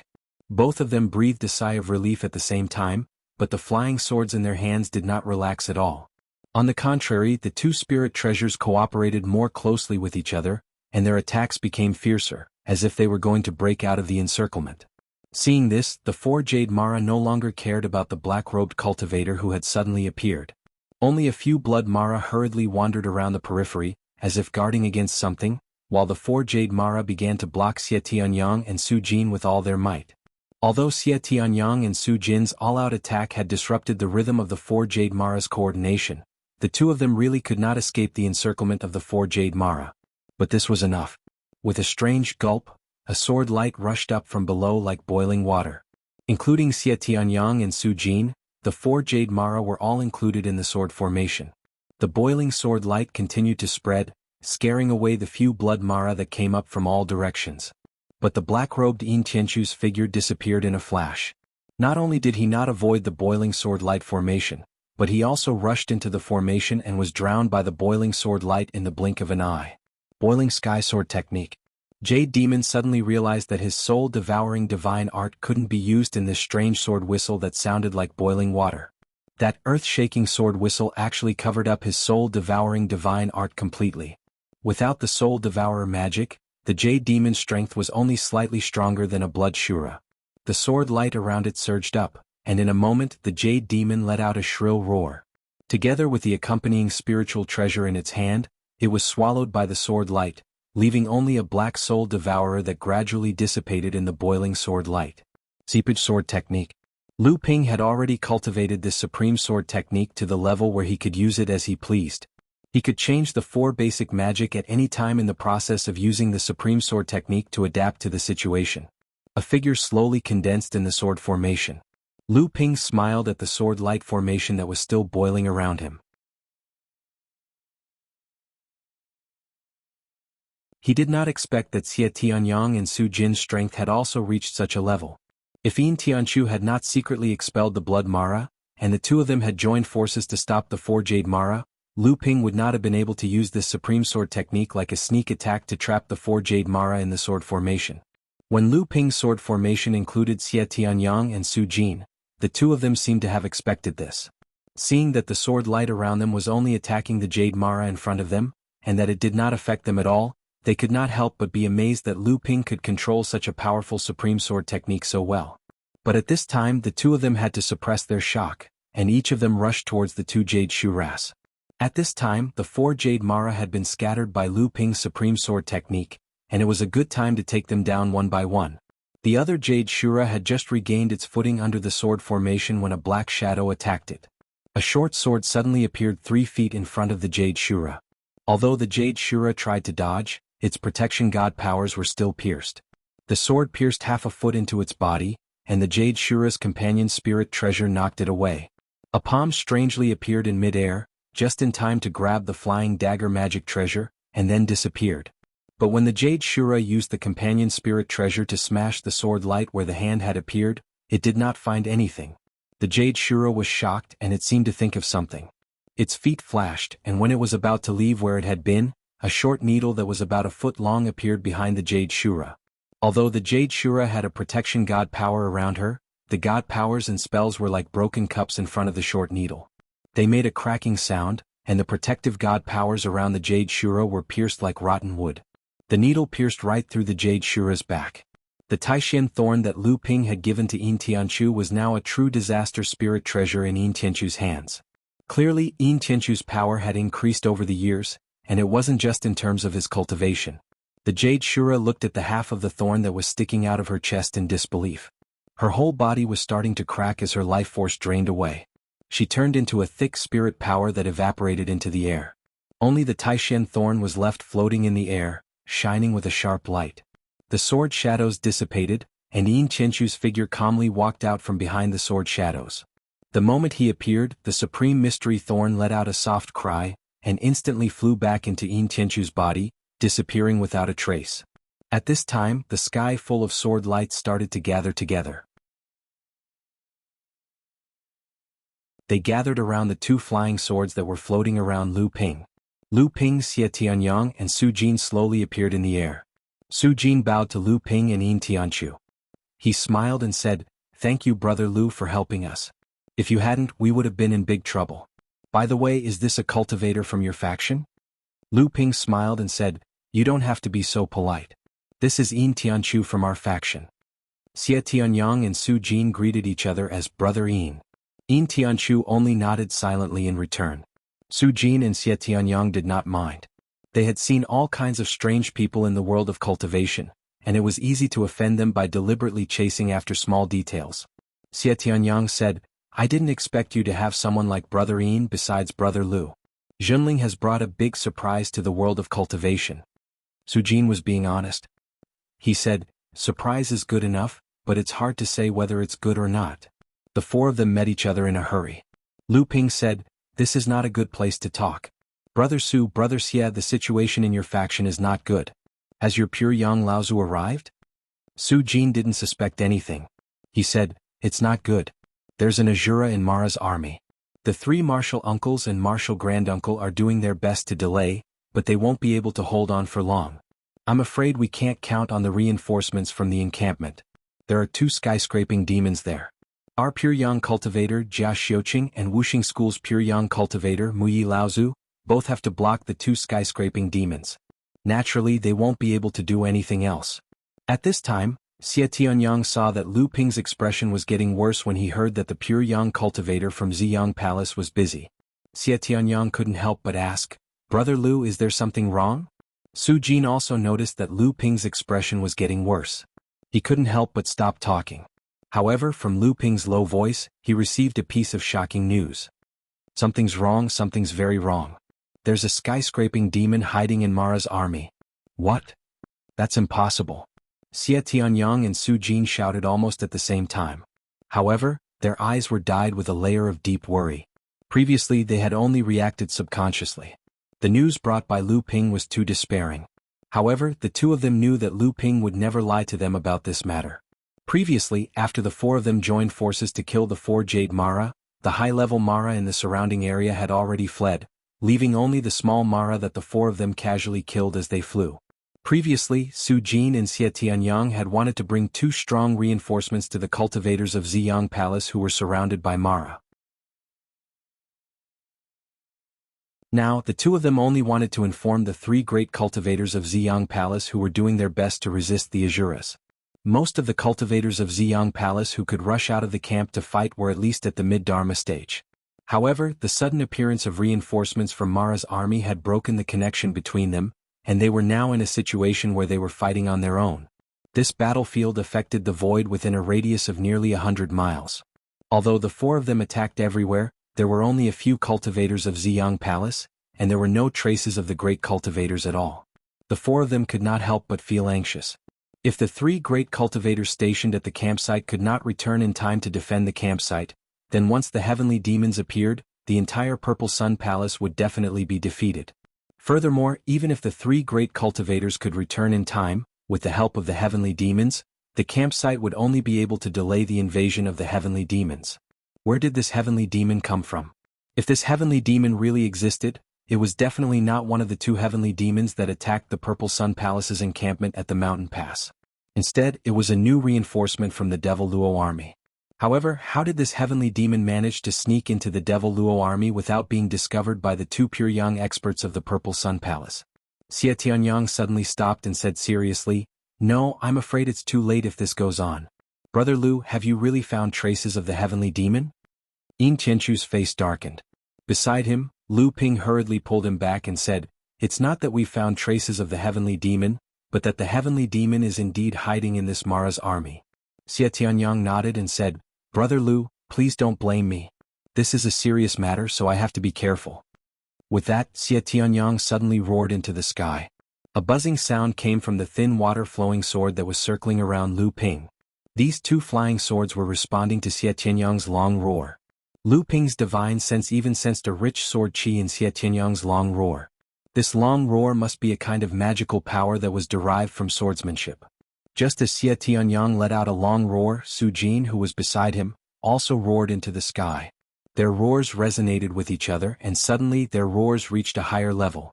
Lu Ping's divine sense seemed to have caught a strange vibration in the space. It seemed that this long roar could resonate with something so that it could be used to transmit some kind of message. This must be a secret technique of the Purple Sun Palace. And looking at Xie Tianyang's solemn expression, it was clear that this long roar contained some kind of code used by the Purple Sun Palace for emergency situations. As Su Jin joined in the battle, the void 100 feet away from Lu Ping trembled violently. The invisible water sword couldn't remain in its invisible state due to the turbulence caused by the secret technique. It flashed and disappeared into the void again. This time it didn't appear again. The invisible water sword couldn't remain invisible anymore. It flashed and disappeared into the void again. This time it didn't appear again. The purple sun sky-piercing howl. This was a secret technique that relied on the essence of sword chi to activate the cultivator's own life force. Once this technique was used, all the cultivators of the Purple Sun Palace within 1,000 miles would be able to sense it. It should not be used carelessly unless a disaster was about to befall the sect. But once the sword roared, All the disciples of the Purple Sun Palace who sensed it must immediately gather in the direction of the person who made the sword roar. In the Purple Sun Palace, the cultivators who could use this kind of magical power were either pure Yang Laozu or late Dharma adepts or extremely important people in the sect. And the cultivators who used this kind of magical power would definitely have to bear a great deal of risk. Additionally, due to how far away the roar was, it was also very taxing on the cultivator who was executing the secret technique. The secret technique required the cultivator's life force as the price. Additionally, the cultivator had to rely on the cultivator's essence sword energy in order to succeed. This meant that after Xie Tianyang and Su Jin used the Purple Sun sky-piercing howl, their lifespans would definitely be affected to a certain extent, and their strength would also temporarily decrease. Yin Tianchu let out a muffled groan. Clearly, not only could this howl resonate with the flying swords and spirit treasures, it could also inadvertently attack other cultivators' divine sense. However, this kind of secret technique wasn't specifically targeted at divine sense, so it was even less effective against Lu Ping. The duo's long howl lasted for about 10 minutes. The devil Luos in the surroundings were so frightened by this sword howl that they dared not come forward. When the two of them stopped at the same time, an abnormal paleness flashed across their faces. Lu Ping gave the two of them 2 divine will recovery elixirs refined from Jade Mara's soul-devouring crystal. The two of them swallowed the elixirs without thinking. Xie Tianyang quickly became spirited and said, "Fortunately, this long roar only needs to be heard by the cultivators near the encampment. Otherwise the consumption would be much higher." Su Jin also nodded. It was clearly the first time the two of them had used this secret technique of the sect. A look of lingering fear flashed across their faces as they said, "I didn't expect the consumption to be so great. However, I think the martial uncles and martial granduncles should have already received the news. I can only hope that our sect's Laozu in the encampment at the mountain pass can spare some time to help. Otherwise we can only delay for a while. With the cooperation of the heavenly demons, Azura's strength will definitely increase. Even if our encampment has defensive arrays, it will not be able to stop the heavenly demons." At this moment, Lu Ping suddenly smiled bitterly and said, "I don't know if the elders of Purple Sun Palace have received the news. However, I know that Mara's army has received the news. At the very least, the few of us are in trouble." The cold ice soft sword behind Su Jin shook and said, "How many Jade Mara have come? Although the Purple Sun sky-piercing howl has consumed a lot of energy, the drawbacks will only appear later. At this time, our battle strength has not decreased much." Lu Ping smiled bitterly and said, "It's not Jade Mara, it's Azura."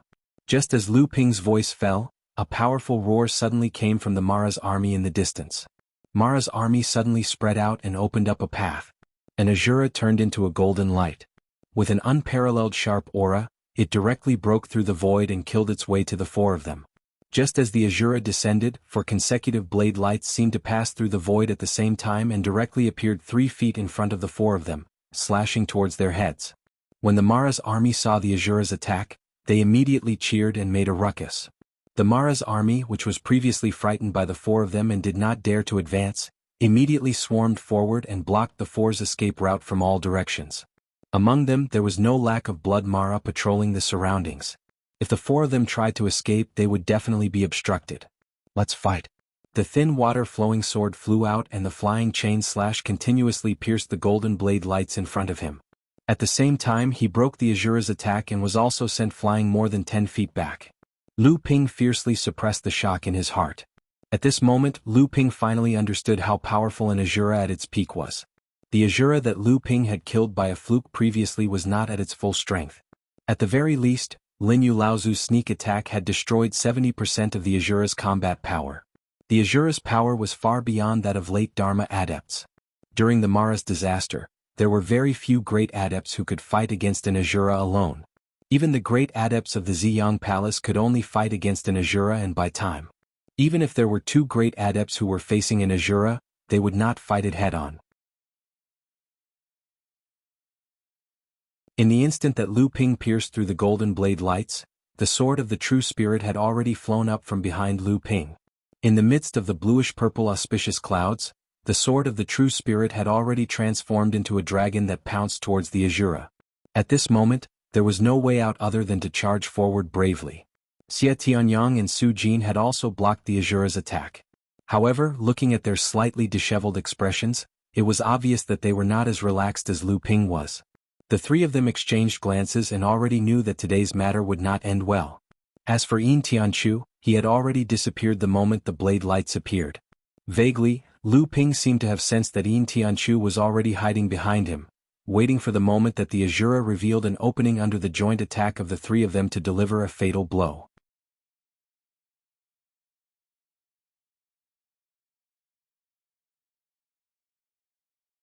Chapter 1302. The moment the Azura appeared, a cold and ferocious aura suddenly rose from within Mara's army. In an instant, this aura swept through the entire battlefield like a cold wind with a blade. Mara's army was suddenly shaken, while the cultivators of Jianghu Palace were simultaneously affected by this cold soul-devouring spell. The heavenly demon hidden within Mara's army finally attacked. The instant it attacked, it targeted all the cultivators of Jianghu Palace in the camp. Several cries of shock and even miserable cries came from all directions. It was clear that with the help of the heavenly demon's strange spell, the cultivators of Jianghu Palace were inevitably at a great disadvantage. Even Xie Tianyang and Su Jin, who were facing off against the Azura, hesitated for a moment. Yin Tianchu, who was hiding behind Lu Ping, could no longer maintain his invisibility spell and had no choice but to reveal himself from the void. Among the four of them, only Lu Ping's spiritual force was strong enough. With the protection of the Jade Phosphorus Soul Fire and the Cloud Sail, he was able to remain unscathed under the heavenly demon's sudden attack. However, at this moment the Azura seized the opportunity to attack again.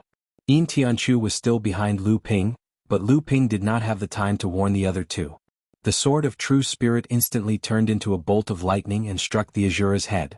At the same time, Lu Ping's hands formed a seal, but he did not even chant an incantation. A dark cloud had already gathered in the sky.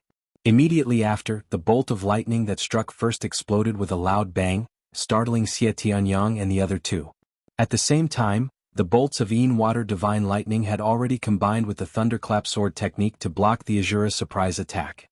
However, Lu Ping's mind was shaken by the Azura's counterattack. His qi and blood churned and blood seeped out from his nose. In reality, from the moment Xie Tianyang and the other two were attacked by the heavenly demon's soul-devouring to when Lu Ping could use the Yin Water Divine Lightning to barely resolve the Azura's attack, only a split second had passed. Xie Tianyang and the other two had escaped from the heavenly demon's concealment and hurriedly lent a helping hand.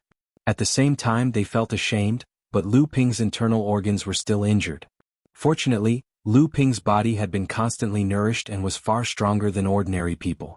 Although this kind of injury was troublesome, it was not enough to affect his strength in a short period of time. This time Xie Tianyang and Su Jin joined forces to fight the Azura head-on. Previously, Lu Ping had seen the two of them performing a joint attack secret technique. Although they could not completely resist the Azura's head-on attack, with Lu Ping fighting from the side, he would help the two of them and at the same time fill in the gaps. Every time the Azura's attack was finally resolved, it made the Azura even more furious. At this time Yin Tianchu was hiding on the side, waiting for an opportunity to launch a sneak attack, so the Azura had to divert part of its attention to guard against him. Under the four of them joining forces, they could actually fight evenly with one Azura, attacking and defending. Even when the big and small Mara came forward to harass them, Lu Ping still had the strength to release two flying swords of spiritual treasures to clear the periphery of the battle for the four of them. Even when the blood Mara appeared, Lu Xiaoping's avatar would come out to stop it. "Evil creature, how dare you!" A fierce roar rang out from the Mo Luo army. Lu Ping could even hear the murderous aura hidden in the roar, and he could even tell that there was no return. It's Grandmaster Hao Xiqing. Previously, the appearance of the Azura's reinforcements in Mara's army had already caused the Purple Sun Palace cultivators stationed at the camp to be badly battered. Now, the appearance of the heavenly demon made the situation even more dangerous. If not for Xie Tianyang and Su Jin's earth-shattering roar, the three great cultivators stationed at the camp would have already broken into the camp before they discovered the heavenly demon. However, so what? Facing a heavenly demon and a great cultivator head-on, the only thing they could fight for Purple Sun Palace was not victory. They could only fight for time to escape. When Hao Xiqing and Lao Zu charged towards the heavenly demon, they already knew their mission. They hoped to sacrifice themselves in exchange for a few more Purple Sun Palace cultivators escaping from the torrent of Mara's army. As for the other two great cultivators, they were probably still entangled with the other two Azuras. This was because Lu Ping, Xie Tianyang and Su Jin were blocking one of the Azuras. Otherwise, even if the Purple Sun Palace's great cultivators risked their lives to block the heavenly demon, it would be the best time for the Azura to completely crush Purple Sun Palace's resistance. Sure enough, when Hao Xiqing and Lao Zu charged towards the heavenly demon, Meng Shui and Lao Zu's deep roar came from the sky again. All Purple Sun Palace disciples returned to the camp. Gather your strength and prepare to break out. Xie Tianyang and Su Jin's Purple Sun sky-piercing howl was not only used to inform the Purple Sun Palace cultivators near the camp, but also to inform the camp at the mountain pass that was over 50 kilometers away. However, Meng Shui and Lao Zu's roar directly shattered Xie Tianyang and Su Jin's final fantasies. It was impossible for Purple Sun Palace's mountain pass to send reinforcements. The heavenly demon and Azura that appeared in Mara's army were indeed a new force. Just as the camp at the west side of Purple Sun Palace was in a chaotic battle, a fierce battle was also taking place at the mountain pass camp of Purple Sun Palace. However, the two pure yang cultivators guarding the camp, Jia Xiuqing Laozu from Purple Sun Palace and Mu Lingzi Mu Yi Laozu from Wuxia School, were constantly paying attention to the situation outside the camp. However, both of them had a strange expression on their faces. Brother Jia, this situation looks a little strange. Why haven't the two heavenly demons made a move yet? Mu Yi Laozu had rushed to support Purple Sun Palace after it was attacked by Mara. In the past few days, he had joined forces with Jia Xiuqing and Laozu to repel the attacks of the two heavenly demons in Mara's army several times. If the two heavenly demons were not always surrounded by high-level cultivators and countless Mara of various sizes, the two Laozu would have probably killed the two heavenly demons long ago. At this time, the two of them admired Eighth Sister Zhu's ruthlessness even more. Back then, she had run into Mara's army to assassinate a heavenly demon. She had really risked her life. After the incident, it was said that even the highest-ranking alchemy grandmaster in the Lu family shook his head after seeing her injuries and said that she was lucky to maintain her pure yang cultivation. It would probably take decades for her to recover. Jia Xiuqing Laozu also felt that something was wrong, but he didn't know where it was. He pondered for a moment and said, could it be that the two heavenly demons have run to the camps on the two sides? Mu Yi Laozu was stunned for a moment and said with a smile, it can't be. The aura of the two heavenly demons has been locked on by us. Although it's not easy for us to kill them, it's impossible for these two beasts to avoid our detection. Jia Xiuqing Laozu's expression softened and he said, that's true. Being overly concerned makes one confused. I've made a fool of myself in front of Mu Go. After saying that, Jia Xiuqing Laozu seemed to have thought of something that made him angry again. He snorted coldly and said, if it wasn't for the Western Wilderness Demon Clan and the Northern Ice Plains Multicolored Tiger Clan's sudden attack, causing great losses to our sect and taking up too much of our sect's energy in the Northwest, we wouldn't have sent only the old man for this battle of the Nine Mysteries Tower. An imperceptible look flashed across the face of Konoha's ancestor as he asked curiously, speaking of which, it is quite strange. Did the monster race outside the Northwest Central region go crazy? Why did they suddenly join hands and even annihilate the Western Wasteland Temple? Jia Xiuqing Laozu's face flashed with anger and he said, they're just taking advantage of the situation. After the calamity of Mara is over, our sect will definitely reorganize the demon clan in the Western Wilderness and Northern Ice Plains. We'll see what kind of courage they've eaten to dare to attack our Purple Sun Palace, or if there's some mastermind behind this. Mu Yi Laozu's eyes flickered and a trace of worry flashed across his face. He changed the topic and said, there shouldn't be any problems with the two camps on the two sides of the encampment, right? Jia Xiuqing Laozu said, there shouldn't be any problems if they focus on defense. At the very least, they can rely on the defensive formations of the camps to block the attack of one or two Azuras. The people in charge of the two camps are all first-generation cultivators of our sect. They've experienced many battles of life and death. There shouldn't be any major mistakes. Mu Yi Laozu's expression was a little envious as he said, your sect is indeed worthy of being the leader of the 5 great holy lands of the Central Plains. Even when fighting on two sides, you can still have such a strong force. Jia Xiuqing Laozu looked at Mu Yi Laozu with a faint smile and said, back then Wuxia School was no weaker than our sect in Purple Sun Palace. Some time ago, if you had completely merged the Yulon River and Qingming River through the water transformation talisman, I'm afraid it wouldn't take long for your sect to return to the glory of Wuxia School. Mu Yi Laozu's expression changed. In the end he smiled bitterly and said, Brother Jia, you must be joking. Our sect failed at the last moment and made a fool of itself. Jia Xiuqing smiled and didn't say anything. In the Battle of Luo Xian Mountain, Wuxia School suffered a double loss. If it weren't for the 9 mystical towers' emergency call for reinforcements from various sects of the human race, as one of the 5 great holy lands of the Central Plains, Wuxia School would have been suppressed by the entire cultivation world of the Central Plains. Even so, after the defeat of Luo Xian Mountain, Wuxia School took the initiative to shrink its sphere of influence. This time, when the Purple Sun Palace was attacked, Muyi Laozu even took the initiative to help. Jia Xiuqing and Laozu naturally knew what Muyi was up to. Just as the two were testing each other, a low whistle suddenly came from Jia Xiuqing Laozu's waist. Jia Xiuqing Laozu's smile immediately froze on his face. He reached out and touched his waist. A nameplate made of ancient jade was trembling slightly. The whistle made by Xie Tianyang and Su Jin came from the trembling nameplate. Although the sound was much lower, it was very clear in the quiet room. Purple Sun Sky Breaking Whistle?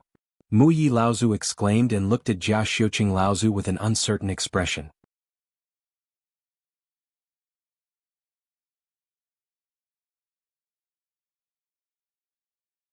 Chapter 1303.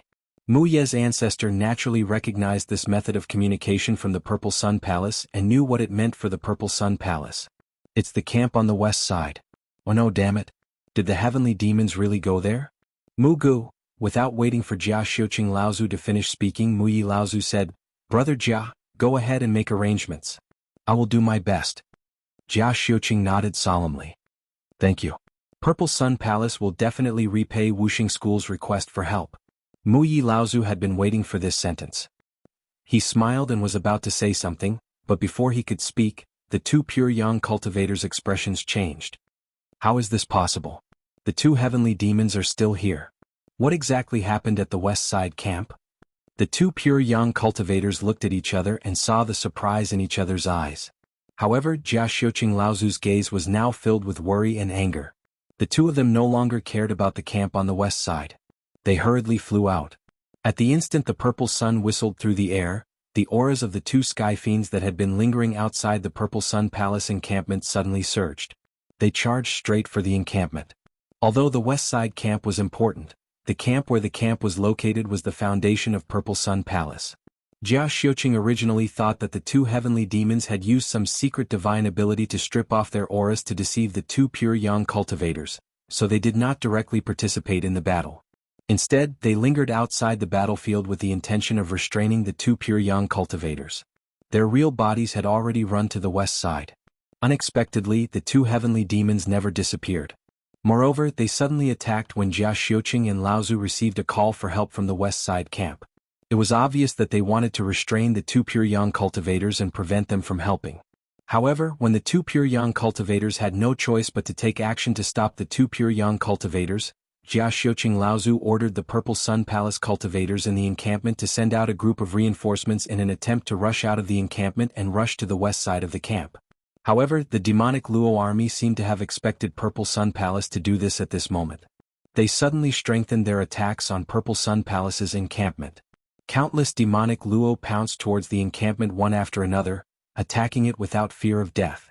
Under the leadership of 2 great adepts, the reinforcements from the Xiang Palace finally managed to break through the encirclement. 6 or 7 of them managed to escape, but the price they paid was the death of a mid-Dharma adept and 2 early Dharma adepts, as well as the injuries of several Dharma adepts. Martial Granduncle Hao won't be able to hold on for long. Su Jin and Xie Tianyang muttered to Xie Tianyang as they blocked the Azura's attack with Lu Ping's help. They seemed to have made up their minds about something. Up until now, Hao Xiqing Laozu and the heavenly demon had only been entangled for less than 5 minutes. However, the heavenly demon's soul-devouring shockwave was becoming more and more frequent. Clearly, the situation on Hao Xiqing Laozu's side was getting worse. Lu Ping decisively swung the cloud sail. Auspicious clouds filled the surroundings of the battle, blocking the heavenly demon's soul-devouring technique. Although Lu Ping was not afraid, the soul-devouring technique had a huge impact on the other 3, especially Yin Tianchu, who was having a hard time resisting it. From time to time he would be forced to reveal himself due to the secret technique. Half of Yin Tianchu's strength lay in the art of concealment. Now that he was exposed, he had lost several opportunities to restrain the Azura. On the contrary, the Azura had seized the opportunity to beat him up. If it weren't for Lu Ping's help, Yin Tianchu would have been heavily injured by the Azura. Just as Su Jin finished speaking, the two of them seemed to have a tacit understanding. The swordplay in their hands immediately changed. The blazing celestial sun sword's flickering sword light condensed into a ball of fire in midair. Then it transformed into a blazing white ball of light. Endless heat was emitted from the ball of light, but when it was used on the Azura's body, it turned into streaks of sword chi. On the other hand, Su Jin's cold ice silk sword was the exact opposite. Streaks of cold light also condensed, but the light that condensed was much gentler. Compared to the explosion of the blazing celestial sun sword, the sword light that Su Jin had condensed was more like a bright moon. The sword techniques that the two of them had unleashed were undoubtedly supreme sword techniques that were secretly passed down in Jianghu Palace. The moment these two completely opposite supreme sword techniques were successfully unleashed, they fused once again under Lu Ping's shocked gaze, forming a brand new supreme sword technique. It was originally two supreme sword techniques. What kind of power would it have when they fused again? Just the thought of this power made Lu Ping shudder. He thought of the legends of Jianghu Palace's sword techniques in the cultivation world. Were the two of them unleashing the heaven-opening sword technique that Jiao Daoren had personally left behind? Xie Tianyang and Su Jin's actions did not only shock Lu Ping, but also the Azura in front of him. It had clearly realized the power of the sword technique that the two of them had unleashed together. The companion numinous treasure in its hand radiated with rainbow light as it attacked the two of them even more fiercely. However, at this moment, Lu Ping also knew that the battle between the two of them had reached a critical moment. The success or failure depended on whether Xie Tianyang and Su Jin's heaven-opening sword technique could severely injure the Azura in front of him. Therefore, he could not let the Azura destroy the sword technique that the two of them were brewing. A huge white jade lotus flower bloomed under Xie Tianyang and Su Jin's feet. As the flower expanded, the Azura's attack was gradually pushed out of the lotus. The sword of true spirit in Lu Ping's hand shook, and the tip of the sword vibrated rapidly. Countless sword chi cut through the void and formed three battle words in the air. Battle, battle, battle. Lu Ping had already cast the heaven-opening sword technique that he had comprehended from Jiao Daoren's handwriting. The three battle words suddenly turned into three flood dragons that were the same as the Dharma in Lu Ping's heart space. They roared and rushed towards the Azura. Unlike Xie Tianyang and Su Jin's heaven-opening sword art, Lu Ping's heaven-opening sword art might not be as powerful as Xie Tianyang's heaven-opening sword art, but it was undoubtedly faster and more flexible. The three sword light flood dragons flew up and down and surrounded the Azura, forcing the Azura to struggle to escape from Lu Ping's sword technique. One of the flood dragons was torn to pieces by the Azura in just a moment. However, this was enough. A blazing sun and a luminous moon coexisted in the air in such a strange way, and then they both fell towards Azura. No matter how Azura dodged, he could not escape from the two supreme sword techniques and divine abilities that coexisted with each other. A shrill and crazy roar suddenly came from the suddenly blossoming light. When the light dissipated, the Azura's miserable state made Lu Ping involuntarily suck in a breath of cold air. There were dozens of wounds on the Azura's body. What made Lu Ping even more shocked was that the spiritual treasure in the Azura's hand was already densely covered in cracks. The flying swords in the hands of Xie Tianyang and Su Jin were only First Tribulation spiritual treasures.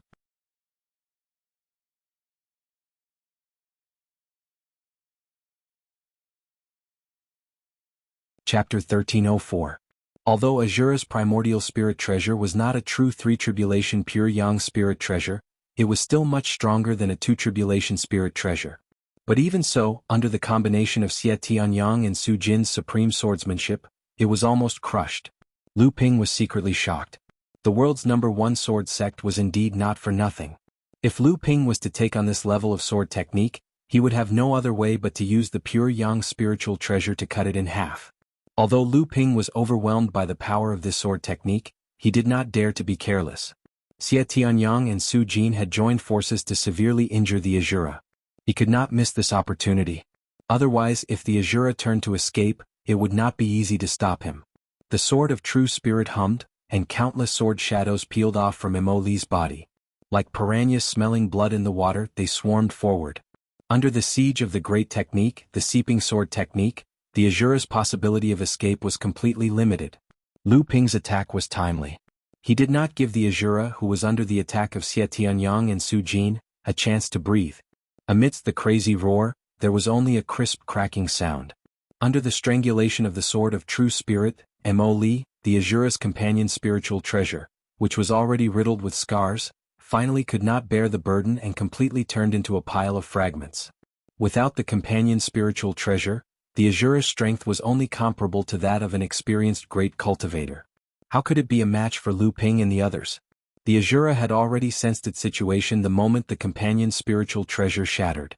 It pushed with one hand, and the shattered companion spiritual treasure scattered like a rain of flowers. It forcibly smashed a large hole in Lu Ping's seeping sword light. Without waiting for Lu Ping to cover up this opening, the Azura had already broken out of the sword light cage. However, just as the Azura rushed out of the sword light cage and breathed a sigh of relief, a short sword had already pierced through the void and stabbed straight at its face. Azura turned pale with fright and had no choice but to raise his palm to block. Ignoring the sharp pain of his palm being pierced, Azura wanted to turn into a beam of light.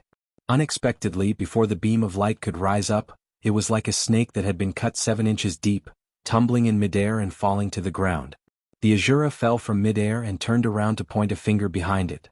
A golden spot of light made a chi-chi sound in midair as it pierced through the void. At this moment, Lu Ping suddenly pushed the air, and Yin Tianchu staggered out of the void. The golden spot of light that was originally aimed at his chest had directly pierced through his shoulder.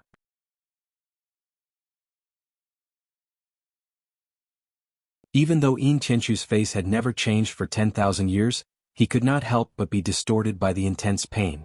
At this moment, Xie Tianyang and Su Jin had temporarily recovered from the huge loss caused by the Supreme Divine Power fusion. The two of them rushed forward to kill this Azura, but they saw a short needle piercing into the Azura's chest.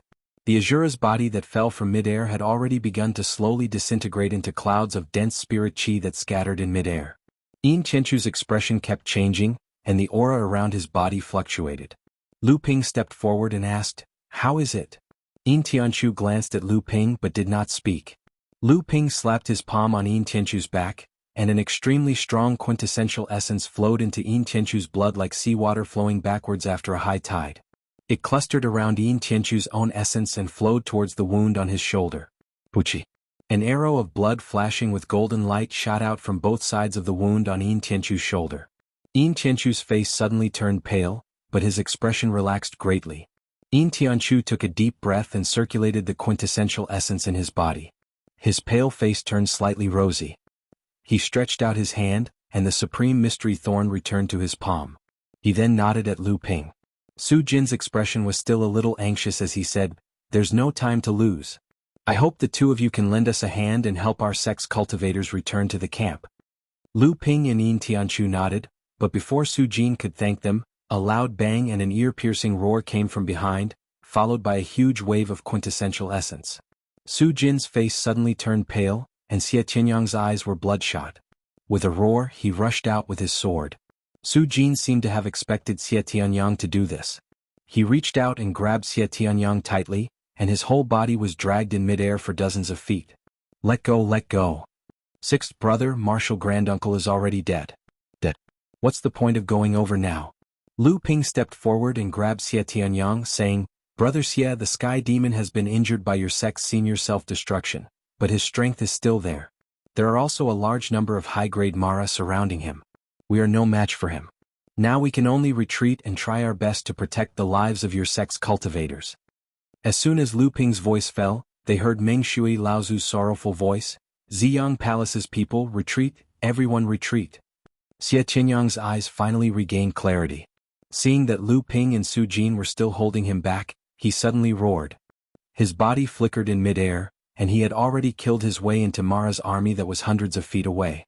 However, it seemed that he was rushing towards the battle near the camp. Su Jin and Lu Ping also took action and began to rescue the cultivators of Ziyang Palace who were surrounded by Mara's army. Due to the injury on his shoulder, Yin Tianchu did not take action alone. Instead, he continued to follow behind Lu Ping, and from time to time he would kill the Mara who had been forced by Lu Ping's attacks. Lu Ping was rushing to rescue the cultivators. The Sword of True Spirit transformed into layers of waves and maintained a tyrannical pressure, defeating the obstructions of Mara's army. However, in order to buy time, he did not deliberately kill the defeated Mara. At this moment, Yin Tianchu, who was hiding beside Lu Ping and had mastered the invisible sword technique, naturally had more opportunities to kill the defeated Mara. However, just as Lu Ping was about to rescue the second trapped cultivator of Ziyang Palace, a long howl rang out and half the sky was covered by an orange-red light. The cultivator that Lu Ping had rescued had a dazed expression on his face. He subconsciously muttered to himself, "It's over. The defensive array of the camp has been destroyed. Mara's army has already broken into the camp. How could a heavenly demon appear? Where did this heavenly demon come from?" Lu Ping frowned and looked at the surrounding Mara's army, which was slowly surrounding him but did not dare to attack. Once a high-level Mara arrived, Lu Ping had no doubt that the Mara's army would surge forward like a tidal wave. Then he and the others would fall into a heavy siege. "No, I have to kill my way back." The cultivator from Ziyang Palace brought out a half-moon-shaped magic treasure and purple-colored lightning bolts flashed out. Once again he charged into the encirclement of Mara's army. Surprisingly, the cultivator from Ziyang Palace did not bring out his flying sword. Clearly he was not a sword cultivator. Additionally, he cultivated a rare lightning-type magic technique. Lu Ping did not do anything to stop him. Since the camp had been destroyed, given the strength of Mara's army, Ziyang Palace's defeat was a foregone conclusion. At that very moment, the battlefield had descended into a chaotic melee. For Lu Ping, breaking out of the encirclement was the same. As long as he did not attract the attention of the heavenly demons and Azuras, as long as he did not get entangled by a high number of high-level Mara, Lu Ping would not fear the encirclement of the Mara army. Not to mention Lu Ping was not alone. Although Yin Tianchu was wounded, he was still strong. By joining forces, the two of them did not fear the encirclement of Mara's army. Following the complete victory of the human cultivators in the battle at Jinling's camp and the battle at South Sea Talisman Pavilion's camp, another shocking piece of news came from the battlefield at Nine Profound Tower. A great victory came from the battlefield where the Yuan family was stationed. Mara's army, which had attacked the Yuan family's camp, was suddenly defeated by a sneak attack from the Yuan family. During the chaos that day, a heavenly demon was killed by the Yuan family's pure yang cultivator, Yuan Lingtian, and the Lingyun Valley's pure yang cultivator, Fu Lingzi, who had come to help. Of the four Azuras, one was killed by the combined forces of the Yuan family's cultivators, one was successfully killed by Yuan Feixiang with the help of the family's cultivators, and the last one was injured by Yuan Lingtian and Laozu. Together with another Azura, they led the remaining one-third of Mara's army and fled in defeat. The Yuan family had obtained a complete victory. The only thing that the Yuan family found strange was that the Mara army that had attacked the Yuan family had originally been led by two heavenly demons and four Azuras.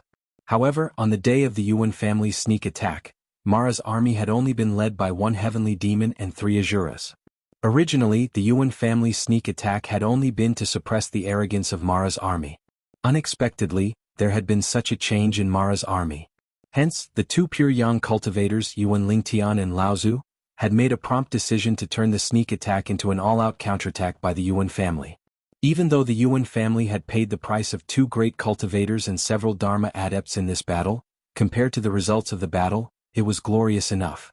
Although there were many questions about the Yuan family's great victory this time, just half a day later, another piece of news that shook the entire world of cultivation came.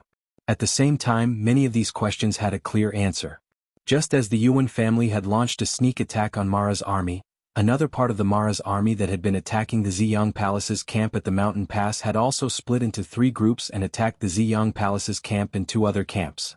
Just as the cultivators of the Ziyang Palace were doing their best to defend and both sides were locked in a fierce battle, a heavenly demon and an Azura suddenly appeared from the side of the Mara army that had been attacking the west camp. This additional heavenly demon and Azura caught the entire Ziyang Palace off guard. The three late Dharma adepts from the Ziyang Palace who had been guarding the west camp self-destructed and died one after another. However, the camp was still taken over by Mara's army. After that, Mara's army took advantage of the situation to launch a surprise attack. Although the remaining cultivators of the Ziyang Palace had successfully retreated back to the camp with the help of the reinforcements that had been sent from the camp at the mountain pass, the Ziyang Palace had suffered heavy losses in this battle. Not only had they lost three great cultivators, but two of the three-generation mid-Dharma adepts had also died. As for the remaining early and mid-Dharma adepts, They had lost 7 to 8 people. You're tuning in to the Han Li's Wuxia Adventures YouTube channel. We're so grateful for your support, and don't forget to subscribe to join us on this incredible journey through captivating stories. Your generosity through donations truly makes a world of difference, as it's the primary source of revenue that allows me to expand and enhance this channel for you. Thank you from the bottom of my heart for being a part of this adventure.